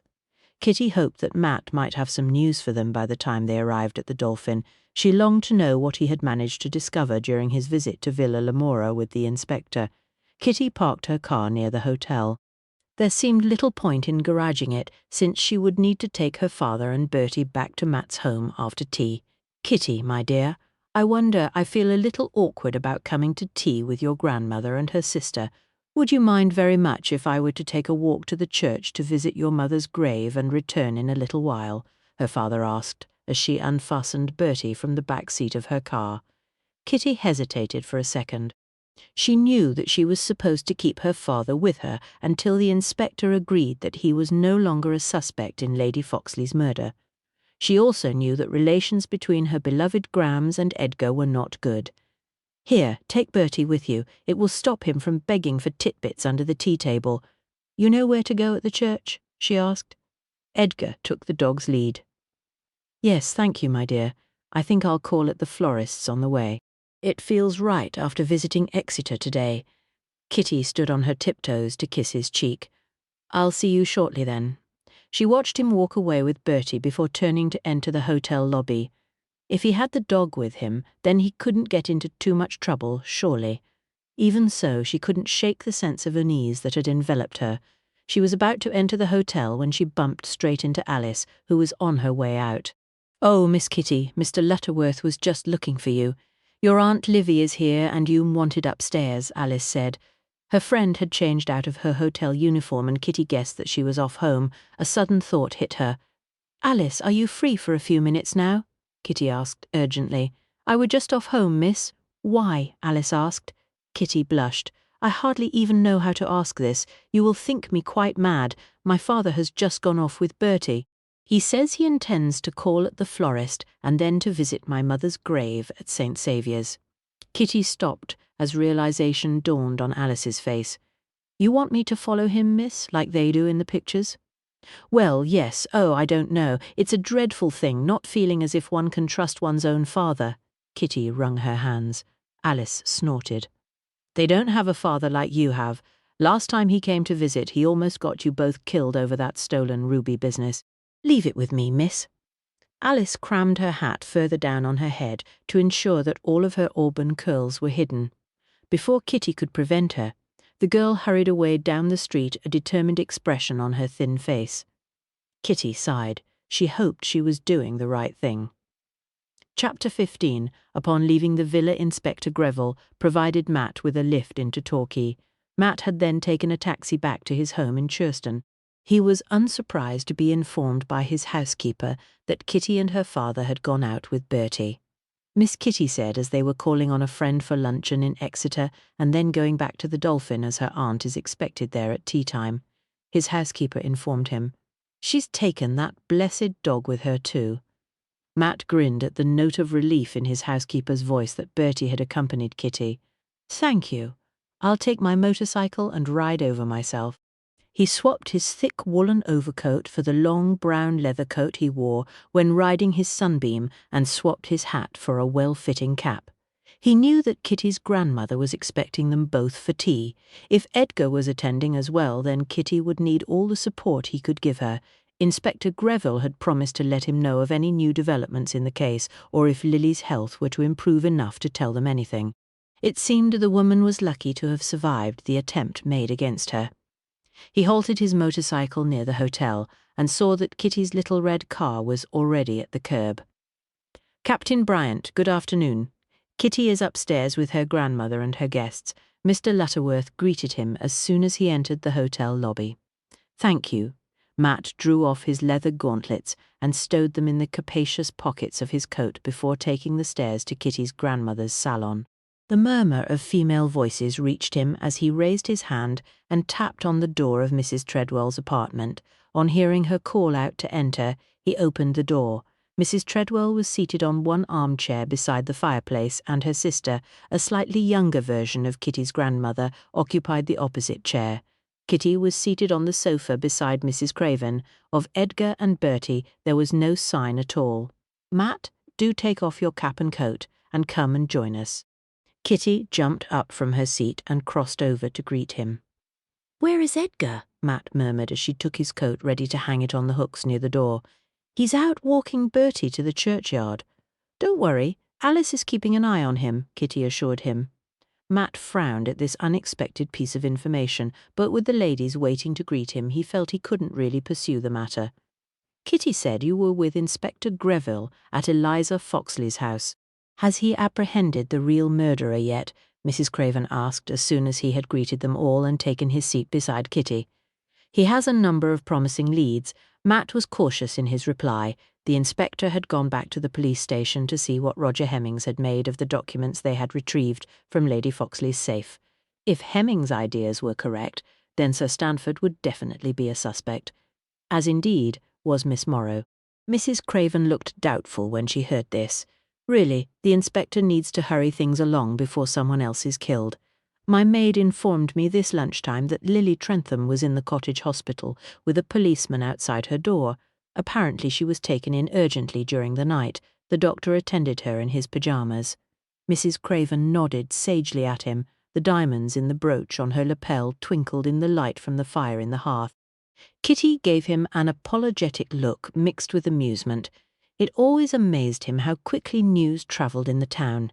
He should have guessed that the news had reached Mrs. C by now.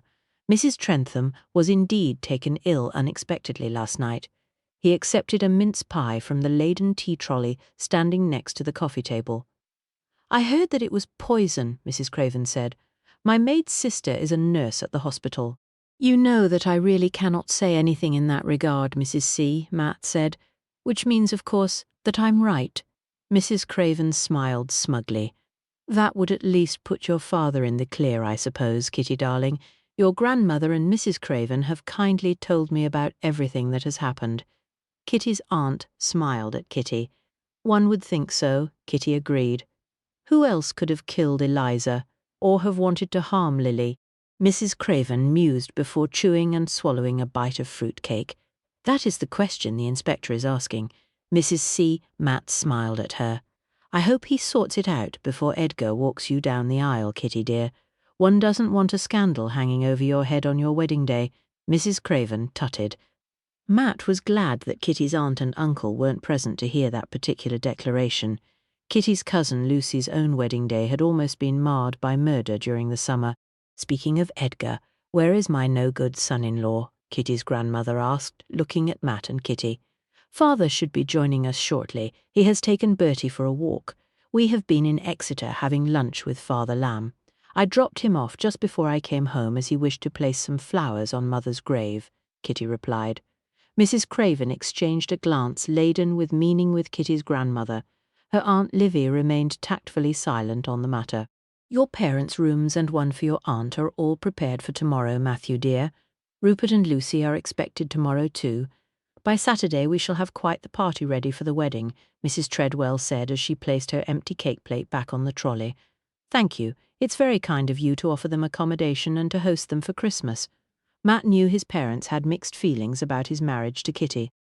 They were old friends of her grandmother, but disliked Kitty's modern attitude and her youth. Then again, they had not approved of Edith, his first wife, either. Conversation continued about the wedding and the final dress fittings planned for the next day for both Kitty and Lucy as her matron of honour. Matt saw Kitty taking surreptitious peeps at the time on the clock on the mantelpiece. He guessed she was wondering where her father could have gone.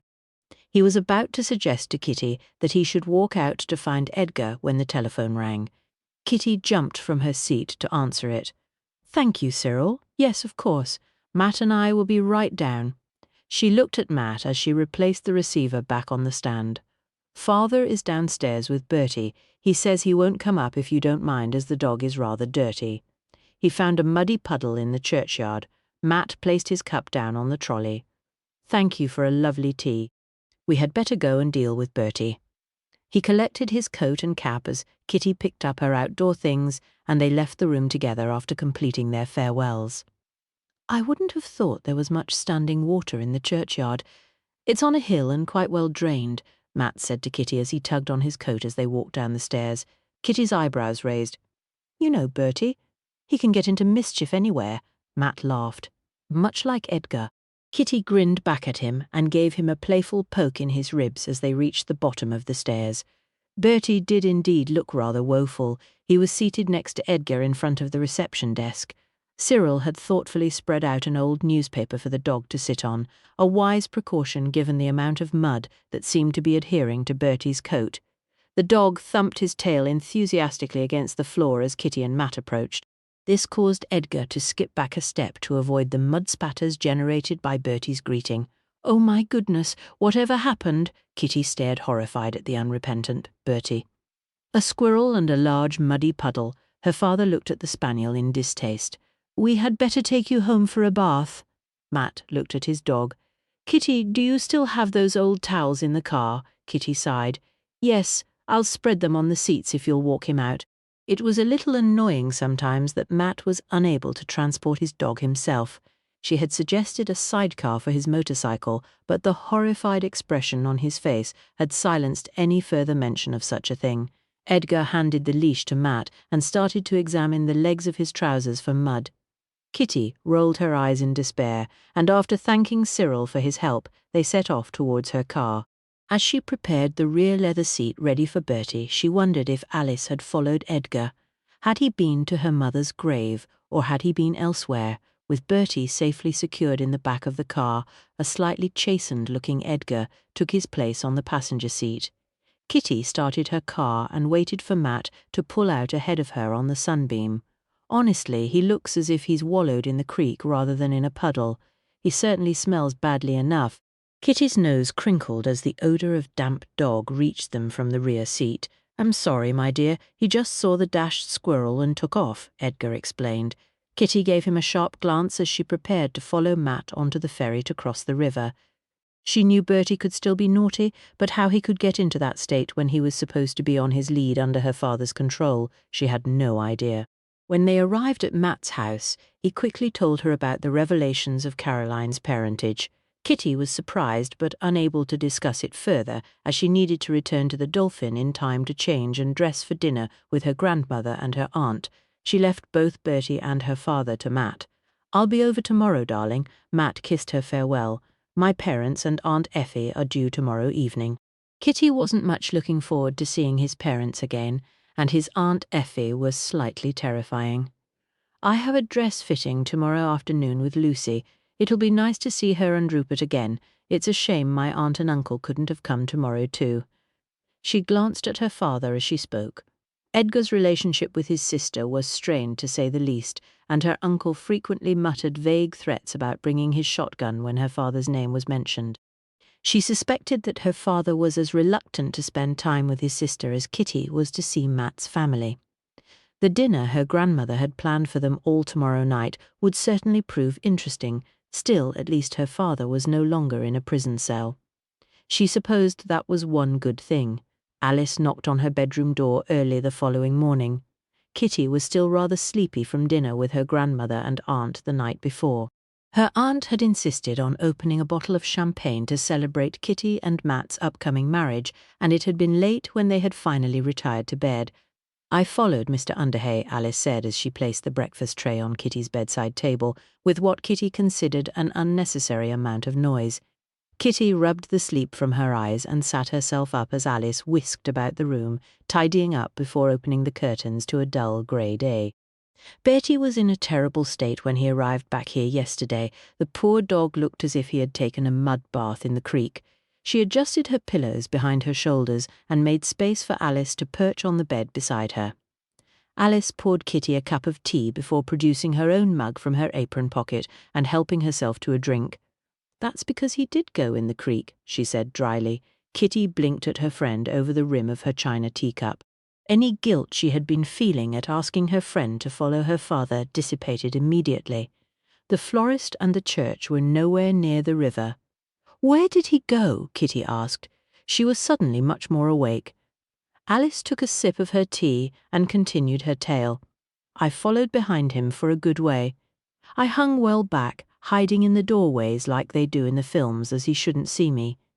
He did go to the florist first on the way and bought some red roses. Then he went to the church and put them on the grave." Kitty frowned. So far, so good. At least he told me the truth about that part. Well, I were going to just go home then, as I thought, as he would go straight back to the Dolphin, only Alice took another sip of her drink. Where did he go?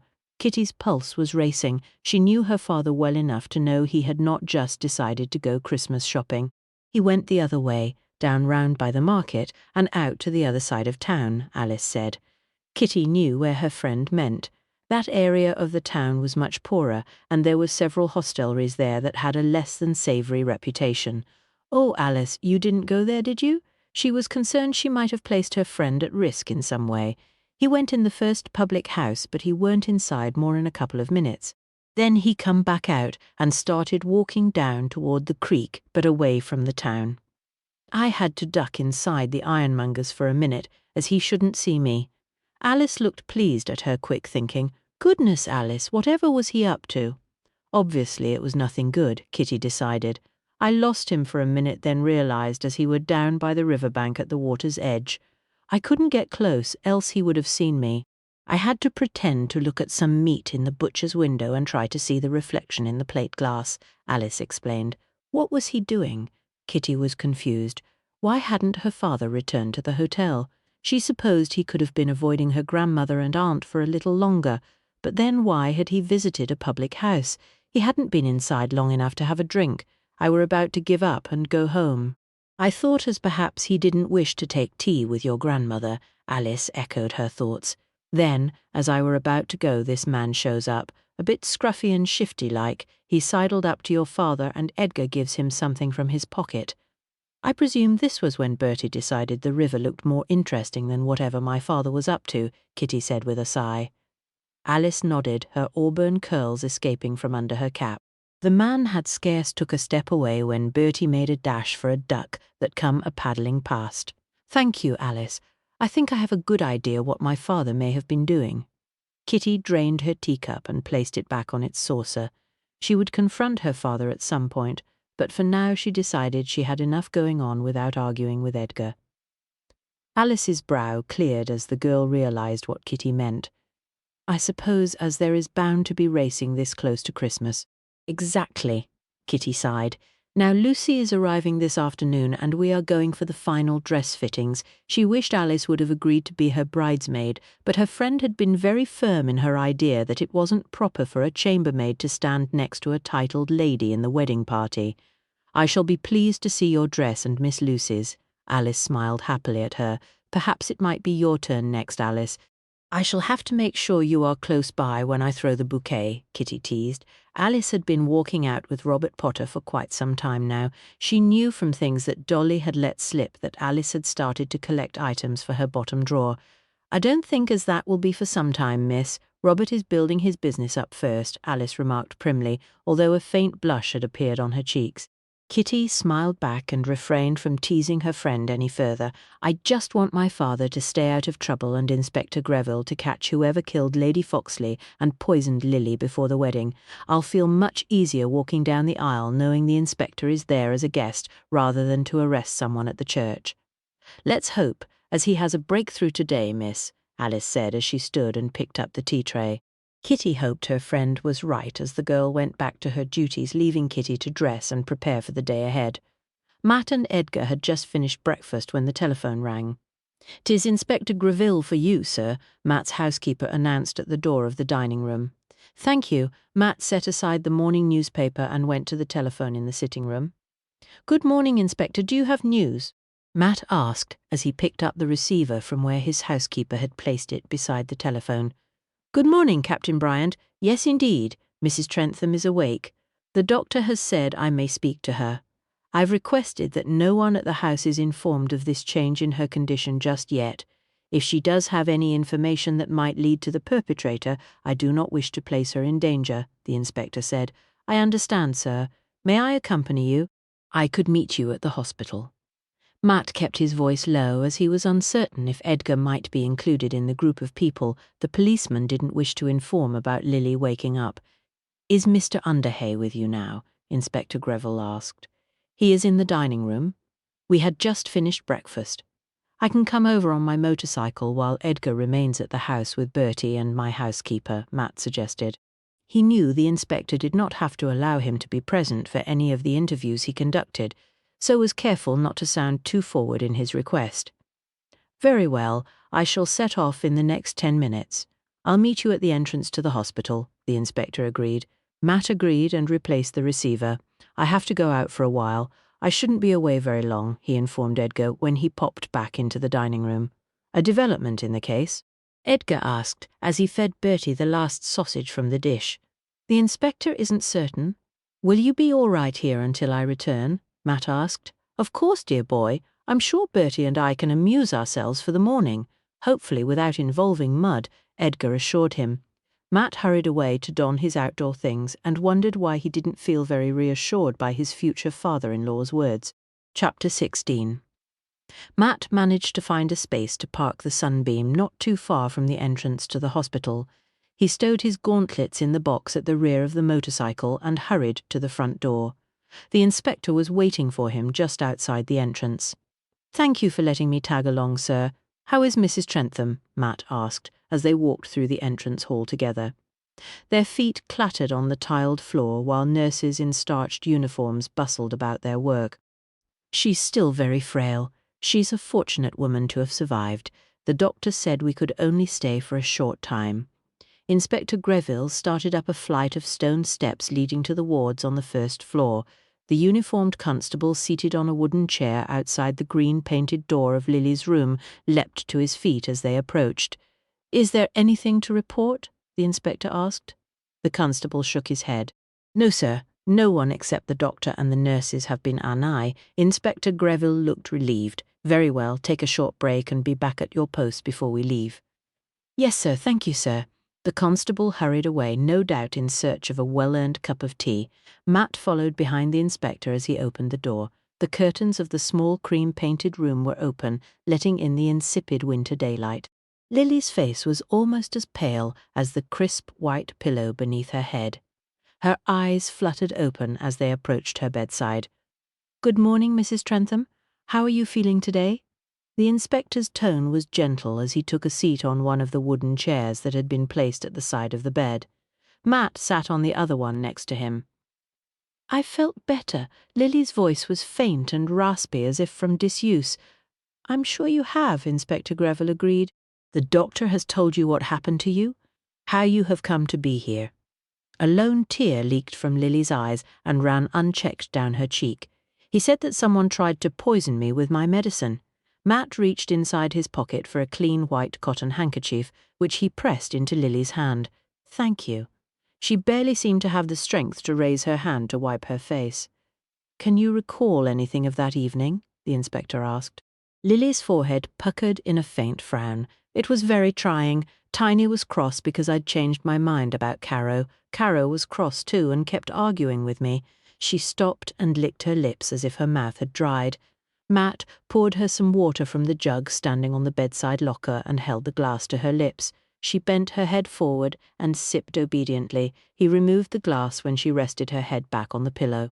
"You told Miss Morrow and Caroline that you had decided to send Caroline abroad after all?" Inspector Greville asked. Lily made a slight movement of her head to indicate this was correct. "Did you see anything of Sir Stamford during the evening?" the inspector asked. "Yes, he seemed jumpy. I can't explain. On edge about something. I think he had argued with Peters." Lily's frown deepened as she tried to recall. "Mrs. Trentham, did you argue with anyone yourself in your room before you took your medication?" the inspector asked, and Matt guessed he was keen to see if Sir Stamford had been correct about what he thought he had heard. "Tiny came to see me while I was preparing for bed. She wanted to plead Caro's cause again for staying. I suppose it was an argument." Lily's eyelids fluttered shut. Matt looked at the inspector. He hoped they hadn't exhausted Lily too much.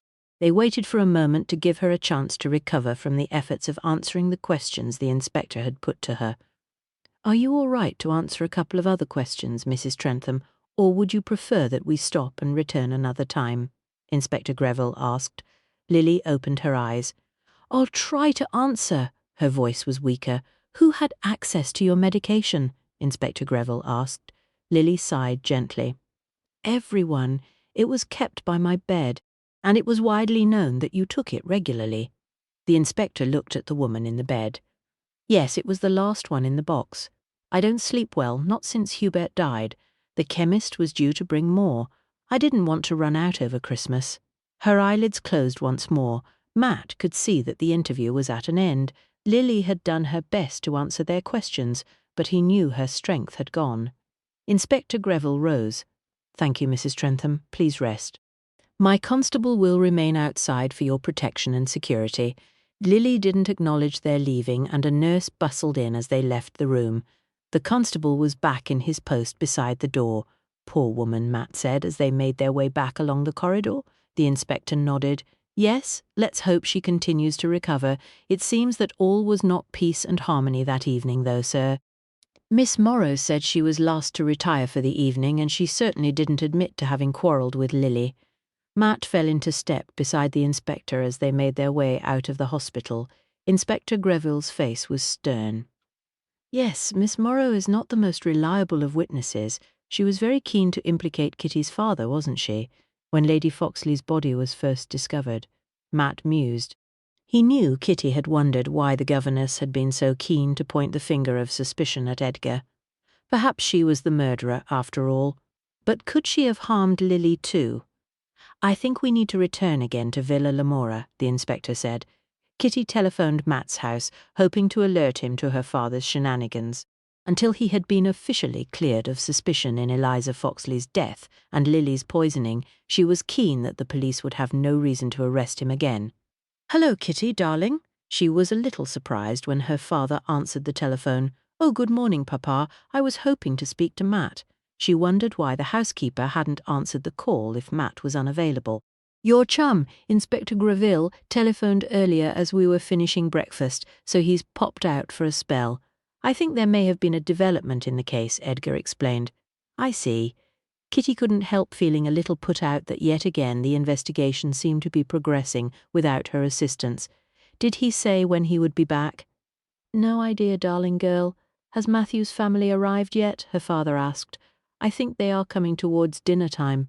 Lucy and Rupert are due any moment now, though, as I have an appointment at the dressmaker's later." Kitty glanced at the time on the clock in her grandmother's salon. "Jolly good. Give them my regards, and I expect we shall see you all this evening when Matthew returns," her father said. Kitty replaced the receiver, feeling rather dissatisfied with the outcome of her call. Much as she was longing to see Lucy again, the excitement about the wedding and the final fitting for her dress, it all was overshadowed a little by the ongoing investigation and her frustration at not being able to take a more active role. A couple of hours or so later, she found herself confiding everything to Lucy as she drove them into Torquay to Mademoiselle Desmond's shop. Her cousin listened attentively, her eyes wide as Kitty outlined what had happened to Lady Foxley and her sister. "Oh dear, Kitty, how awful, and poor Uncle Edgar," Lucy said as she exited from the passenger seat of Kitty's car outside the shop. "Poor Uncle Edgar has been up to his old tricks again." Kitty told her cousin about what Alice had seen when she had followed him the previous day.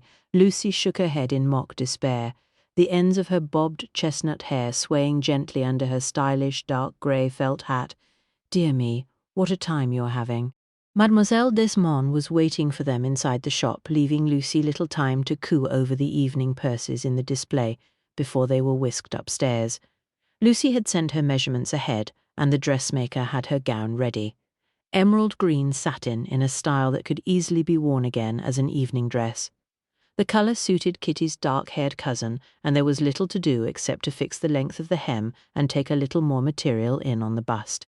"I do love this colour, Kitty. It's so perfect for a Christmas wedding," Lucy said as she examined her appearance in the dressmaker's mirror.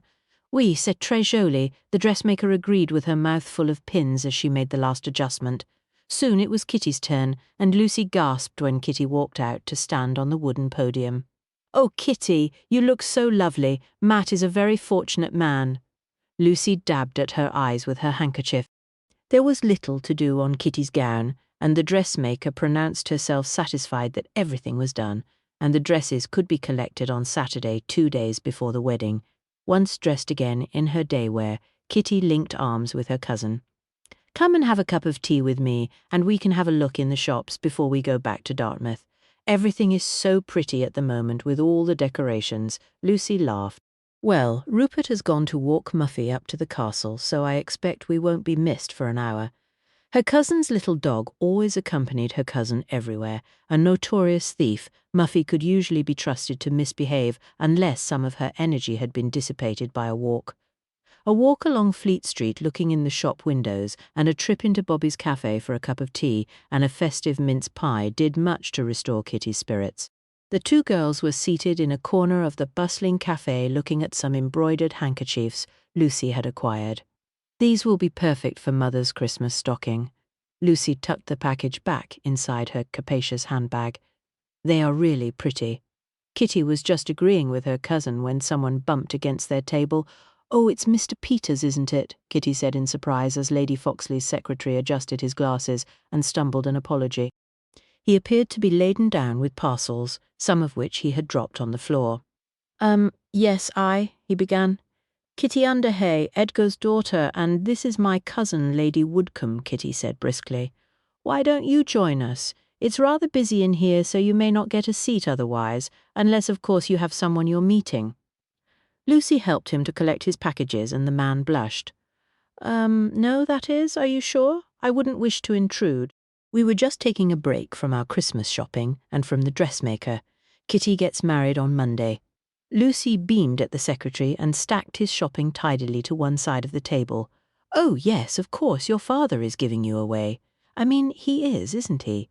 The police and everything. Peters ground to a halt as the harassed-looking waitress returned to their table in response to Lucy's summons.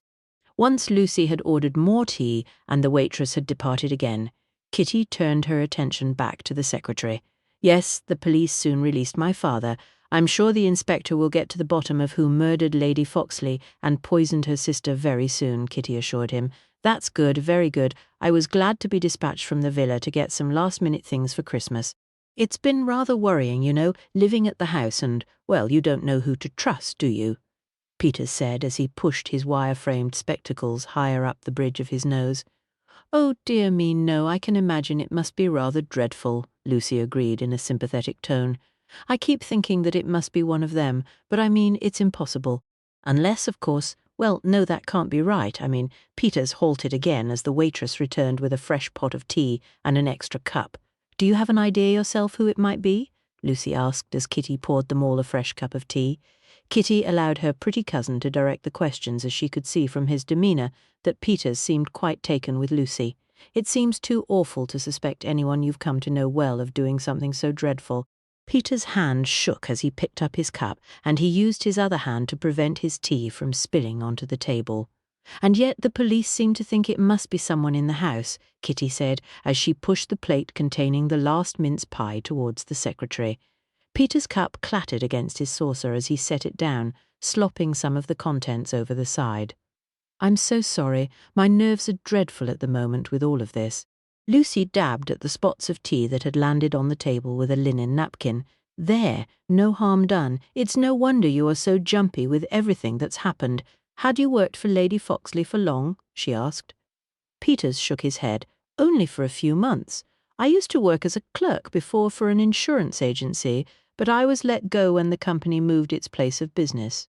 I saw an advertisement in the newspaper for the position with Lady Foxley, and it offered the opportunity to travel." He paused and sighed.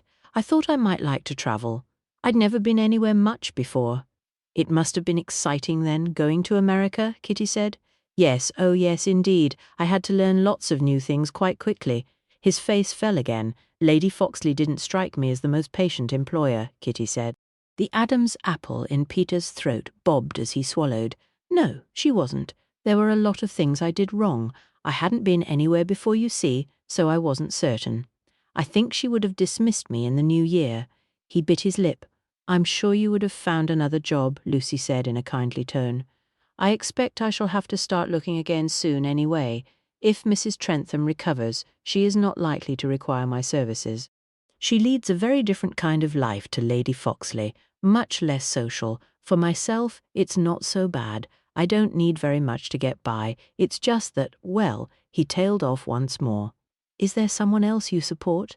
Lucy asked, her gaze meeting Kitty's across the table. Peters nodded miserably. I have a younger sister. She lives with an old aunt of ours. We lost our parents a few years ago. My aunt is unwell, and Louisa will be homeless if anything happens. I was trying to save enough so we could rent somewhere together. Kitty felt quite sorry for the man. It sounded as if fate had dealt him quite a hard hand in life. You never know, Mrs. Trentham may need to retain you. She will have to take on a lot of her sister's responsibilities, Lucy remarked as she sipped her tea. Peters brightened. Perhaps. I wish we knew who was responsible for the murder, Kitty mused. You must have some suspicions on the matter. Lucy looked at Peters, her eyes wide as she returned to her earlier question. The man fidgeted, and the colour in his cheeks deepened under Lucy's bright-eyed gaze. I don't really know. It seems impossible. Miss Morrow has always been all right with me, although she is quite controlling about household matters. She sent me out to complete these errands. He gestured towards the pile of packages. She liked to tell Mrs. Trentham what to do. Lady Foxley, however, was another matter. She used to poke fun at her. Caroline is just a kid. She surely wouldn't have wished to harm her mother or her aunt, although, Lucy asked. They kept arguing about her going away to this finishing school abroad. Caro does like to sneak around too. She likes to find things out and then get people into trouble. His cheeks were crimson now. She told her aunt of your mistakes? Kitty guessed. The man gave a miserable nod of confirmation. Then there's Sir Stanford. I used to work for an insurance company, and although I had a very lowly position, you learn things. He looked at Kitty. Of course, she agreed. Well, it was some of the papers that I saw, the investments. Well, they seemed a bit risky to me, not that it was any of my business. I was only employed to manage her social calendar and correspondence. She managed her financial matters herself. Lady Foxley argued with him about it, though, and she was demanding that he go through everything and explain it all to her. Peters picked up his cup once more and drank the remaining tea quickly, as if worried he might spill more if he held the cup for too long.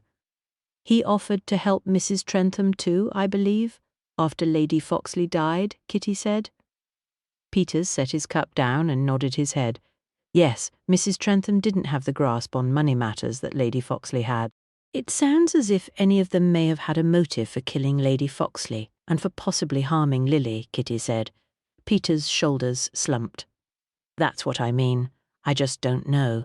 Lucy glanced at her watch. Heavens, Kitty, we really should get going. Rupert will think I have bought all of Torquay.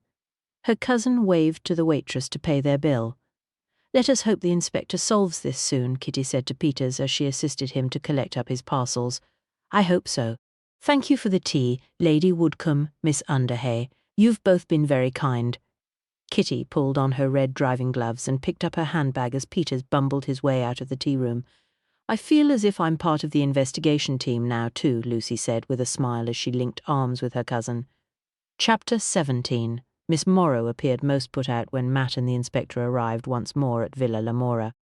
Inspector Greville had driven the black police motor car, and Matt had followed on his sunbeam. The bell had hardly finished ringing before Miss Morrow was on the step. She had opened the front door to them herself. There was no sign of the butler or the maidservant. Back again, Inspector. Captain Bryant, she scowled at them and gave Matt a deeply distrusting look. I hope you have news for us. She stood aside and grudgingly permitted them to enter the hall. Indeed, Miss Morrow. We have just come from the hospital where we have been speaking to Mrs. Trentham. I'm sure you will be very happy to hear she is slowly starting to recover, Inspector Greville said, as he handed his coat and hat to the rather harassed-looking young maid who had suddenly appeared from a side room. Oh, I see. Well, yes, that is good news. Miss Morrow looked flustered by this unexpected turn of events. There was a clatter of feet on the stairs, and Caroline came into view. Did I hear you say that Mother was better? Is she speaking? May we go and see her? Can she come home? The girl asked, as she hurried breathlessly into the hall. She is not to have visitors just yet. She is still very weak, but yes, she was able to answer our questions. Inspector Greville gave the governess a meaningful look. Caroline danced a little jig around the hall. Tiny, that is such good news. Mother may be home for Christmas. Tiny placed a heavy hand on her charge's shoulder, halting her mid-twirl. That's as maybe. It all depends on how well she recovers. If she does come home, she'll need peace and quiet, not your playing the radio or the gramophone and chattering away 90 to the dozen. Caroline looked completely unchastened by her governess' remarks. I'm sure Mummy will be fine. It is Christmas after all. She skipped away along the hall, humming a Christmas carol to herself. That girl will be the death of me. Tiny shook her head. May we take a moment of your time, Miss Morrow? After speaking to Mrs. Trentham, there are a few things I should like to clear up. The inspector opened the door to Lady Foxley's study as he spoke. To Matt's surprise, the room was already occupied. Sir Stanford was seated at Lady Foxley's desk and the top 2 drawers were open. Sir Stanford, were you looking for something? Miss Morrow placed her hands on her hips and glared at the man behind the desk. I was in need of some stamps. Last-minute correspondence, you know. Sir Stanford pushed the drawers shut and quickly got to his feet. I wasn't aware we were expecting you again so soon, Inspector. Mrs. Trentham is recovering. These gentlemen have just come from interviewing her at the hospital. Tiny glowered at Sir Stanford. Matt decided that he would not wish to cross Miss Morrow if he were one of her charges. Sir Stanford, however, seemed impervious to Miss Morrow's ire and sauntered towards the door where they were all standing. Oh, that's excellent news. Caroline will be delighted to have her mother home for Christmas. After we have spoken to Miss Morrow, perhaps we might come and find you again, sir, Inspector Greville remarked as Sir Stanford eased past them to head towards the drawing-room. Oh, yes. Yes, of course, Sir Stanford said and hastened his steps along the hall. Blooming cheek of that man. Stamps, indeed. Snooping, that's what he was doing. Tiny huffed as Sir Stanford disappeared, and the sound of the radio escaped along the hallway from the sitting-room. Inspector Greville held open the study door and gestured towards the freshly vacated room. Now then, a quick chat, Miss Morrow, if you wouldn't mind. Tiny marched into the room and took up a stance in front of the fireplace. Matt slipped into the study behind the inspector and quietly closed the door. Perhaps you would like to get straight to the point, Inspector. I'm a busy woman with Lily being in hospital and all the things that need done for Christmas. The inspector nodded. Very well, Miss Morrow. You told us that you knew nothing of an argument that Sir Stanford thought he had heard on the evening Mrs. Trentham was poisoned.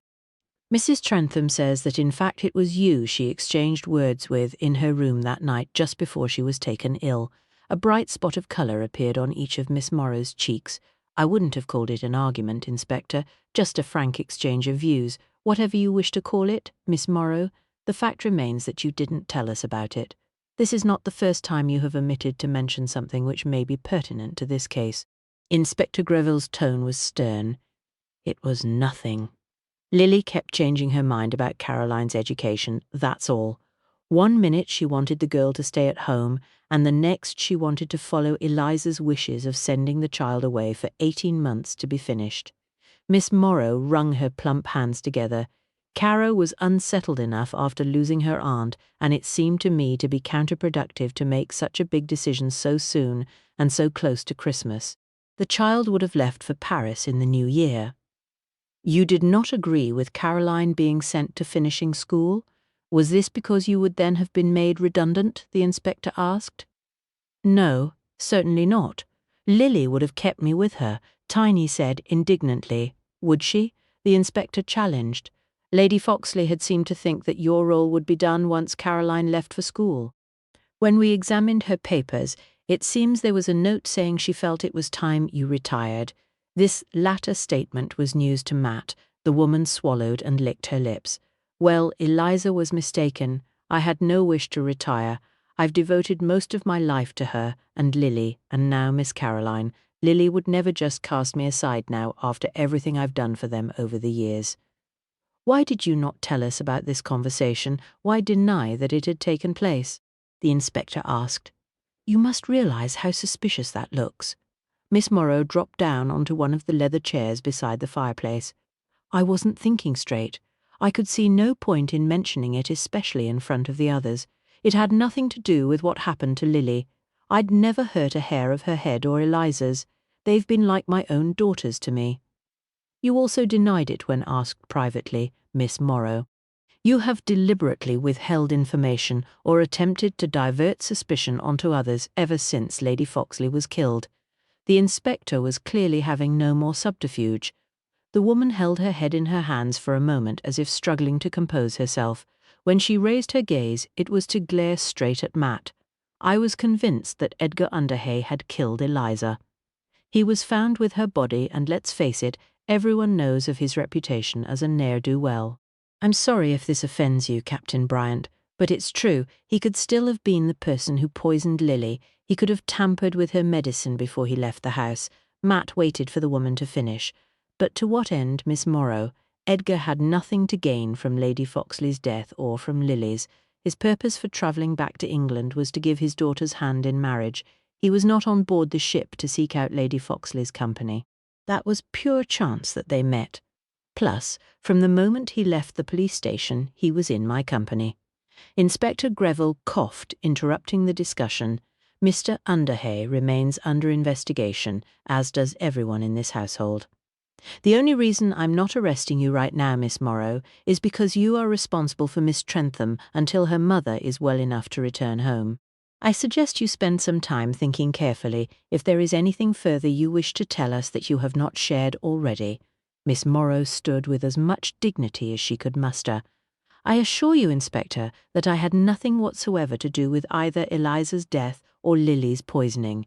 Perhaps you could ask Sir Stanford to call in when you return to the drawing-room, the inspector suggested, dismissing her. Miss Morrow departed with a final glare at Matt. Before anything more could be said between Matt and the inspector, there was a tap at the door, and Sir Stanford appeared. Miss Morrow said you were looking for me. Please have a seat, sir. This will only take a moment. Inspector Greville gestured towards the seat so recently occupied by Miss Morrow. Once Sir Stanford was seated, the inspector started his questions. We managed to speak to Mrs. Trentham this morning, and she has clarified the discussion you overheard on the night she was taken ill. I presume it was Miss Morrow, judging by her expression when she said you wished to see me, sir, Stanford remarked with a satisfied air. Mrs. Trentham also informed us that you had appeared somewhat out of sorts that evening. She thought perhaps you had argued with Mr. Peters, Lady Foxley's secretary. The inspector neither confirmed or denied that it had been Miss Morrow who Sir Stanford had heard in Lily's room. Sir Stanford took his silver cigarette case from his pocket and offered it to the inspector and to Matt before selecting a cigarette himself and lighting it after the other men had declined his offer. Peters had been snooping in Eliza's private papers. He was engaged as her social secretary and to run Eliza's errands for her. He had no call to concern himself with any of either her or Lily's financial affairs. He took a pull on his cigarette and exhaled a thin stream of smoke into the air in front of him. And you informed him of this? Inspector Greville asked. Quite right, I did. I told him to mind his own business. I reminded him that he was only still in the house at the moment thanks to Lily's goodwill. Eliza had been on the verge of dismissing him, I'm certain. Sir Stanford peered at the inspector through the growing haze of cigarette smoke. How did Mr. Peters take your advice? The inspector's tone was mild. Sir Stanford shrugged and tapped the ash from the end of his cigarette into a large crystal ashtray on the coffee table. About as well as you might expect. He accused me of not looking after Lady Foxley's best interests and said he intended to speak to Lily about it. And were you always acting in Lady Foxley's best financial interests? The inspector's moustache twitched slightly. Sir Stanford leaned forward in his seat and extinguished his cigarette. I say, what are you implying? The inspector took out his notebook and leafed through it. Lady Foxley's financial investment portfolio has been examined by several experts. There seem to have been several very curious purchases and sales of certain shares. The money in the accounts also doesn't quite balance. Matt guessed that Mr. Hemmings had been among the experts called upon to examine the documents. Sir Stanford had turned puce during the course of the inspector's words. He started forward in his seat as if eager to physically stand and object to what he was hearing. That's rubbish. Those accounts are perfectly in order. Eliza made many transactions herself. Inspector Greville regarded him coldly. On the surface, the books all seemed to be in perfect order. It's only when a closer look has been taken that the irregularities become clear. I believe Lady Foxley had her suspicions about the way you were conducting her affairs. I have raised this as a possibility with you before, sir, and you denied it. Now it seems Peters too was suspicious and intended to bring his concerns to Mrs. Trentham's attention. Sir Stanford gaped at the inspector for a moment before closing his mouth with a snap. "I think I would prefer not to say anything further, Inspector, at least not without the benefit of my solicitor being present. These are very serious accusations. Indeed, they are, sir, and they also provide you with a possible motive for killing Lady Foxley and for harming Mrs. Trentham," the inspector said. Sir Stanford stood and raised himself to his full height, a cold expression on his face. "I think this interview is concluded. Good day, Inspector Greville, Captain Bryant." The study door banged shut behind him. Well, that was quite interesting. Matt leaned back in his seat and looked at the inspector. "What now, sir?" When Kitty and Lucy returned to the Dolphin Hotel, they discovered that Rupert and Muffy had indeed already returned from their walk to the castle and were waiting for them in the lobby. "Hello, Kitty. You look jolly pretty today. Looking forward to Monday," Rupert asked as he kissed her cheek in greeting, while Muffy sniffed about her ankles. "Yes, the dresses look super. We are to collect them on Saturday." Kitty blushed at Rupert's compliment, and her cousin merely smiled and shook her head at her husband's nonsense. "We stopped off in town for some shopping and tea," Lucy said, as the group made their way along the corridor to a small private residence lounge that had been made available for all of the family and guests who were staying to attend the wedding. "Of course," Rupert said as Lucy and Kitty took off their coats and gloves before sitting on the comfortable velvet-covered sofa near the fireplace. "Although from the way you said it, Lucy darling, I take it that something else occurred whilst you were out." He smiled at his wife. Lucy and Kitty told him of the events surrounding Lady Foxley's murder and Kitty's father's arrest. The smile disappeared from Rupert's face, and his demeanour became more serious when he heard of Lily's poisoning. "And is the inspector certain that he has cleared your father of any wrongdoing? It would be too awful if something happened to upset your wedding." He looked at Lucy. Ours was eventful enough. A shiver danced along Kitty's spine as she recalled the unfortunate death of Rupert's best man hours after the ceremony. "Obviously, until the real culprit is caught, then everyone at the house will be under the same cloud of suspicion. But Father was with Matt when Lily's medicine was tampered with, or at least when she took the medication." Kitty realized that it was still possible that her father could be suspected of leaving the contaminated cachet beside Lily's bed and ensuring that he had an alibi for when she consumed it. "Anyway, while we were taking tea at Bobby's Cafe, a Mr. Peters came by, Lady Foxley's secretary." Lucy's eyes sparkled as she told her husband what they had learned. When she had completed her tale, Rupert looked at his wife. "So now you two are part of Kitty's detective team." Lucy giggled and swatted his arm. "Of course. I'm not sure your mother will take the news of Father's involvement in the case as lightly as you," Kitty remarked. Lucy's pretty face sobered. "No, I don't suppose she will, or my father for that matter. Uncle Edgar is not his favourite person at the best of times. It may be better if we do not mention it unless we have to." "I agree it is only Wednesday, so the inspector has time to make a proper arrest of the real culprit before the wedding," Rupert said. "There is one more small matter."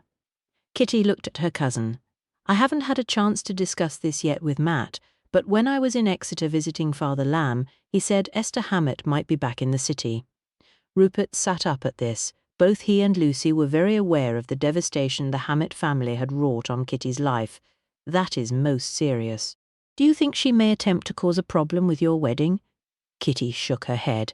"I think it unlikely. She has a great deal to lose if she is caught. The police finally have enough evidence to charge her with various offences, I believe. That's why she has been gone for so many weeks.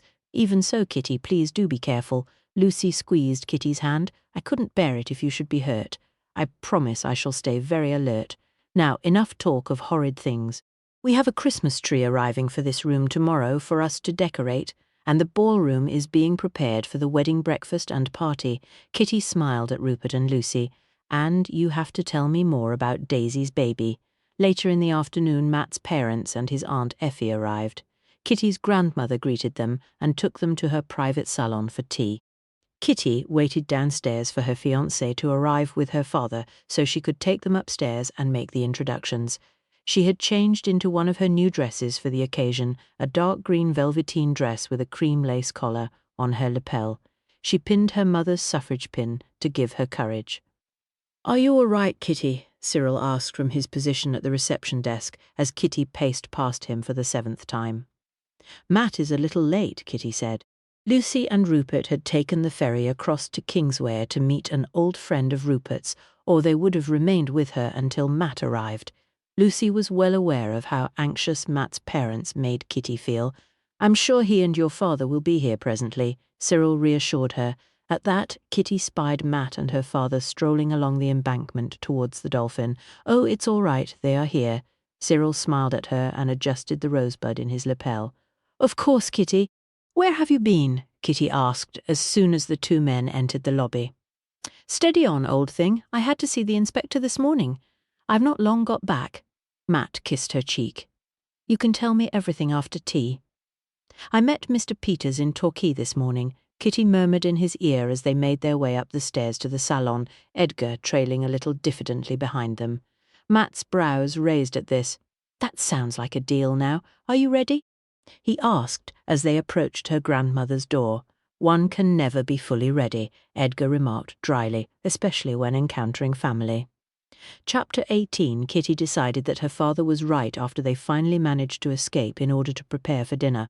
A couple of hours of her grandmother glaring at her father with her Aunt Livy attempting to mediate and Matt's mother wittering on about the advisability of a goose for Christmas dinner and how she personally considered it a little unwise to get married so close to Christmas, had Kitty considered the advisability of continuing to work at the hotel after the marriage. Her future father-in-law had lectured Matt on his choice of career, and his Aunt Effie had been gossiping away with her Aunt Livy as if they were old chums.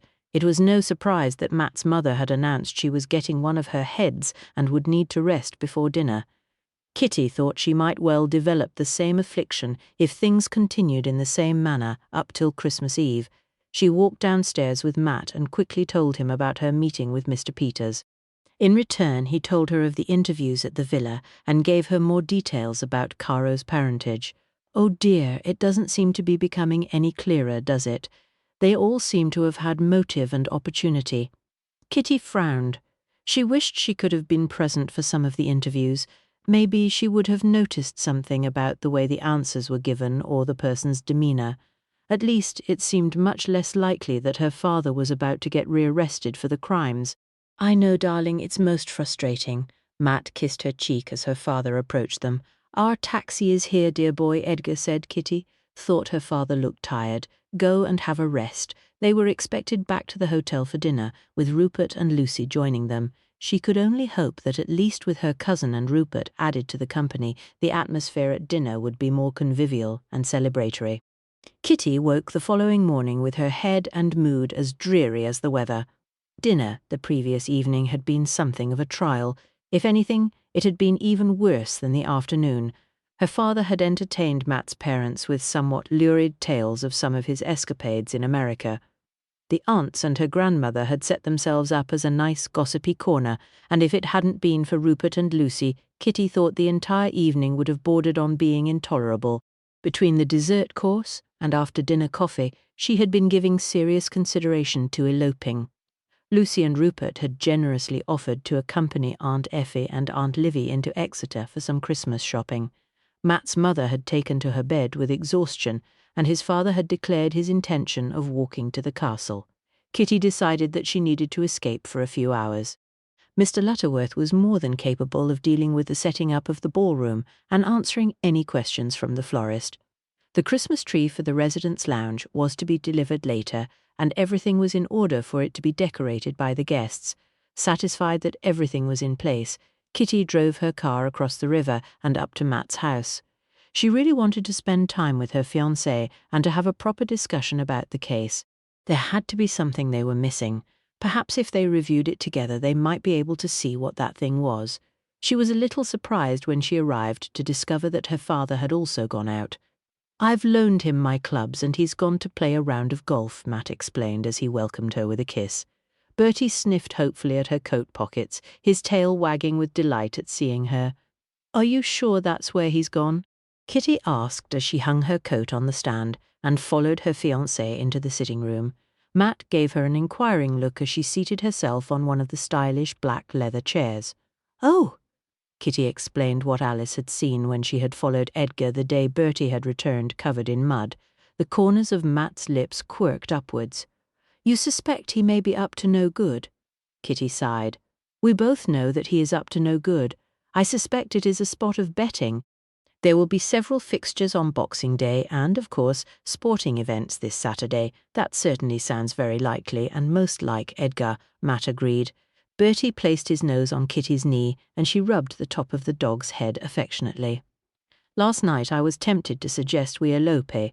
I really did not envisage how stressful this whole wedding caper would become. In my mind I had envisaged a cosy family Christmas with lots of jollity and fun," she said dolefully. Bertie sighed as if agreeing with her. Matt laughed. "It's only for a few more days, old thing, and it's making your grandmother happy since your parents eloped and she didn't get to see your mother walk down the aisle. I suppose it's the same in a way for your parents since you told them about your wedding to Edith after the event." She looked at her fiancé. "That is very true. I do think Mother is looking forward to it, despite all of her complaints." The dimple flashed in his cheek as he smiled at her. The black Bakelite telephone on the side table rang, interrupting their conversation, and Matt picked up the receiver. "Inspector Greville, good morning. Yes, I see. A most alarming development. Kitty and I will be right over." Matt replaced the receiver. "Has something happened?" Kitty could see Matt was concerned. "Is it Lily?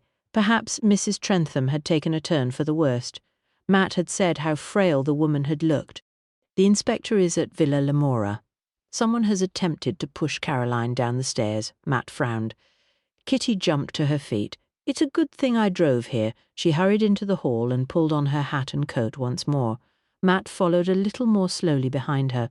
"I don't like this at all, Kitty. First Lady Foxley, then Mrs. Trentham, and now Caroline, who could be holding such a grudge against the family."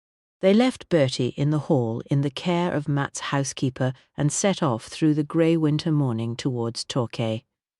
"What exactly did Inspector Greville say?" Kitty asked as she drove along the coast road. "Is Caroline badly hurt? Did she see who pushed her? Was she definitely pushed?" Questions tumbled from her lips as they drew nearer to the house. The inspector didn't say very much. Merely that someone had made an attempt on Caroline's life this morning by pushing her down the stairs. Matt replied as Kitty turned into the drive of the villa. "Dr. Carter is here. I hope Caroline hasn't worsened, or surely the neighbouring doctor would have been called." Kitty parked beside the doctor's sleek, dark blue, sporty car.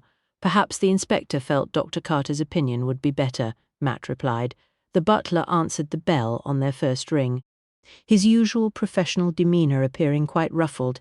"The inspector is in the drawing-room, sir, miss." He took their coats, and they hurried along the hall to the large, comfortable room at the rear of the house. They entered to a scene of chaos. Caroline was lying on the sofa with Dr. Carter bent over her, shining a light into her eyes. Miss Morrow was sobbing noisily on a nearby armchair. Sir Stanford was pacing about in front of the French windows, while the inspector appeared to be attempting to talk to Philip Peters. "Goodness me," Kitty murmured to Matt. Dr. Carter straightened up as they walked further into the room. "Captain Bryant, Miss Underhay, good morning." "Good morning. Is Caroline all right?" The inspector said she had taken a tumble down the stairs. Kitty's inquiry provoked a fresh outburst of noisy sobbing from Miss Morrow. "It's my fault. I should have protected her, the poor lamb." Tiny blew her nose noisily into her handkerchief. "Miss Trentham will have a few bruises, but no serious injury, I'm pleased to say." He gave the wan-looking girl on the couch a reassuring smile. "A day or so resting quietly, and she will be as right as rain." "Thank you, Doctor," Caroline said. "What happened?" Kitty asked as she perched herself on a stool at Caroline's side. The girl frowned. "I'm really not certain. I had gone back to my room to collect my books. Tiny wished me to practice my French work despite it being almost Christmas. Then, as I started to go back down, I felt someone shove me hard in the small of my back. I lost my balance and tumbled down the first flight of stairs." "Did you see who pushed you?" Kitty asked. She guessed the girl probably hadn't, or the inspector would surely have arrested them by now. Caroline licked her lips. "No, I didn't see anyone. The first thing I knew was when someone shoved me. I made quite a noise as I fell. My arms and legs banged against the balustrade, and I think I screamed. Everyone came running. That would account for the bumps," Dr. Carter said as he closed his medical bag. Was everyone upstairs at the time? Kitty asked. I was in my room dealing with some correspondence. Sir Stanford stopped his marching to whirl around and join the conversation. I had gone to my room to fetch more mending. Caroline is very hard on the heels of her stockings, Miss Morrow said. Kitty looked at Mr. Peters, who was seated with the inspector. I, too, was upstairs. I had forgotten to put the spare stamps I got the other day in the study, and there were some last-minute Christmas cards that Miss Morrow wished me to post on Mrs. Trentham's behalf, Peters said. Well, fortunately, there was no serious harm done, Miss Trentham, Dr. Carter remarked. I must be off. Lots to do this time of year. Mrs. Carter and I shall see you two at the church on Monday, Miss Underhay, Captain Bryant. He beamed at Kitty and Matt, and with a nod of farewell to the inspector, took his leave. You were very lucky not to have been seriously hurt, Kitty said to Caroline. Miss Morrow sniffed loudly. It's not safe here. Not safe at all. Who could have done this? She looked around the room at Peters and Sir Stanford. That is what I wish to find out, Miss Morrow, the inspector said. Who was first to find Miss Trentham? I believe one of the maids was there first, Tiny said, a frown creasing her forehead. She had been cleaning one of the bathrooms, and she was just ahead of me on the landing. You were there when I arrived, Sir Stanford looked at Tiny. I think I was last to get there. My room is furthest away, Peters added. Does that seem right to you, Caroline? Kitty asked. I think so. I banged my head when I fell, so I may have blacked out for a moment or two. When I opened my eyes, everyone was standing around me, and the maid was screaming for Mr. Hedges, the butler. And you were quite certain you felt someone push you? Inspector Greville asked. Of course, if she said someone pushed her, they pushed her, Miss Morrow said in a sharp tone. Miss Trentham? The inspector ignored the governess outburst and looked at Caroline for confirmation. It was definitely a push. It took me by surprise as I was about to step down, and it caught me off balance. I was concentrating on carrying my books. Caroline closed her eyes. She needs to go to her room to get some rest, Miss Morrow declared. She rose and pulled the embroidered bell pull beside the fireplace to summon the servants. Within minutes, Caroline was supported by the butler and the chauffeur upstairs to her room. Inspector Greville dispatched the constable who had attended with him to follow and remain on guard outside Caroline's room. He prevented Miss Morrow from following after them. I think it may be better if you remain here, Miss Morrow, Inspector Greville said firmly as the woman went to walk out of the room. But Caro needs me. Tiny looked bewildered at his refusal to allow her to leave. I would remind you that you are as much a suspect as anyone else in this room, the inspector said. The governess sank back down onto her chair, a shocked expression on her face. Why would I wish to harm Caroline? She asked plaintively. Why would any of us wish to do so? Sir Stanford replied with a snap. It's ridiculous, and yet Miss Trentham asserts that she clearly felt someone push her down the stairs. Inspector Greville looked sternly at the group assembled in the room. And have you interviewed the servants, Inspector? We are not the only people resident in this house. Perhaps it is one of them who is responsible for all of these mishaps. Sir Stanford glared at Inspector Greville. Kitty was certain that the inspector would have considered this possibility when Lady Foxley was killed. He had no doubt revisited it once again when Lily was poisoned. She supposed a servant with a grudge could have attacked all three women, but why? I can assure you, Sir Stanford, that idea has been thoroughly explored and discounted. Many of the servants are of long standing with the family, and none have any motive to harm any member of them. Inspector Greville was firm in his explanation. Then, forgive me for asking, how are we to be protected? It seems there is someone in this house who is attempting to kill or injure the occupants. Mr. Peters shot sideways glances at Miss Morrow and Sir Stanford. Peters is correct. One of us could be the next victim. Surely it would be sensible for us to leave the house and stay elsewhere until this person is caught. Sir Stanford had recommenced his pacing, and then whichever of you is responsible could also easily make good your escape. Inspector Greville looked at Sir Stanford. Kitty guessed that with the information Matt had given her about the financial shenanigans that Sir Stanford had been involved in, an arrest might be imminent for that gentleman anyway on a different charge. For once I agree with Sir Stanford. Like Mr. Peters, I feel most unsafe, and I have to think of Caroline too. This person has made an attempt on her once, who is to say they won't try again? Miss Morrow said. My constable will remain in the household. He will be stationed beside Miss Trentham's door and will accompany her wherever she goes inside the house. Inspector Greville looked around the room. You will all remain resident here for now. The inspector rose and looked at Kitty and Matt. They followed his cue and slipped outside the room. Once they were in the hall and the inspector closed the door, they heard a hum of indignant voices immediately break out inside the drawing room. "Do you think they are safe, sir?" Kitty asked, as they made their way to collect their outdoor things from the cloakroom beside the front door. None of the servants were in sight, and they didn't bother to pull the bell to summon them. "My constable will keep watch on them all, and will report anything untoward. The butler here seems a trustworthy man, and he is monitoring the servants. There will be a lot of eyes watching their every move until I can determine who is responsible for all of this," the inspector said as he donned his overcoat, having collected it himself. Matt assisted Kitty with her coat before shrugging into his own woolen topcoat. "Do you believe her, sir, Miss Trentham? I mean, I can't think of a reason why someone would wish to harm her." Kitty had been thinking the same thought as her fiancé. "Not unless it is someone who hates the entire family so much that they wish to harm all of them." "Exactly, Miss Underhay, but I've not yet discovered any person who might have such a motive." The inspector put on his hat and rummaged in his coat pockets for his leather driving gloves. "I can't see that Caro would have a reason to lie."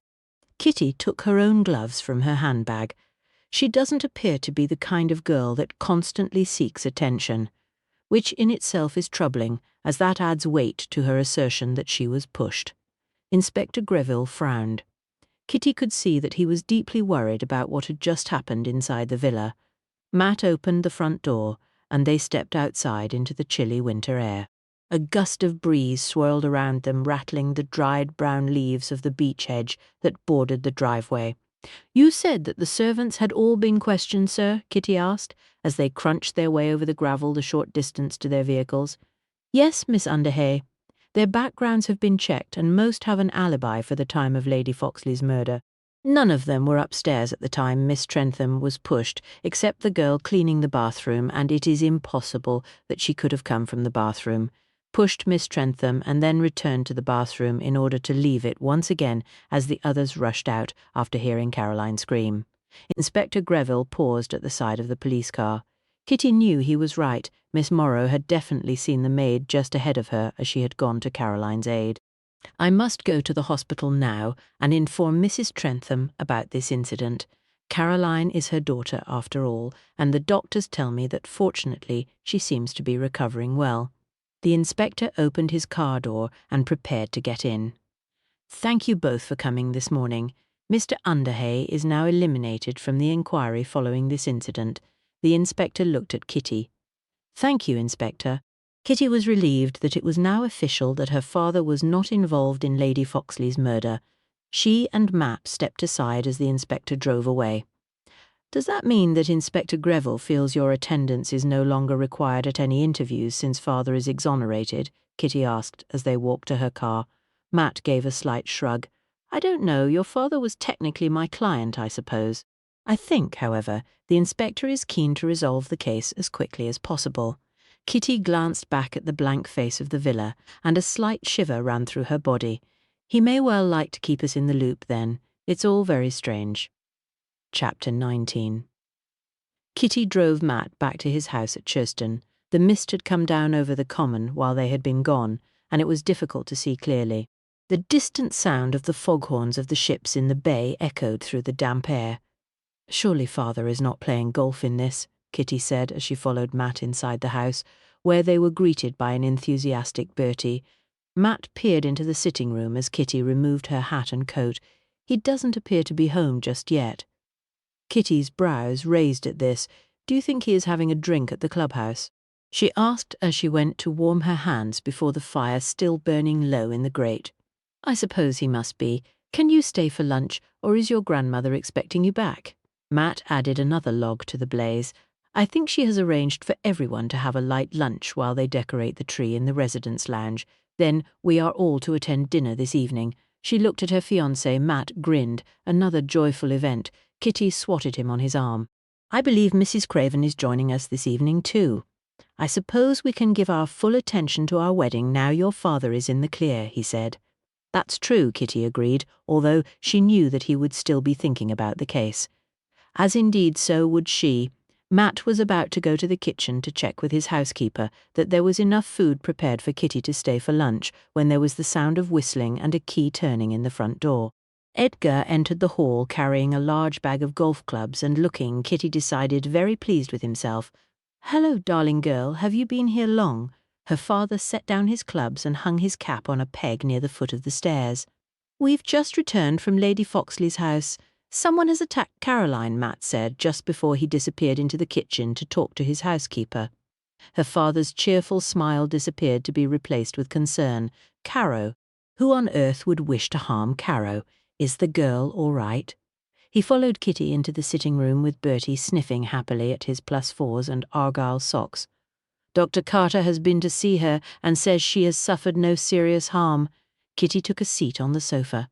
"What happened to her?" her father asked as he moved to the armchair closest to the fireplace.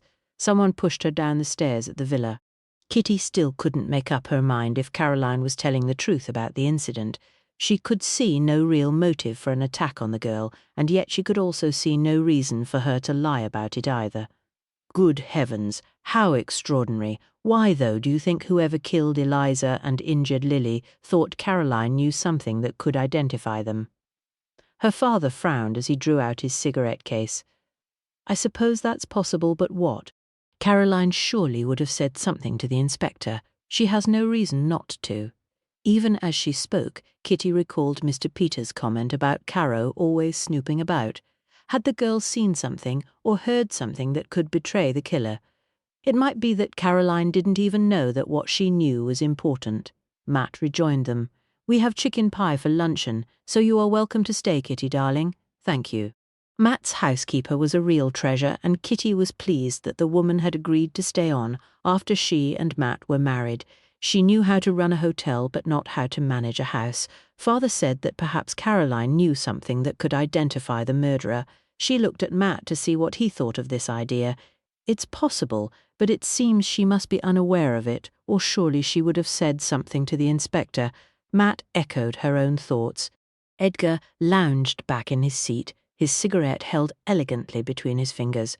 "I can't think of another reason why anyone would attack the girl. The only other possibility is someone who hates the whole family for some reason, but the inspector seems to have ruled that out," Matt agreed.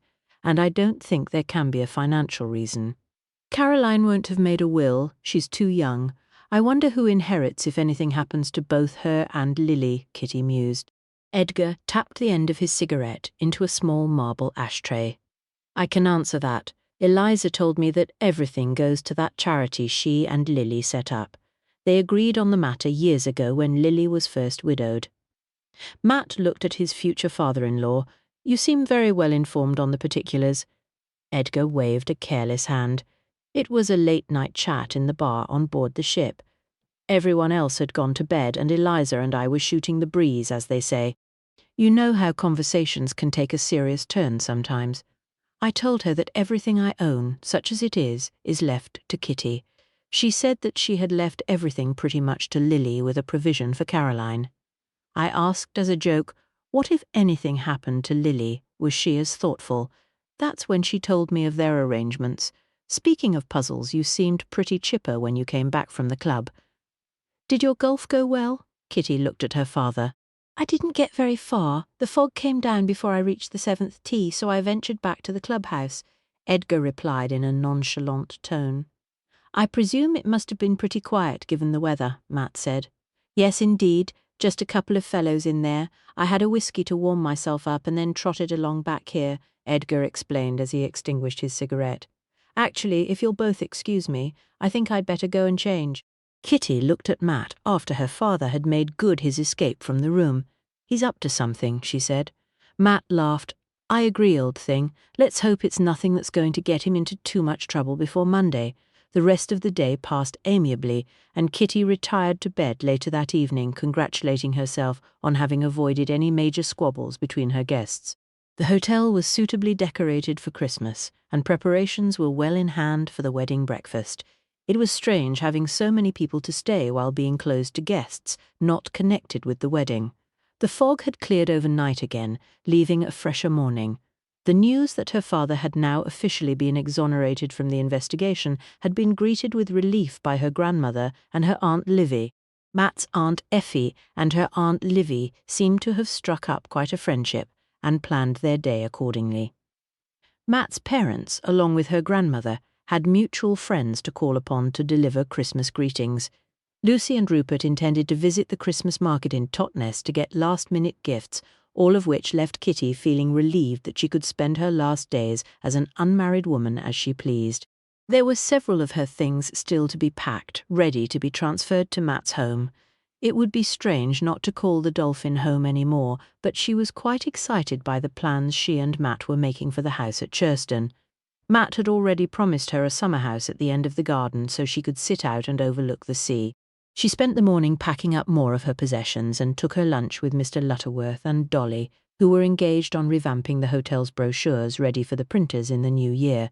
It was quite pleasant, she decided, actually having leisure time and not thinking about the hotel or murders or worrying about her father. She was on her way back to her room to sneak in a few hours reading her latest detective novel when the telephone rang at the front desk. "Hello, Dolphin Hotel, how may I help?" Kitty answered it automatically. She knew Cyril and Dolly were both busy. "Kitty, something terrible has happened to Lily Trentham." Matt's voice sounded urgently in her ear. "Lily, I thought she was recovering well. The inspector said she might even be allowed to return home today." Kitty was bewildered by this turn of events. "She's dead. Inspector Greville just telephoned from the police station. He'd not long left the hospital." Kitty gasped. "Dead? But how? I thought she was getting better, and there was a police constable on guard outside her room." Her mind raced with the possibilities. Had Lily succumbed to the effects from the earlier poisoning, or had someone made a fresh attempt to harm her? From what the inspector said, it looks as if the poisoner has struck again. Matt's voice was grave. But how? She didn't have any visitors, did she? Had someone managed to access Lily at the hospital? Matt's voice rumbled in her ear once more. It seems that she received a box of chocolates from a well-wisher, Violet Creams, her favourites. They arrived in the post with a little card. Kitty shivered as if someone was walking on her grave. "I don't suppose the card was signed. Not that I expect a murderer to attach their own name to a box of poisoned chocolates." The signature was illegible, as one might suppose, but since they were her favourite sweets and no one except her immediate family and the other occupants of Villa Lamora knew she was in the hospital, it appears that she assumed they must be from someone there. Matt's voice held a troubled note. "Oh dear, poor Caroline. First her aunt is killed, and now her mother, plus the attempt on her own life. This is a very nasty affair." Kitty wondered which of the occupants of Villa Lamora could possibly be behind all of this. Inspector Greville is very worried. He's under a great deal of pressure from the acting chief constable to make an arrest and solve the case before Christmas. "You know he has his own hopes for a promotion too," Matt said. "I take it that's why he is happy to allow us to continue with our involvement in the case. To bring about a speedy result." Kitty could see that would make sense. Matt gave a slightly grim-sounding chuckle. "I think so. The inspector is obviously investigating where the chocolates may have been acquired. The wrapping paper had been discarded, so no chance to try and find a postmark." "Oh, that's a pity." Kitty frowned as she spoke. "I presume the inspector will be returning to the house again to speak to everyone." "Yes, he has suggested we might care to meet him there." "Are you free at all to come over?" Matt asked. "Yes, of course. I'll be right there." Kitty ended the call and hurried off to collect her things before calling out to Cyril and Dolly to let them know that she was going out. Matt was ready and waiting when Kitty's little red car pulled up outside the house. Edgar and Bertie were both snoozing in front of the fire as he left. Kitty's father had been shocked and distressed by the news about Lily and had expressed his relief that he at least was no longer a resident at the house. Matt pulled his dark blue knitted scarf closer about his neck as he took his seat beside Kitty. The weather had changed from the previous day, with the sea fog having given way to a bright and crisp afternoon. Whilst the air was drier, it was also colder. "This is a shocking turn of events," Kitty said as she put her car into gear and pulled off onto the road. "I must confess I was taken completely by surprise. I hadn't anticipated that another attempt would be made on Lily while she was still at the hospital." Matt cracked the window open slightly and a stream of icy air circulated around the car. Kitty was well wrapped up in her thick winter coat, with a fur collar around her neck and a delightful dark green felt hat with a red band perched on her short blonde curls. I agree. I would have thought any further danger to Lily would have occurred after her discharge back to the house. The driveway at Villa Lamora was deserted when Kitty halted her car near the front door. Matt wound up his window. The inspector should be here shortly. He glanced at his wristwatch. At that, the sound of tyres crunching on the gravel alerted them to the arrival of the inspector in his familiar black police car. A uniformed constable was at his side as he got out of the car. Kitty and Matt went to join him at the front door of the villa. Matt could tell from the grim expression on the inspector's face that he was not looking forward to the task that lay ahead. The butler answered the door promptly. His expression was equally solemn as they entered the house, wiping their feet on the matting as they walked into the hall. "The household is gathered in the drawing-room, sir, as you requested. Miss Trentham remains in her room. One of the maids is with her," the butler informed them as he took their coats. "Are they aware of what has happened, sir?" Matt asked in a low voice as they walked towards the drawing-room. The constable who had been accompanying them headed up the elaborate dark oak staircase. The inspector shook his head. "I'm about to inform them now. My constable will inform Miss Trentham of the news about her mother." Kitty remained silent as she followed behind them into the room. A fire burned in the grate, but the air in the room was cool. Sir Stanford was seated on one side of the fireplace and Miss Morrow on the other. The secretary, Mr. Peters, was seated at a table nearby, apparently reviewing some correspondence. The Christmas cards previously displayed on the mantelpiece had been replaced by condolence cards. Matt assumed these were from those who had heard of Eliza Foxley's demise. The Christmas tree in the corner was the only indication remaining of the festive season. The occupants of the room all turned their attention to the door as they entered. Matt could see Peters had his habitually worried expression. Sir Stanford looked slightly belligerent, and Miss Morrow fretful as the inspector approached. "Good afternoon. I am afraid that I have some very sad news to impart to you all," Inspector Greville began as Kitty and Matt quietly took their seats at the back of the spacious room. "What has happened?" Peters asked the question, his eyes wide with anxiety behind the lenses of his spectacles. "I'm very sorry to have to inform you that Mrs. Lily Trentham passed away this morning." A collective shocked gasp greeted this announcement. Matt watched the group closely for any sign, however slight, that might provide a clue as to which of them was responsible. "Caroline, I must go to Caroline. Does she know? Is someone with her?" Miss Morrow rose from her seat, her round face pale and distressed. The inspector held up his hand. "Please sit back down, Miss Morrow. Miss Trentham is being told the news now.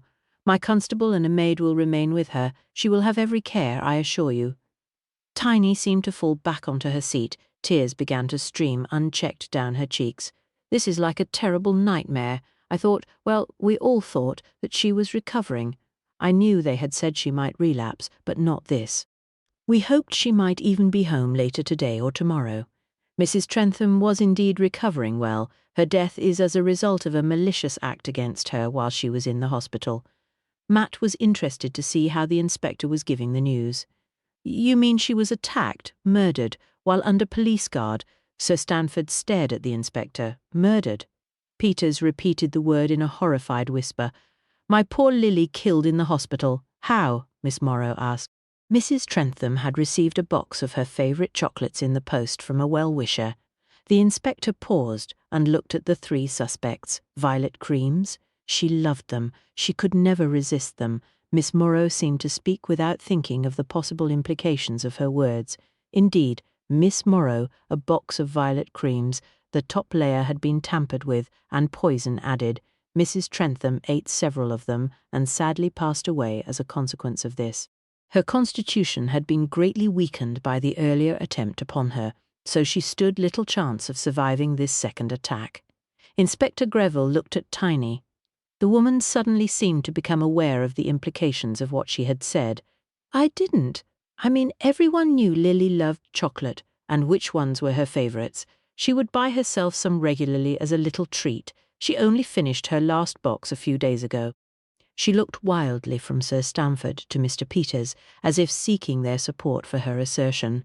Matt heard the distant ring of a telephone from the hallway. She did always have a sweet tooth, Sir Stamford agreed. Eliza used to tease her about it. The door of the room opened, and another constable entered. He came to the inspector's side and handed him a slip of paper. Matt assumed that whatever it said was of some importance, judging by the constable's flushed cheeks and the glint in his eye. He remained next to the inspector as he read the contents. "My constable has just taken a telephone call from the police station. We have received information that places one of you very much in the frame as the person who posted the chocolates to Mrs. Trentham." Inspector Greville's eyes narrowed. A log on the fire cracked and spat a shower of sparks up into the air. "Mr. Peters, you posted several parcels and letters the other day." The inspector swung around to look at the secretary. "Well, yes, I met Miss Underhay and her cousin just before I went to the post office, but none of those parcels were mine."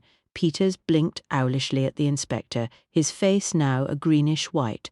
"Miss Morrow had wrapped them and gave them to me and asked me to take them." Inspector Greville nodded. "Yes, indeed. I also have more information.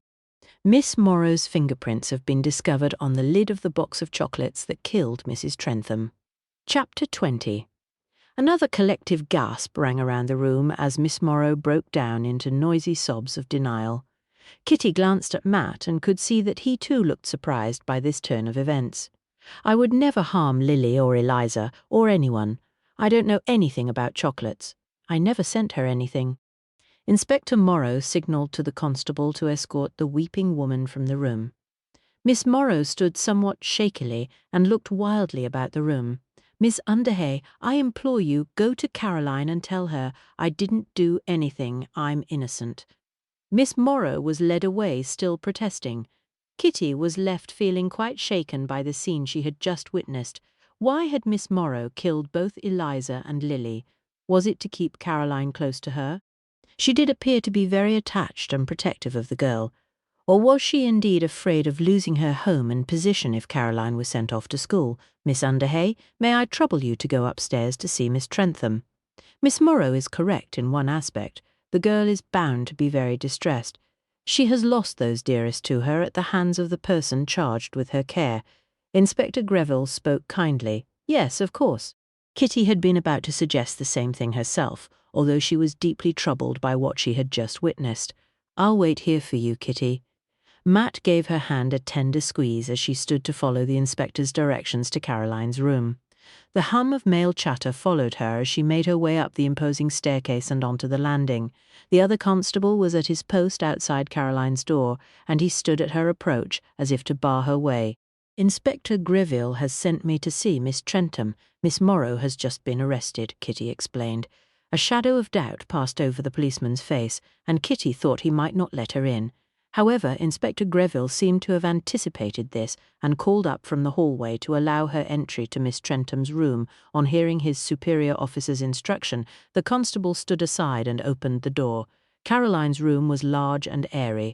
A comforting fire crackled merrily in the small black-lidded grate, and the soft furnishings were a mix of soft green and rose. Kitty could see that no expense had been spared. Caroline herself was seated on a pale green velour-covered chair beside the fire. She appeared very young and vulnerable in her navy serge pinafore and dark stockings. A detective novel lay discarded on a small rosewood side table. The maid, a young girl in a smart grey uniform with white apron, sat discreetly a little further away, a basket of mending on her lap. "Miss Underhay, has something more happened?" Caroline's eyes were red-rimmed as if she had been crying. "I'm afraid so, my dear."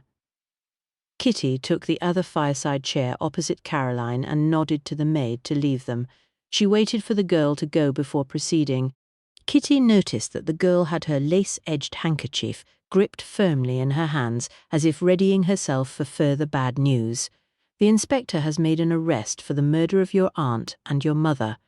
It seems that, sadly, your governess, Miss Morrow, is the person responsible," Kitty said gently. Caroline's face creased in bewilderment. "Tiny, but that's impossible. Tiny loved my mother and Aunt Eliza. They were like her children. She would do anything for them." "Why would Tiny hurt them? Is it because of me? Because I was to be sent away?" Her fingerprints have been found on the box of chocolates received by your mother at the hospital, and it seems the parcel was amongst those she gave to Mr. Peters to post," Kitty explained. "I don't understand. Does that mean that Tiny was the person who tried to kill me by pushing me down the stairs? Why? Why would she do that?" Caroline slumped back in her seat as if unable to take in what Kitty was telling her. "It seems to be the most likely explanation, although I cannot see why she would have tried to harm you," Kitty said. A transient flicker of some undefined emotion crossed the girl's face. "Perhaps she only meant to injure me, to keep me with her. She didn't want me to go to school. She was frightened that she would be made to retire." Caro seemed numbed by the idea that her governess was responsible for everything that had happened at the house. "Perhaps. She does seem very attached to you. But none of this is your fault, you know."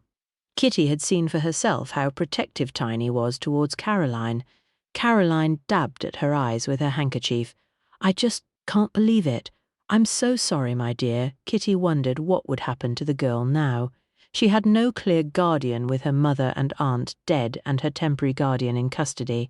"Is there someone who can come and stay with you, or someone you could go to, another relative perhaps?" Caroline shook her head. "Aunt Eliza and my mother were my only family. I have the servants here to look after me, and I expect Mr. Peters and Sir Stanford would at least stay until after the New Year, wouldn't they?" The girl seemed to have thought things out. "I expect so. There would be little other choice in the matter until a guardian could be appointed for you." "I don't know if there was such a provision in your aunt or your mother's will," Kitty said. Caroline sniffed and sat up straighter in her chair. "I don't know what will happen if there isn't such a clause. Will I get sent to the school Aunt Eliza had found for me in Switzerland?" Kitty moved her shoulders, slightly uncomfortable at the question. "I don't know. I would assume that the solicitor looking after your mother's estate will appoint someone, at least until you are of age. The inspector may know more of this than I do. Perhaps your aunt or mother has some friends who may assist you." Caroline shook her head. "I don't know. Aunt Eliza's friends are not the kind of people who would be bothered with someone my age. My mother had very few friends that I was aware of." "Perhaps your godparents?" she suggested. It seemed very hard on the girl, and even worse, so close to Christmas, that she should have no one to care for her. Caroline dabbed at her eyes once more. "Yes, perhaps. Thank you, Miss Underhay. I wish I could do more to assist you," Kitty said. "You are getting married in a few days." "I'm certain you have other things on your mind at the moment," Caroline replied, a faint wan smile appearing for the first time at the corners of her lips. Kitty patted the girl's hands. "All the same, I am at the Dolphin Hotel in Dartmouth if you should require assistance. If I am not free, my grandmother or my cousin would be glad to help you, I am certain." "That is very kind of you." Caroline managed another somewhat watery smile. "Would you like the maid to return to keep you company?" Kitty asked as she stood ready to take her leave. The girl shook her head. "No, thank you. I think I need to be alone for a while. It's a lot to take in. Of course, remember, you may contact me at any time if you need assistance." Kitty wasn't sure why she felt so compelled to make the offer. Something about the girl's age and her being alone in the world made her recall how she had felt so many years ago when her own mother had vanished. Perhaps that was why. "Thank you, Miss Underhay," Caroline said. Kitty turned slightly at the door, unsure if she should say anything else to comfort the girl. It had grown dark now outside the house, and the curtains had not been drawn. She wasn't sure if there was a distortion in the glass of the window pane. For a brief moment she thought she saw an odd expression flicker across Caroline's face as it was reflected in the glass. She left the room and bade good day to the constable. As she made her way back downstairs, she tried to decide what she had seen. Sadness? Fear? A little of those, perhaps. It was when she reached the hall where Matt was waiting for her that she realized it had been triumph. Matt greeted her with a tender kiss on her cheek. "Everything all right, old thing?" "Yes, I think so. Miss Trentham seems to be quite a sensible young woman given the circumstances." Kitty wondered if perhaps she was a little too sensible. She decided that she was being unkind. It was far more likely that the girl was still in shock. "Thank you for seeing Miss Trentham." Inspector Greville joined them. "How did the girl take the news of Miss Morrow's arrest?" "She was distressed, as you would expect. It seems she has no one now to take care of her," Kitty said. I shall be speaking to the family solicitor to see if anyone is named as a guardian in either Lily or Eliza's wills. In the interim, Mr. Peters and Sir Stanford are remaining at the house. Mr. Hedges, the butler, and the rest of the staff will oversee the running of the home and will care for the girl. Poor Caroline, it won't be much of a Christmas for her, Kitty said as she glanced back up the stairs. No, indeed, rest assured that I shall do what I can for her, Miss Underhay, the inspector said. Thank you. Kitty and Matt left the policeman to continue his work and walked towards the front door. Once more they collected their outdoor things from the cloakroom without bothering the servants. Kitty paused for a moment to look up at the portrait of Lady Foxley. She was so beautiful and full of life, it seems simply awful that both she and Lily have perished at the hands of Miss Morrow. Matt tucked his knitted scarf inside the collar of his coat and came to stand next to her. I know what you mean. Come, let's get away from here. It will be dinner time soon, and we dare not be late. He gave her a tender smile, comforting her. Edgar was out when they returned to Matt's house. Bertie greeted them happily in the hall, his tail wagging with delight at their return. There's a note, Matt said as he looked on the hall table beside the telephone. Gone on ahead in a taxi. Edgar, Matt read. Kitty fussed Bertie's ears as she looked around for a clock to give her the time. Oh dear, are we terribly late? She presumed that they must be, as her father wouldn't willingly seek out her grandmother's company ahead of dinner. It'll be a tight squeak. I'll run up and change, and then we can go. He disappeared upstairs, so Kitty went through to the sitting room to wait for him. The newspaper her father had been reading lay crumpled and discarded on the sofa. Kitty picked it up to straighten and fold it, intending to place it in the chrome paper rack until it was needed for kindling. As she shook out the pages and levelled them up, she noticed a number of the sporting fixtures at the back of the paper had small pencil marks next to them. Matt changed for dinner as swiftly as he could before hurrying back downstairs to discover Kitty pacing about the sitting room. Could you give me a hand with these cufflinks, please, darling? He dropped the monogrammed gold cufflinks into her palm and held out his arm for her to fasten his shirt cuffs. Her nimble fingers made swift work of the fiddly fastenings. Thank you. He was a little surprised by her slightly absent smile, and he could see that she had something on her mind. He pulled on his dinner jacket and ushered Bertie into the kitchen. Bertie gave a long-suffering sigh and settled himself in his blanket-lined basket beside the range to continue his destruction of the wicker rim. Is everything all right, Kitty? Matt asked as he donned his overcoat once more to follow his fiancée out to her car. He wondered if the afternoon's events had proved too much for her. It had clearly distressed her to see Miss Morrow arrested, and he suspected it must have been quite harrowing breaking that news to Caroline. Yes, I'm perfectly fine, really. Kitty started up her car once more and gave him a reassuring glance as she switched on her headlamps ready to drive down to the ferry at Kingswear. Something is playing on your mind, I can tell. Was it the events at Villa Lamora this afternoon? Matt asked as she swung the car off the drive onto the lane. That was quite upsetting, but no, I suppose I'm worrying about my father. Kitty's words took him by surprise. He had thought that with her father having been exonerated from the investigation that Edgar wouldn't be a huge concern anymore. Oh, Matt asked. I folded up the newspaper he had been reading while you were upstairs. The sporting section is covered with his notations. He is clearly gambling quite heavily. Matt was unsurprised by this. Edgar had already revealed the parlous state of his finances. Then, when Alice had followed him, his actions had seemed to confirm that was what he was about. The set of Kitty's mouth and the determined line of her jaw clearly indicated her disapproval of her father's gambling. It's not ideal, but I suppose he knows his own business, Matt said as they drew into Kingswear and prepared to board the ferry to cross the river. Kitty looked unimpressed by this statement, so Matt decided it would be wise to say nothing further on the subject. He understood why Kitty was worried. Edgar always seemed to swing between poverty and riches. Betting was illegal unless at a course, but bookies' runners were stationed at many friendly public houses. By and large, too, the police tended to turn a blind eye to the activities unless it caused any trouble.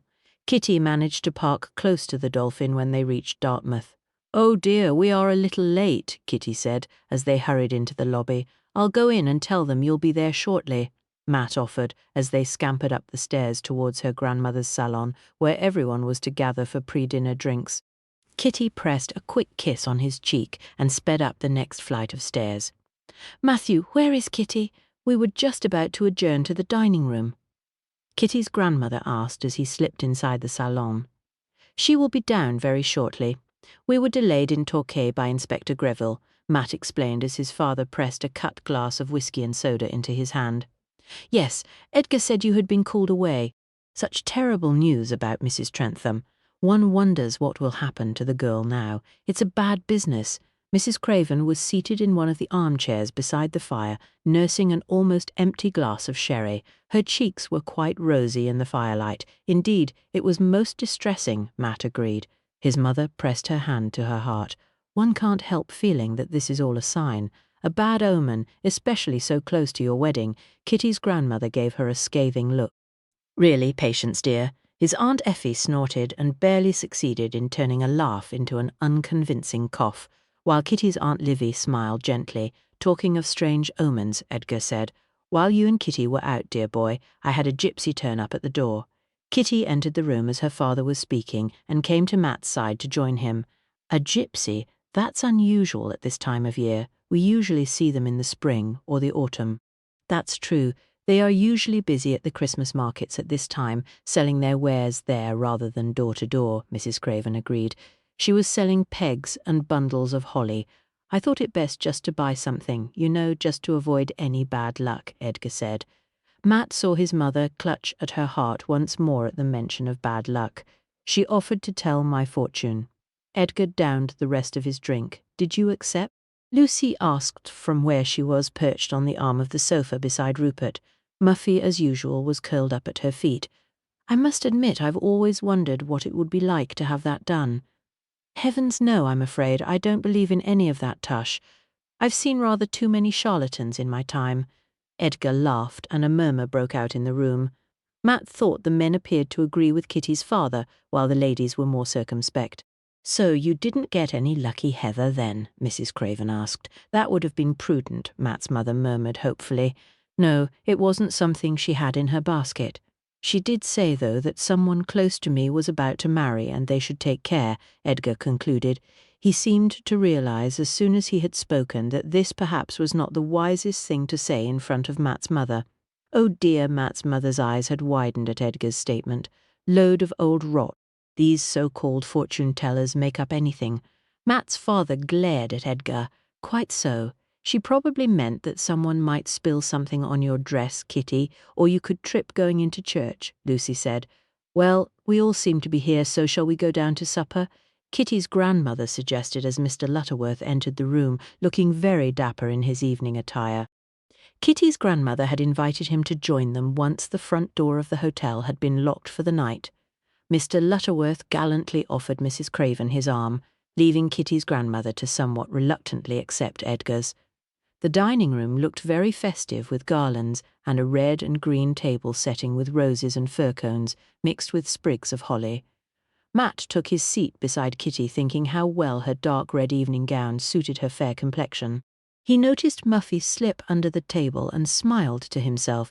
Kitty's grandmother had arranged for the hotel's head waiter to be on duty, assisted by young Albert, the kitchen boy, wearing slightly over-large clothing and a huge smile, as he carefully followed his employer's instruction. Once the leek and potato soup had been served, the conversation continued. "I still feel very uneasy. Murders, and then this gypsy." Matt's mother crumbled her dinner roll into pieces on her plate. Matt bit his tongue. He was used to his mother and her histrionics. He was aware that his parents, whilst being friends with Kitty's grandmother, did not think Kitty a suitable wife. It struck him, however, that it was a little odd that this gypsy had seemed to know that a wedding was imminent and connected to his home. "A gypsy?" Mr. Lutterworth asked. Mrs. Craven explained Edgar's visitor and her warning. Cyril had clearly missed the original conversation, as he had only joined them as they were about to go downstairs to dine. "A gypsy presented herself in the lobby here today too, peddling her wares. Young Dolly sent her off with a flea in her ear," Mr. Lutterworth said. "There must be a group of them going about the towns." Mrs. Craven dipped her spoon into her soup. Matt was unsure. It seemed unlikely that a gypsy would be at the Dolphin in Dartmouth and then across the river and up the hill to his home in Churston all in one day. If there was more than one of them, they surely would have visited all the premises in one place before moving on to the next village. Well, I still think Matt's father cut off whatever nonsense his mother was about to say. Excellent soup, just the ticket on a winter's night. The conversation progressed to food until the next course was served, roast beef with all the trimmings and Yorkshire puddings, which met with his Aunt Effie's approval. "Has the inspector made an arrest yet, Matthew?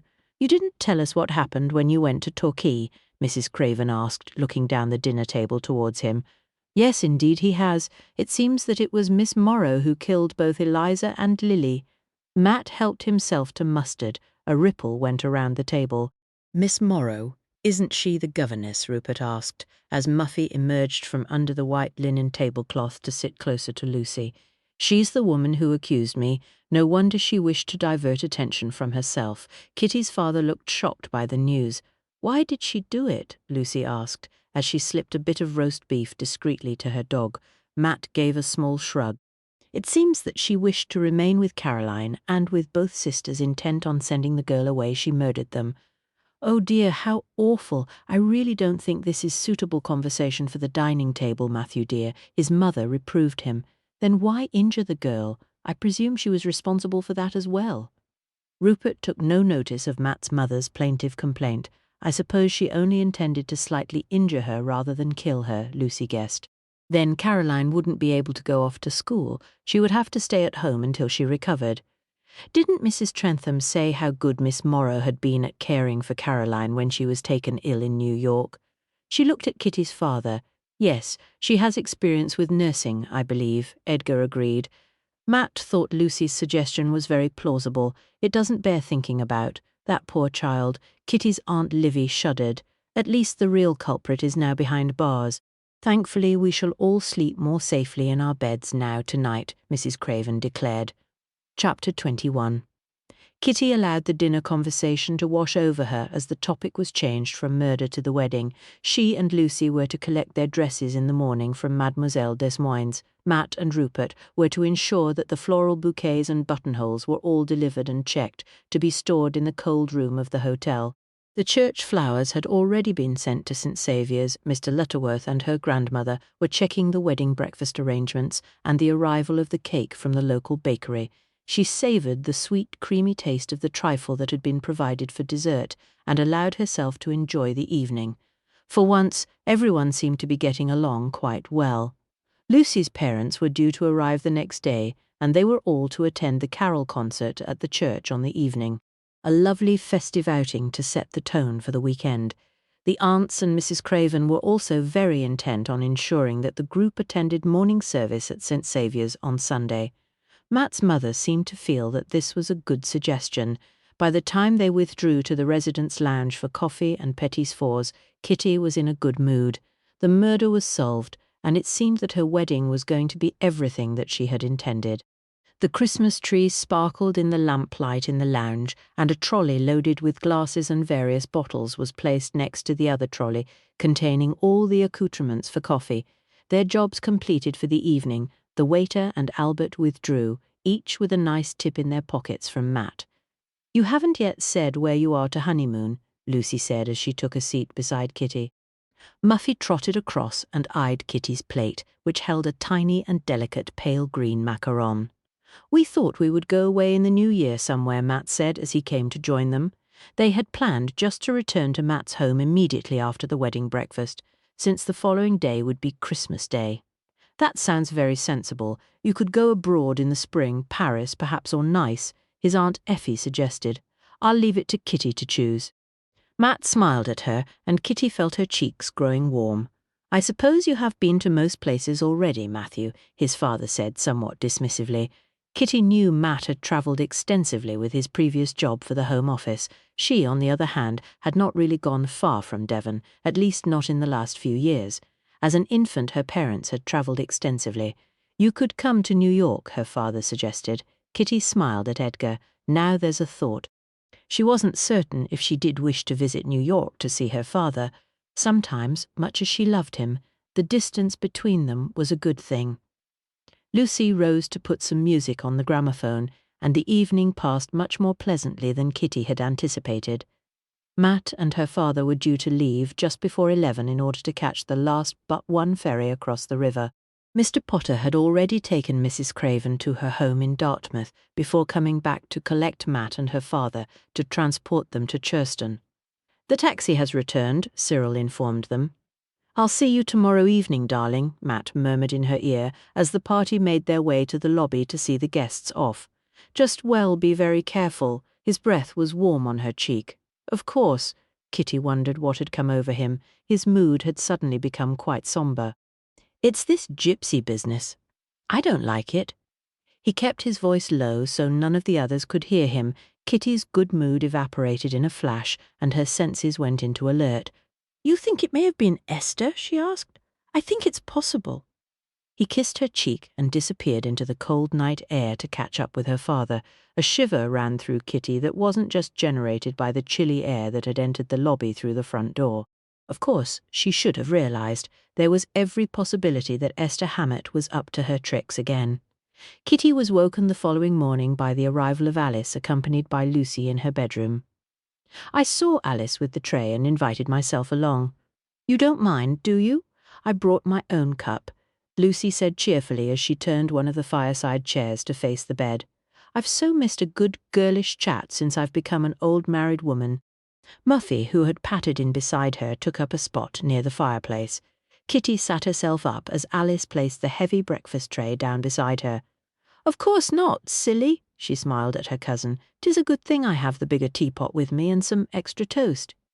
Alice also smiled as she accepted Lucy's cup before fetching her own thicker one from her apron pocket. "It's an exciting day today, collecting the dresses," Lucy said as Alice poured the tea. "Yes, it will make it all feel more real. I think with this murder investigation, I perhaps have been a bit distracted from my wedding." Kitty accepted her cup and saucer from Alice and settled herself for a comfortable chat. "Well, that's all done with now, thank goodness," Mr. Lutterworth told our Dolly this morning, as it were that governess woman who done it. Alice passed a cup to Lucy before pouring her own drink. Lucy gave an exaggerated shiver. Such a beastly thing to have done, and to people who have been so good to her. Kitty frowned. Miss Morrow had been with them a very long time. She knew all their secrets, and she seemed to love Caroline as if she was her own child. Now the poor girl is all alone in the world. "Well, enough of thinking of all that now. You'm getting wed on Monday." Alice had perched herself in her usual spot on the end of Kitty's bed. "I hope the dresses are done, and there are no problems with the flowers," Kitty said. "We shall see the flower arrangements tonight at the church. Aren't they putting them in today so they can use them for the carol concert and the Sunday service?" Lucy asked as she took a sip of her tea. "The vicar asked me, and I was delighted to oblige. It seemed to be sensible." Kitty set down her cup and helped herself to toast. She had seen no reason why her arrangements of white Christmas roses with evergreen shouldn't be enjoyed by everyone, and not just for her wedding. "Alice dear, are you sure you wish to assist us when we dress for the ceremony? I feel so awful that you are not joining us as part of the wedding party," Lucy asked, slipping her dog a corner of her slice of toast. Alice had stoutly declined to be a bridesmaid, but had offered her services to dress their hair and get them ready for the church, something she had done in Yorkshire when Lucy had been the bride and Kitty her bridesmaid. "I'm looking forward to it." Alice's tone was firm. Brooking no argument, Kitty reached out and squeezed her friend's hand. "We are very grateful for your help, Alice. 'Tis my pleasure. I'm looking forward to seeing you in your gown. It sounds lovely." Alice had provided Kitty with several pictures taken from various bridal and her beloved film magazines. She had seemed to believe that the weddings of famous actors and actresses would show the latest fashions. "You have been really helpful when I was choosing a design," Kitty said. Her friend blushed at the praise. "Yes, you have such a good eye for these things," Lucy agreed. Kitty placed her butter knife back on her plate and looked at her companions. "There is just one tiny thing." The other women looked at her. "It's probably nothing, but I'm telling you both just so that you can stay alert. Please don't let Grams or the aunts know, and especially don't let anything slip in front of Matt's mother," Kitty said. "Darling, whatever is it?" Lucy looked alarmed. "You'll recall that I was told by Father Lamb that Esther Hammett was thought to be back in Exeter. The police are aware." The business yesterday of that gypsy woman turning up at Matt's house, and also here at the hotel, well, it could have been Esther. It all seems too much of a coincidence. Kitty felt better for voicing her fears out loud. A frown creased Alice's forehead. Our Dolly said as a woman had called at the hotel. Nerve of her, she come to the lobby instead of going round to the kitchen door. Dolly got rid of her quick smart, told her as we were closed as the family had a special event on. What did the woman look like, did Dolly say? Kitty asked.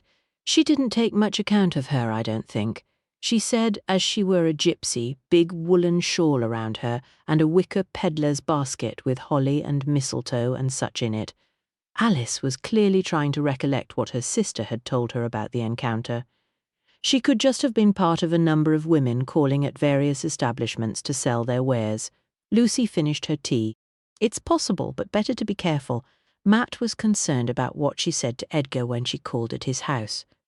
Kitty appreciated her cousin's attempt to reassure her. Realization dawned on her cousin's face. Oh, the warning about the wedding? Kitty nodded. Alice finished her own drink and replaced her cup on the tray. We'll keep our eyes peeled, don't you fret, wretched woman. Anyways, time's a-ticking, Miss Kitty. You'd best get going if you wants to collect your wedding dress. Lucy let out a squeak of alarm when she looked at the time on Kitty's clock.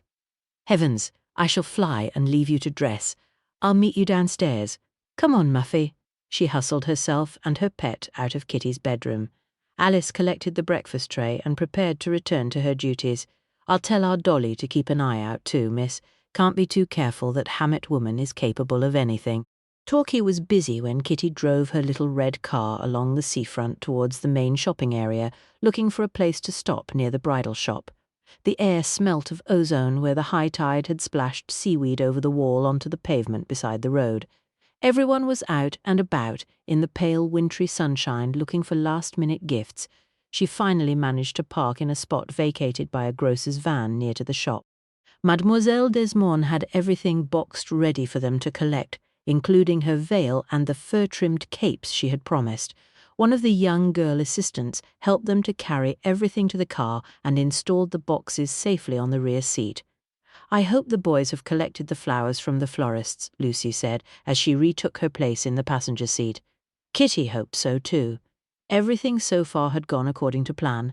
Matt said that father intended to move out of the house to the Imperial today too. Oh, that's good. I suppose he didn't wish to still be at the house after the wedding. It would have been a trifle uncomfortable. Lucy giggled. Kitty joined in with her cousin's laughter. No, I expect he would feel a bit of a gooseberry. The traffic was slow as they drove back along the coast road to make their way towards Paketon and up onto the Dartmouth road. That looks like that chap we met the other day, Mr. Peters, Lucy remarked, with a young woman. Kitty turned her head to glance briefly in the direction her cousin had indicated. So it is. It looks as if Miss Trentham is with him. A blast of a car horn from somewhere behind her forced her attention back to the road. I expect a walk by the sea might help soothe Miss Trentham's mind, Lucy said, still craning her neck in an attempt to see where the couple had headed. Poor girl. It must be hard seeing everyone else preparing to spend time with their families when everyone she loves has been taken from her. Kitty mused. Lucy turned back around in her seat as Kitty picked up speed as the traffic began to thin. At least Mr. Peters is being kind to her. I suppose having a sister of a similar age he is used to knowing what to do to help. Kitty thought her cousin made a good point. Caroline had certainly had a rough deal in her life. Eliza had given her in secret to Lily at birth, and then the girl had lost the man she knew as her father while still a young child, and now both her aunt and her mother killed by her governess. What was to become of the girl? They drove back to Dartmouth, and Lucy helped her to transport the wedding gown and other paraphernalia up to Kitty's room. Matt and Rupert had delivered the flowers to the kitchen cold store and had taken the aunts and Kitty's grandmother out on some mysterious errands. Mr. Lutterworth informed them that Matt's parents were in the residence lounge taking a morning coffee. Lucy excused herself to collect Muffy from where her little dog had been out with Mickey, Kitty's maintenance man. Kitty took a deep breath and decided that she really should go and join Matt's parents at least for a while, in an attempt to improve her relationship with them before the wedding. After all, they were soon to be her in-laws. "Good morning," Kitty greeted them cheerily as she entered the lounge. "Kitty, my dear, have you and Lady Woodcombe collected the dresses already?" Matt's mother asked as Kitty came to sit on one of the empty seats next to them. "Yes, all done and safely stowed away upstairs," Kitty replied. "I do hope they have done a good job. One never can tell sometimes with dressmakers." Patience took a sip of her coffee. She made no offer for Kitty to join them. "I'm sure it will be fine. It's only for one day after all." "Well, a few hours really. We didn't make so much fuss in our day, did we, Patience?" Matt's father added. "No, indeed. Matthew's first wife merely wore her best suit, or so I'm told. Still, it was wartime," Patience agreed. "Of course your parents eloped, didn't they? Quite upset your grandmother was at the time." Matt's father looked at Kitty. "Yes, sir, they married in London." Kitty had often wondered how Matt had managed to be born to such a couple. His father was a brusque former military man, and Matt's mother was one of life's pessimists, determined to worry or find fault with everything and everyone. "Your father seems quite a character." Matt's father stroked his moustache dubiously. Kitty thought that character was probably being generous. "My aunt and uncle, Lucy's parents, are arriving later today. It will be nice having everyone together before the wedding." "Your aunt is your father's sister, I believe?" Patience asked. "Yes. They own Enderley Hall just outside Exeter. Aunt Hortense is a great gardener. My uncle works in manufacturing. They would have been here sooner, but my uncle does a great deal of work for the government and had several meetings to attend." Kitty would be pleased to see them both. She was very fond of Lucy's parents. In the short time she had known them, they had always been very kind to her. "I believe Effie knows your uncle from when she was a girl." This was as close to anything approving that Matt's father had ever said to Kitty. "She said that when I met her at Lucy and Rupert's wedding in Yorkshire, her first meeting with Aunt Effie had been quite an ordeal, but it had ended well, and Matt's aunt had even approved of the match enough to pass on the family engagement ring, which was now on Kitty's finger. Jolly good." Matt's father picked up his newspaper, and Kitty guessed the conversation was at an end. Patience seemed disinclined to talk further, so Kitty reassured herself that she had tried her best. "Begging your pardon, Miss Kitty, but you am needed for a moment." Dolly was at the door of the lounge. Kitty rose quickly and made good her escape. "Dolly, you're a lifesaver," she murmured once she was out of the room. "Our Alice said as you was worried about that gypsy woman who was here yesterday," Dolly said, stopping at the front desk in the deserted lobby. "Yes, Matt was concerned in case Esther Hammett might be up to her tricks again," Kitty said. Dolly's expression was troubled. "I've done a bit of asking about this morning while you were out." Kitty sensed that she wasn't going to like what the girl was about to tell her. She knew that Dolly knew a lot of tradespeople in both Dartmouth and the other nearby towns. "Do go on, Dolly." "Well, according to all the tradespeople, there aren't no gypsies encamped anywhere near here at the minute. There was a group near Cockington, but they moved on a week or so ago.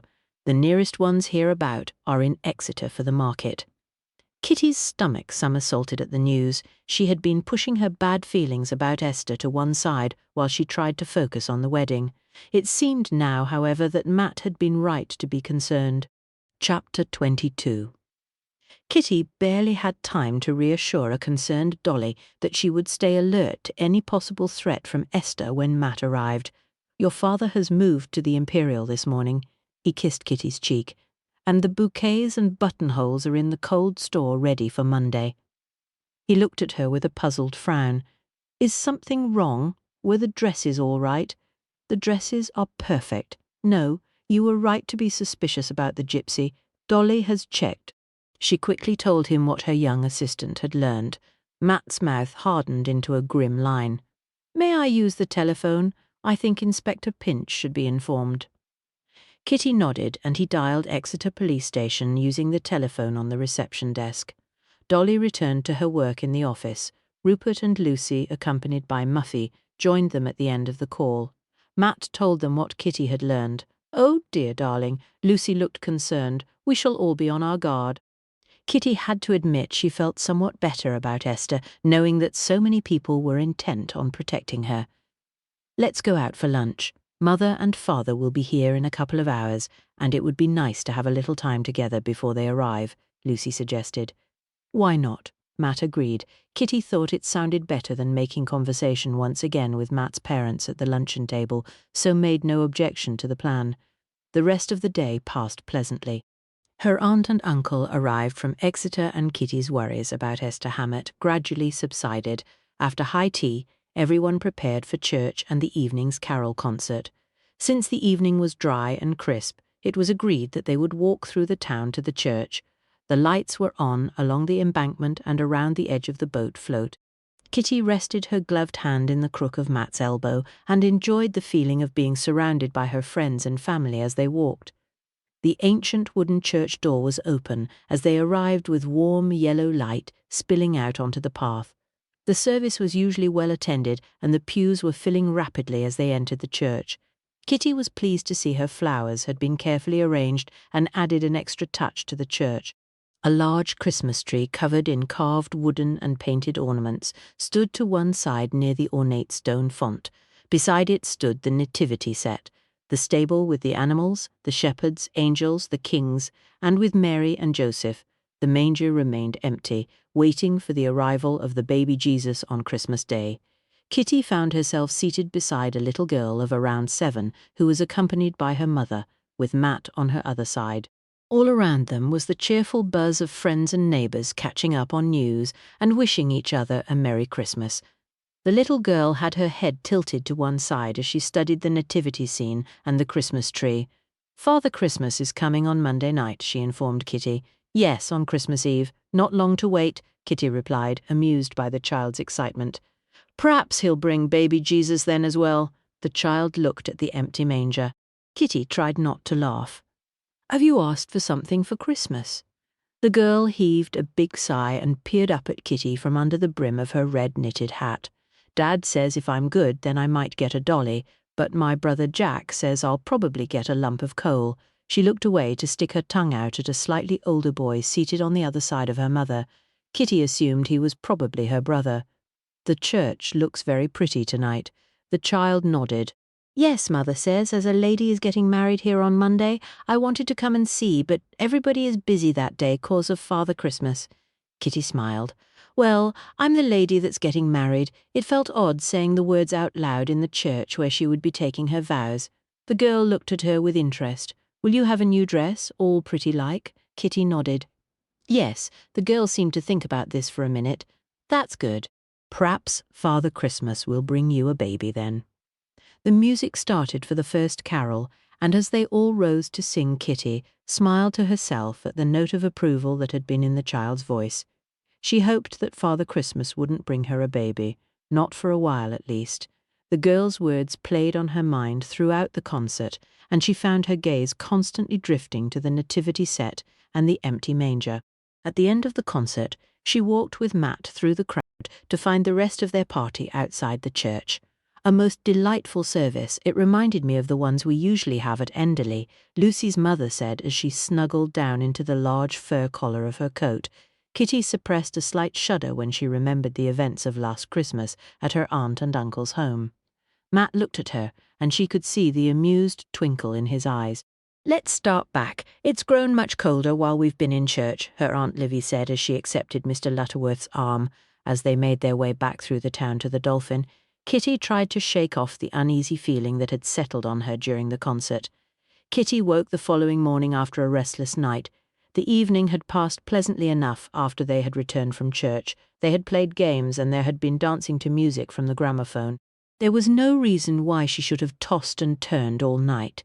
Her head ached as she dressed for morning service and went downstairs to join the others for breakfast. Matt was to meet them at the hotel before they set off for church once more. Alice was also meeting them at the church with Dolly, since both sisters had the day off. The bells were ringing as they once again braved the cold air to walk through the town and up the hill to St. Saviour's. The sun appeared fleetingly from behind the clouds, and a stiff breeze was blowing in along the estuary. "You look a bit peaky this morning, old thing. Are you feeling all right?" Matt asked her as they drew closer to the entrance of the church. "I've had a bad night's sleep, so I've a bit of a headache today." Kitty forced a wan smile of reassurance and hoped the aspirin she had taken earlier would start working soon. She couldn't help feeling that there had been something she had missed at the previous night's carol service, something important. "Perhaps you should rest this afternoon. Tomorrow will be a busy day." He placed his hand tenderly over hers where it was resting on the crook of his arm. Dolly and Alice greeted them with wide smiles, and they all made their way inside the church. Kitty was a little surprised to see Inspector Greville already seated on one of the pews. He seemed to be unaccompanied by Mrs. Greville or any of his children. "Good morning, Inspector. I hadn't anticipated seeing you here today," Kitty said as she joined him. Inspector Pinch passed on the word about Esther Hammett. "I thought it would be prudent to be here this morning as I knew you all planned to attend," the inspector murmured. "Just to be on the safe side." Kitty was touched by his thoughtfulness. "Thank you, Inspector. That's very kind of you." "My pleasure, Miss Underhay." You can never tell with that family what they might have planned. His moustache twitched. The word is that son of hers is due to stand trial in the new year. Kitty had encountered Esther's son during their last big case. No one had been aware of his existence before, and Kitty would have been glad never to have encountered him at all. "Has a guardian been found for Miss Trentham?" Kitty asked. "The secretary and Sir Stamford are staying with her at Villa Lamora until after New Year. It is then planned to send her away to school as her mother intended," Inspector Greville said. "How is Miss Morrow?" Kitty felt compelled to ask about the elderly governess. She had appeared so devoted to Caroline, it still felt shocking that she could have killed Lily and Eliza. Alternating between proclaiming her innocence and wailing about Miss Trentham being alone for Christmas, the inspector remarked dryly as he picked up his hymn book ready for the start of the service. She wanted to ask more questions, but the service started, so she was forced to turn her attention to her own hymn book instead. The inspector's words played in her mind as they listened to the lesson and the readings. Her gaze kept finding the empty manger in the nativity scene. As the service finished and people began to exit from the pews, Kitty turned back to the inspector. "I was wondering, all that business about Caroline's birth." Inspector Greville appeared startled by her question. "What of it, Miss Underhay?" "Well, obviously Lily and Eliza and Miss Morrow were all party to what happened, but didn't Sir Stamford hint that he knew or had heard whispers of something?" Kitty asked. The inspector frowned. "Yes, that was what he said, but I'm not following you, Miss Underhay. What is it, Kitty?" Matt asked. "It may be nothing, but I think we need to revisit Villa Lamora, Inspector," Kitty said. "The case is closed, Miss Underhay." Inspector Greville glanced around the almost empty church. "Is it closed if the real culprit is still at large?" Kitty asked. "I don't quite follow," the inspector said. "Please, Inspector Greville, indulge a bride-to-be. If I'm mistaken, then no harm is done. Miss Morrow is still in your custody, and I can get married tomorrow knowing that all is well." Kitty placed her hand on the inspector's coat sleeve. Her heart pounded, and she thought for a moment that he would not acquiesce. Inspector Greville raised his eyebrows but agreed to Kitty's request. They made their excuses to the rest of their party and hastened down the street to where the inspector had parked his black police motor car. "Please, can we hurry, Inspector?" Kitty asked once they were all inside the car. "I have a very bad feeling about the occupants of that house." Matt looked at her curiously as the inspector started his car, and, once across the river, he upped his speed along the road towards Torquay. To her relief, the inspector didn't ask her to elaborate on why they needed to return to the house, and quickly, she had only just begun to fit all the pieces of the puzzle together herself. They pulled to a halt on the gravel drive of Villa Lamora and hurried to the front door. The butler answering their ring appeared, startled to see them all back again so soon. "Miss Trentham is in the drawing-room," he replied when Kitty asked Caroline's whereabouts.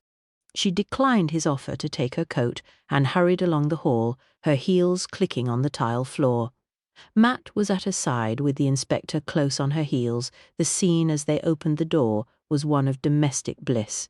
Caroline was engaged in a card game with Philip Peters, while Sir Stamford was engrossed in the Sunday paper beside the fire. "Inspector, Miss Underhay, Captain Bryant, good morning. Is something amiss?" Sir Stamford struggled upright in his chair, setting aside his paper. Wariness settled on his features. Caroline's gaze locked with Kitty's, and she saw that odd gleam in the girl's eyes once more, triumph, excitement. "We're sorry to disturb you all, but Miss Underhay wished to see you, an unresolved question about the case." Inspector Greville looked at Kitty. She was aware that the inspector was placing a great deal of trust in her, allowing her to re-enter the house under his auspices. It was very possible that she was about to make an almighty fool of herself.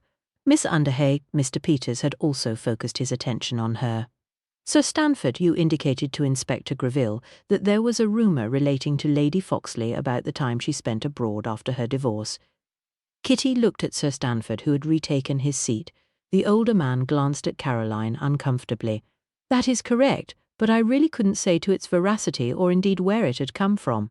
She was out of society for some 8 months or so, Kitty asked. Sir Stanford nodded. Kitty saw that flicker of undefined emotion on Caroline's face once more, and was certain now that her theory was correct. Inspector Greville, through some dreadful machination from the real killer, I am very much afraid that you may have arrested the wrong person for the murder of Lady Foxley and Lily Trentham. Peters placed his playing cards down on the table and she noticed his hand shaking. I don't understand. Sir Stanford turned to the inspector. The real motive behind these murders was revenge. Revenge for a wrong done a long time ago, right from the start. We thought Lady Foxley's murder seemed very personal. When did you learn that it was Eliza that was your mother and not Lily? Kitty looked directly at Caroline. Was it when you were ill in New York, just before you sailed back to England? Everyone turned and stared at Caro. The girl's expression changed. An array of emotions crossed her face. Fear, then triumph, swiftly followed by hatred. I heard them talking. Mother, Aunt Eliza and Tiny. I heard everything. Aunt Eliza had convinced Mother it would be best for me to go away to school. She said that I was the daughter of a lady and should have those advantages. Mother said that she had given up those rights when she gave me to her. Tiny was trying to stop them from arguing. Tears sprang up in the girl's eyes and ran freely down her pale face. Caroline, Sir Stanford stared at the girl. That was when you decided to make them pay, wasn't it? All of them, for keeping the truth from you for all those years. Kitty fixed her gaze on Caroline. Her voice remained stern. Miss Trentham? Inspector Greville asked. My whole life was a lie, don't you understand? Everything I ever knew about myself. Daddy wasn't my daddy, Mother wasn't my mother, and Aunt Eliza, well, she didn't want me, did she? I was only brought out when it suited her to amuse her, like a kitten or something. Caroline was working herself up into a frenzy now, her voice rising as she crushed the playing cards she was still holding in her hand. So you killed her, Kitty said. Peters gasped, instinctively drawing back from the card table and away from Caroline. I'd gone upstairs to try and talk to her. She was changing her stocking. She wouldn't listen to me when I told her she should keep me with her. Aunt Eliza made some absurd comment on how I'd soon learn how to be a grown-up if I went to that stupid school. I told her that I knew the truth, that she was my mother. I wanted to know about my father. She laughed at me, said he hadn't wanted to know. I had the stocking in my hand. Caroline's shoulders shook, and she buried her face in her hands. Sir Stanford and Mr. Peters stared at her in horrid fascination. And your mother? Matt asked. I had found the old container of weed killer in the cellar when I was looking to see if I could sneak a bottle of wine without Hedges noticing. There wasn't much left, but I thought there would be enough. I put some in the cachet.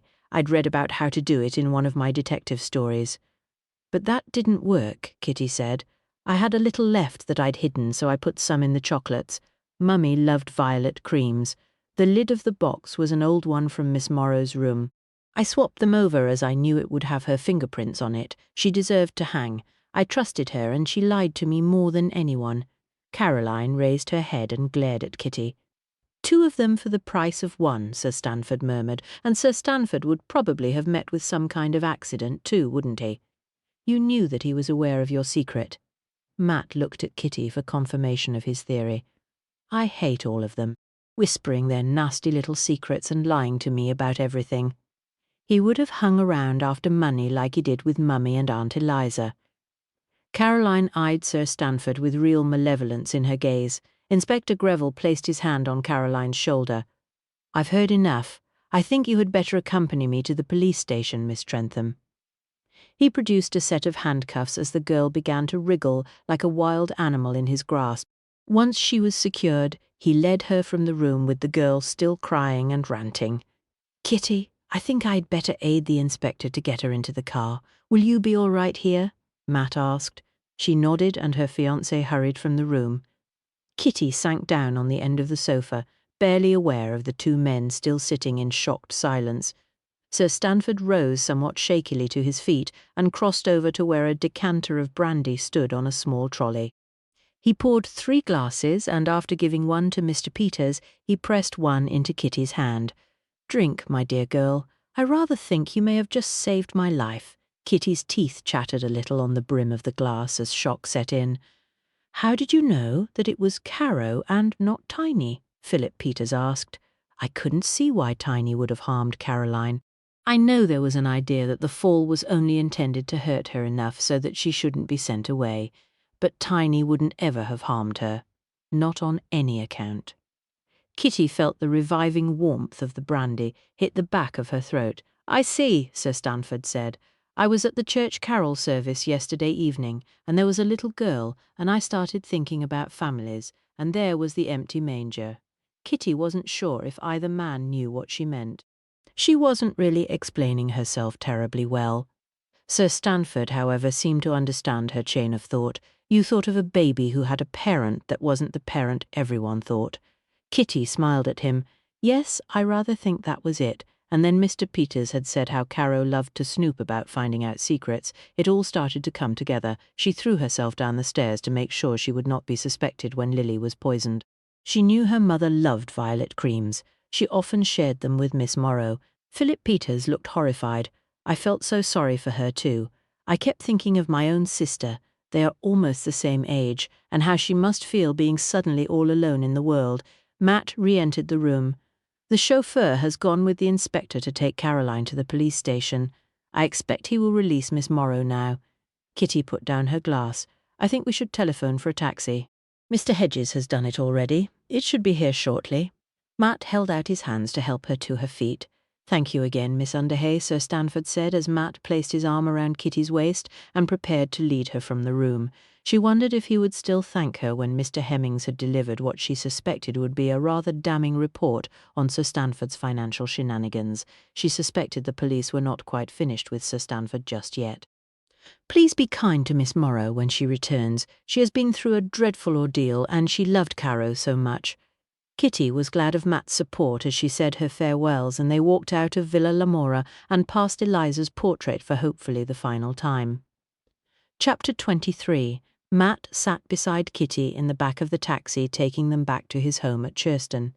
He was glad of the cold air circulating inside the car through the gap in the window beside him. Kitty was snuggled up next to him, her head resting lightly on his shoulder. He couldn't help but feel relieved that the puzzle of who had killed Lady Foxley and her sister and why was now finally solved. The issue of who could have pushed Caroline on the stairs had troubled his mind too, but until Kitty had spoken up he hadn't realized why. "I wonder if they have saved some lunch for us," Kitty said. "I'm really rather hungry now, and I suspect we are too late to join everyone at the table. We can telephone from our house and let them know what has gone on. There are some cold cuts in the larder, and a very good cheese if you would care to dine privately," Matt suggested. A private luncheon at home sounded infinitely preferable to him instead of the event he knew Kitty's grandmother had planned for them. "That does sound rather lovely. I expect Bertie will be pleased to see us." Kitty lifted her head and the corners of her mouth tilted upwards. "We had better save some room for tonight anyway. Grams has a very nice roast lamb dinner organised." Kitty's grandmother had arranged a formal dinner for everyone, followed by champagne and dancing. Alice, Robert Potter, Mrs. Craven, and several of their other close friends had been invited to join them that evening in a pre-wedding celebration. "It should be quite the affair. Your father has already arranged his taxi," Matt said. "Then a quiet lunch together now with just the two of us sounds lovely." Kitty's smile widened. They let themselves into the house to be greeted by a happy and enthusiastic Bertie. He seemed to have destroyed a yellow duster in their absence, judging by the remnants scattered all around the hall and kitchen. "Oh dear, that looks like another one to replace," Kitty said ruefully as she collected up the pieces. Matt was used to his dog's destructive tendencies. "Don't worry. There are plenty more pieces in the rag bag which can be used as dusters." Kitty took off her outdoor things and telephoned her grandmother to assure her they would be at the hotel in good time for dinner. She apologized for missing lunch and reassured her grandmother that all was well. In the meantime, Matt went to the kitchen and prepared them a hearty meal of bread, butter, cheese, ham, pickles and apples. "This looks lovely, thank you." Kitty settled into her seat at the table with a contented sigh. He poured them both a small glass of cider to accompany their meal. "To us. He held up his glass to chink it against Kitty's. To us, Kitty agreed. Matt took a sip from his drink and looked at his fiancée across the table. I have a small wedding gift for you.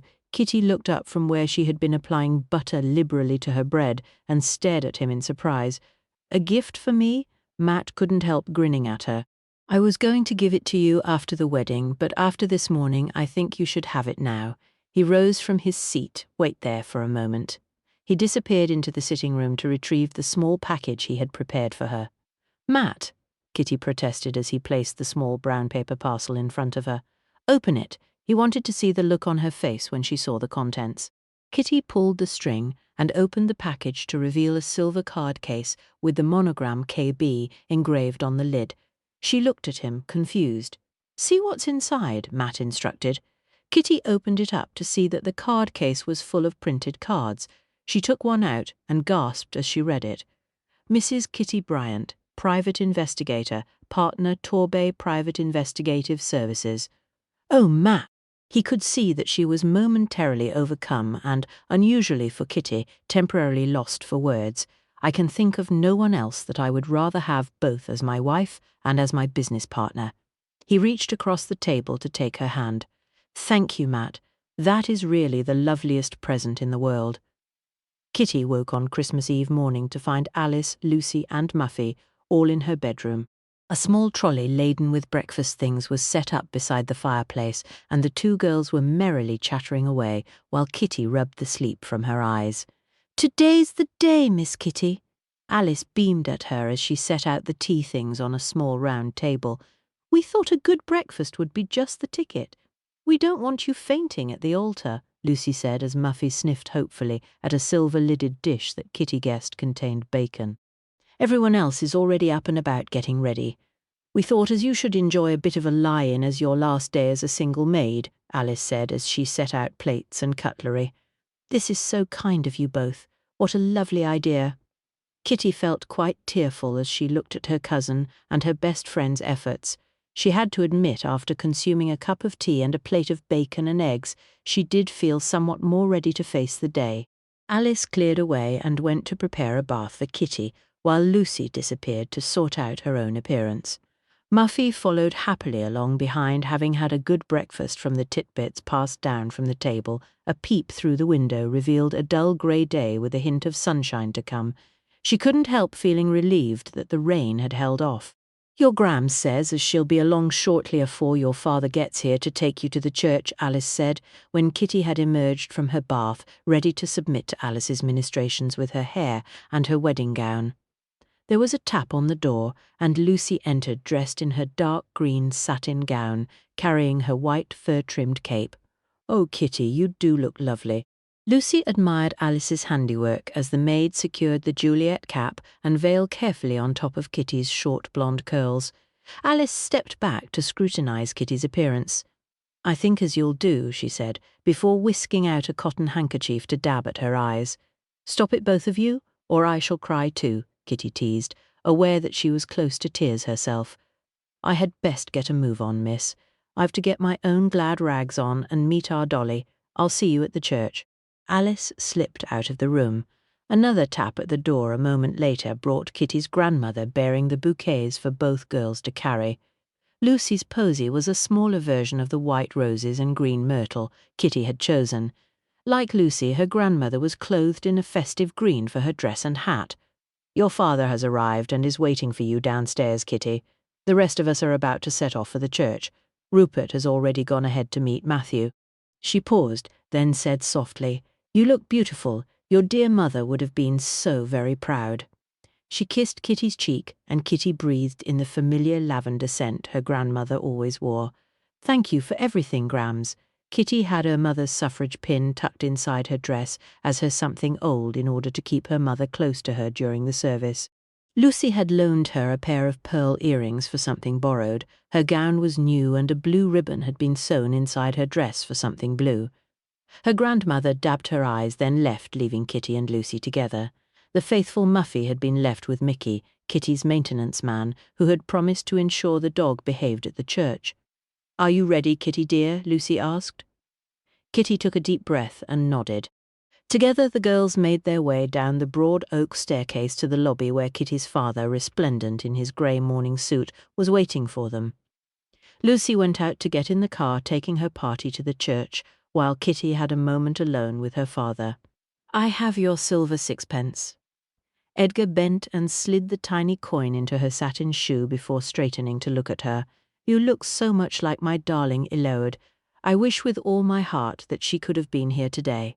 Kitty blinked back, tears at the emotion in her father's eyes.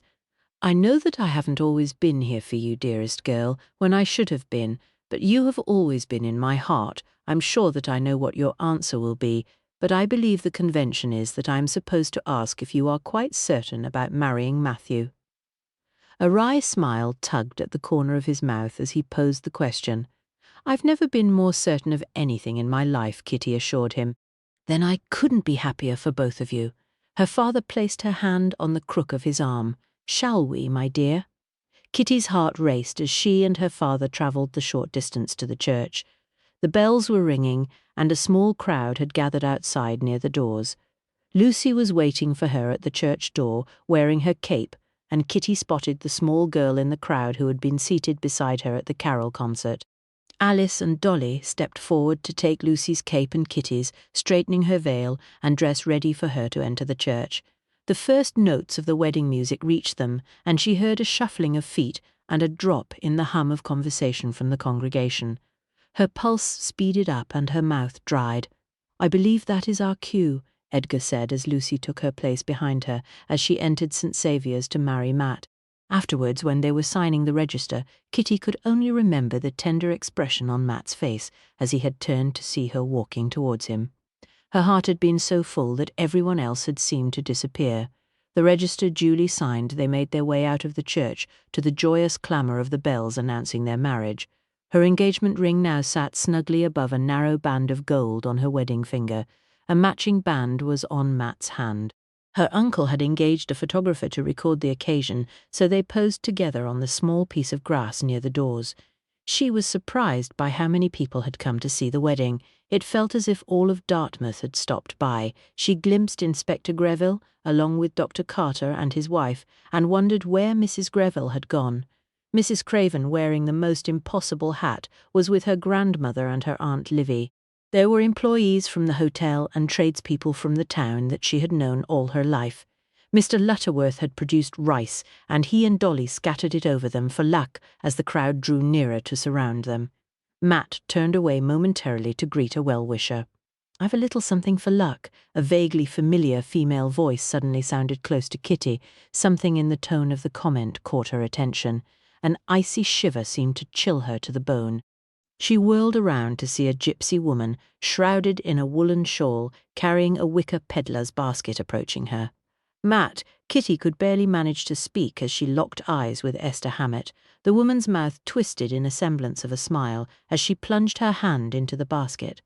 Time seemed to stand still as Kitty caught a glimpse of something metallic hidden under the posies of holly and heather. "Oh, no, you don't." Alice sprang forward from the crowd. She snatched Aunt Effie's silver-headed ebony walking stick from her hand and hit Esther hard over the head.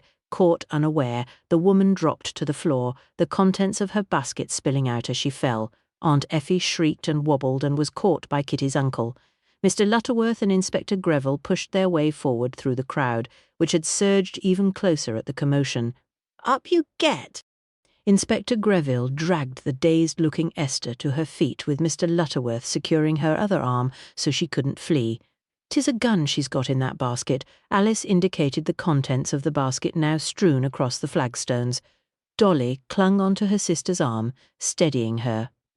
A gasp rang out from the crowd. Matt placed his arm protectively about Kitty's waist, shielding her from the now captive Esther. Kitty's stomach rolled when she saw her friend was right. A revolver had indeed been hidden under the posies. Her uncle swooped to pick it up from the floor. "Here, Inspector. I'll take care of this until you can send a constable to collect it." "Are you all right, Kitty?" her father asked as he realized what had just happened. Matt's mother had collapsed against his father, her hand pressed to her bosom. "I knew there were bad omens." "Oh, do stop wittering, Patience." Aunt Effie glared at her as Alice passed her cane back to the elderly woman. Esther had recovered her wits and started screaming abuse at Kitty as Inspector Greville wrestled a set of handcuffs onto her before dragging her away from the wedding party. "Kitty, my love?" Matt's gaze met hers. She saw relief mingled with concern at what had almost happened. "I am perfectly fine, thanks to Alice and her quick wits." She smiled at her friend, who looked shaken now the import of her actions had begun to sink in. It was a good job Alice had reacted as quickly as she had, or Matt may have been a widower for a second time. "I saw her at the last minute." Alice frowned. "Thank heavens, as she's been took care of." "You were terribly brave, my dear."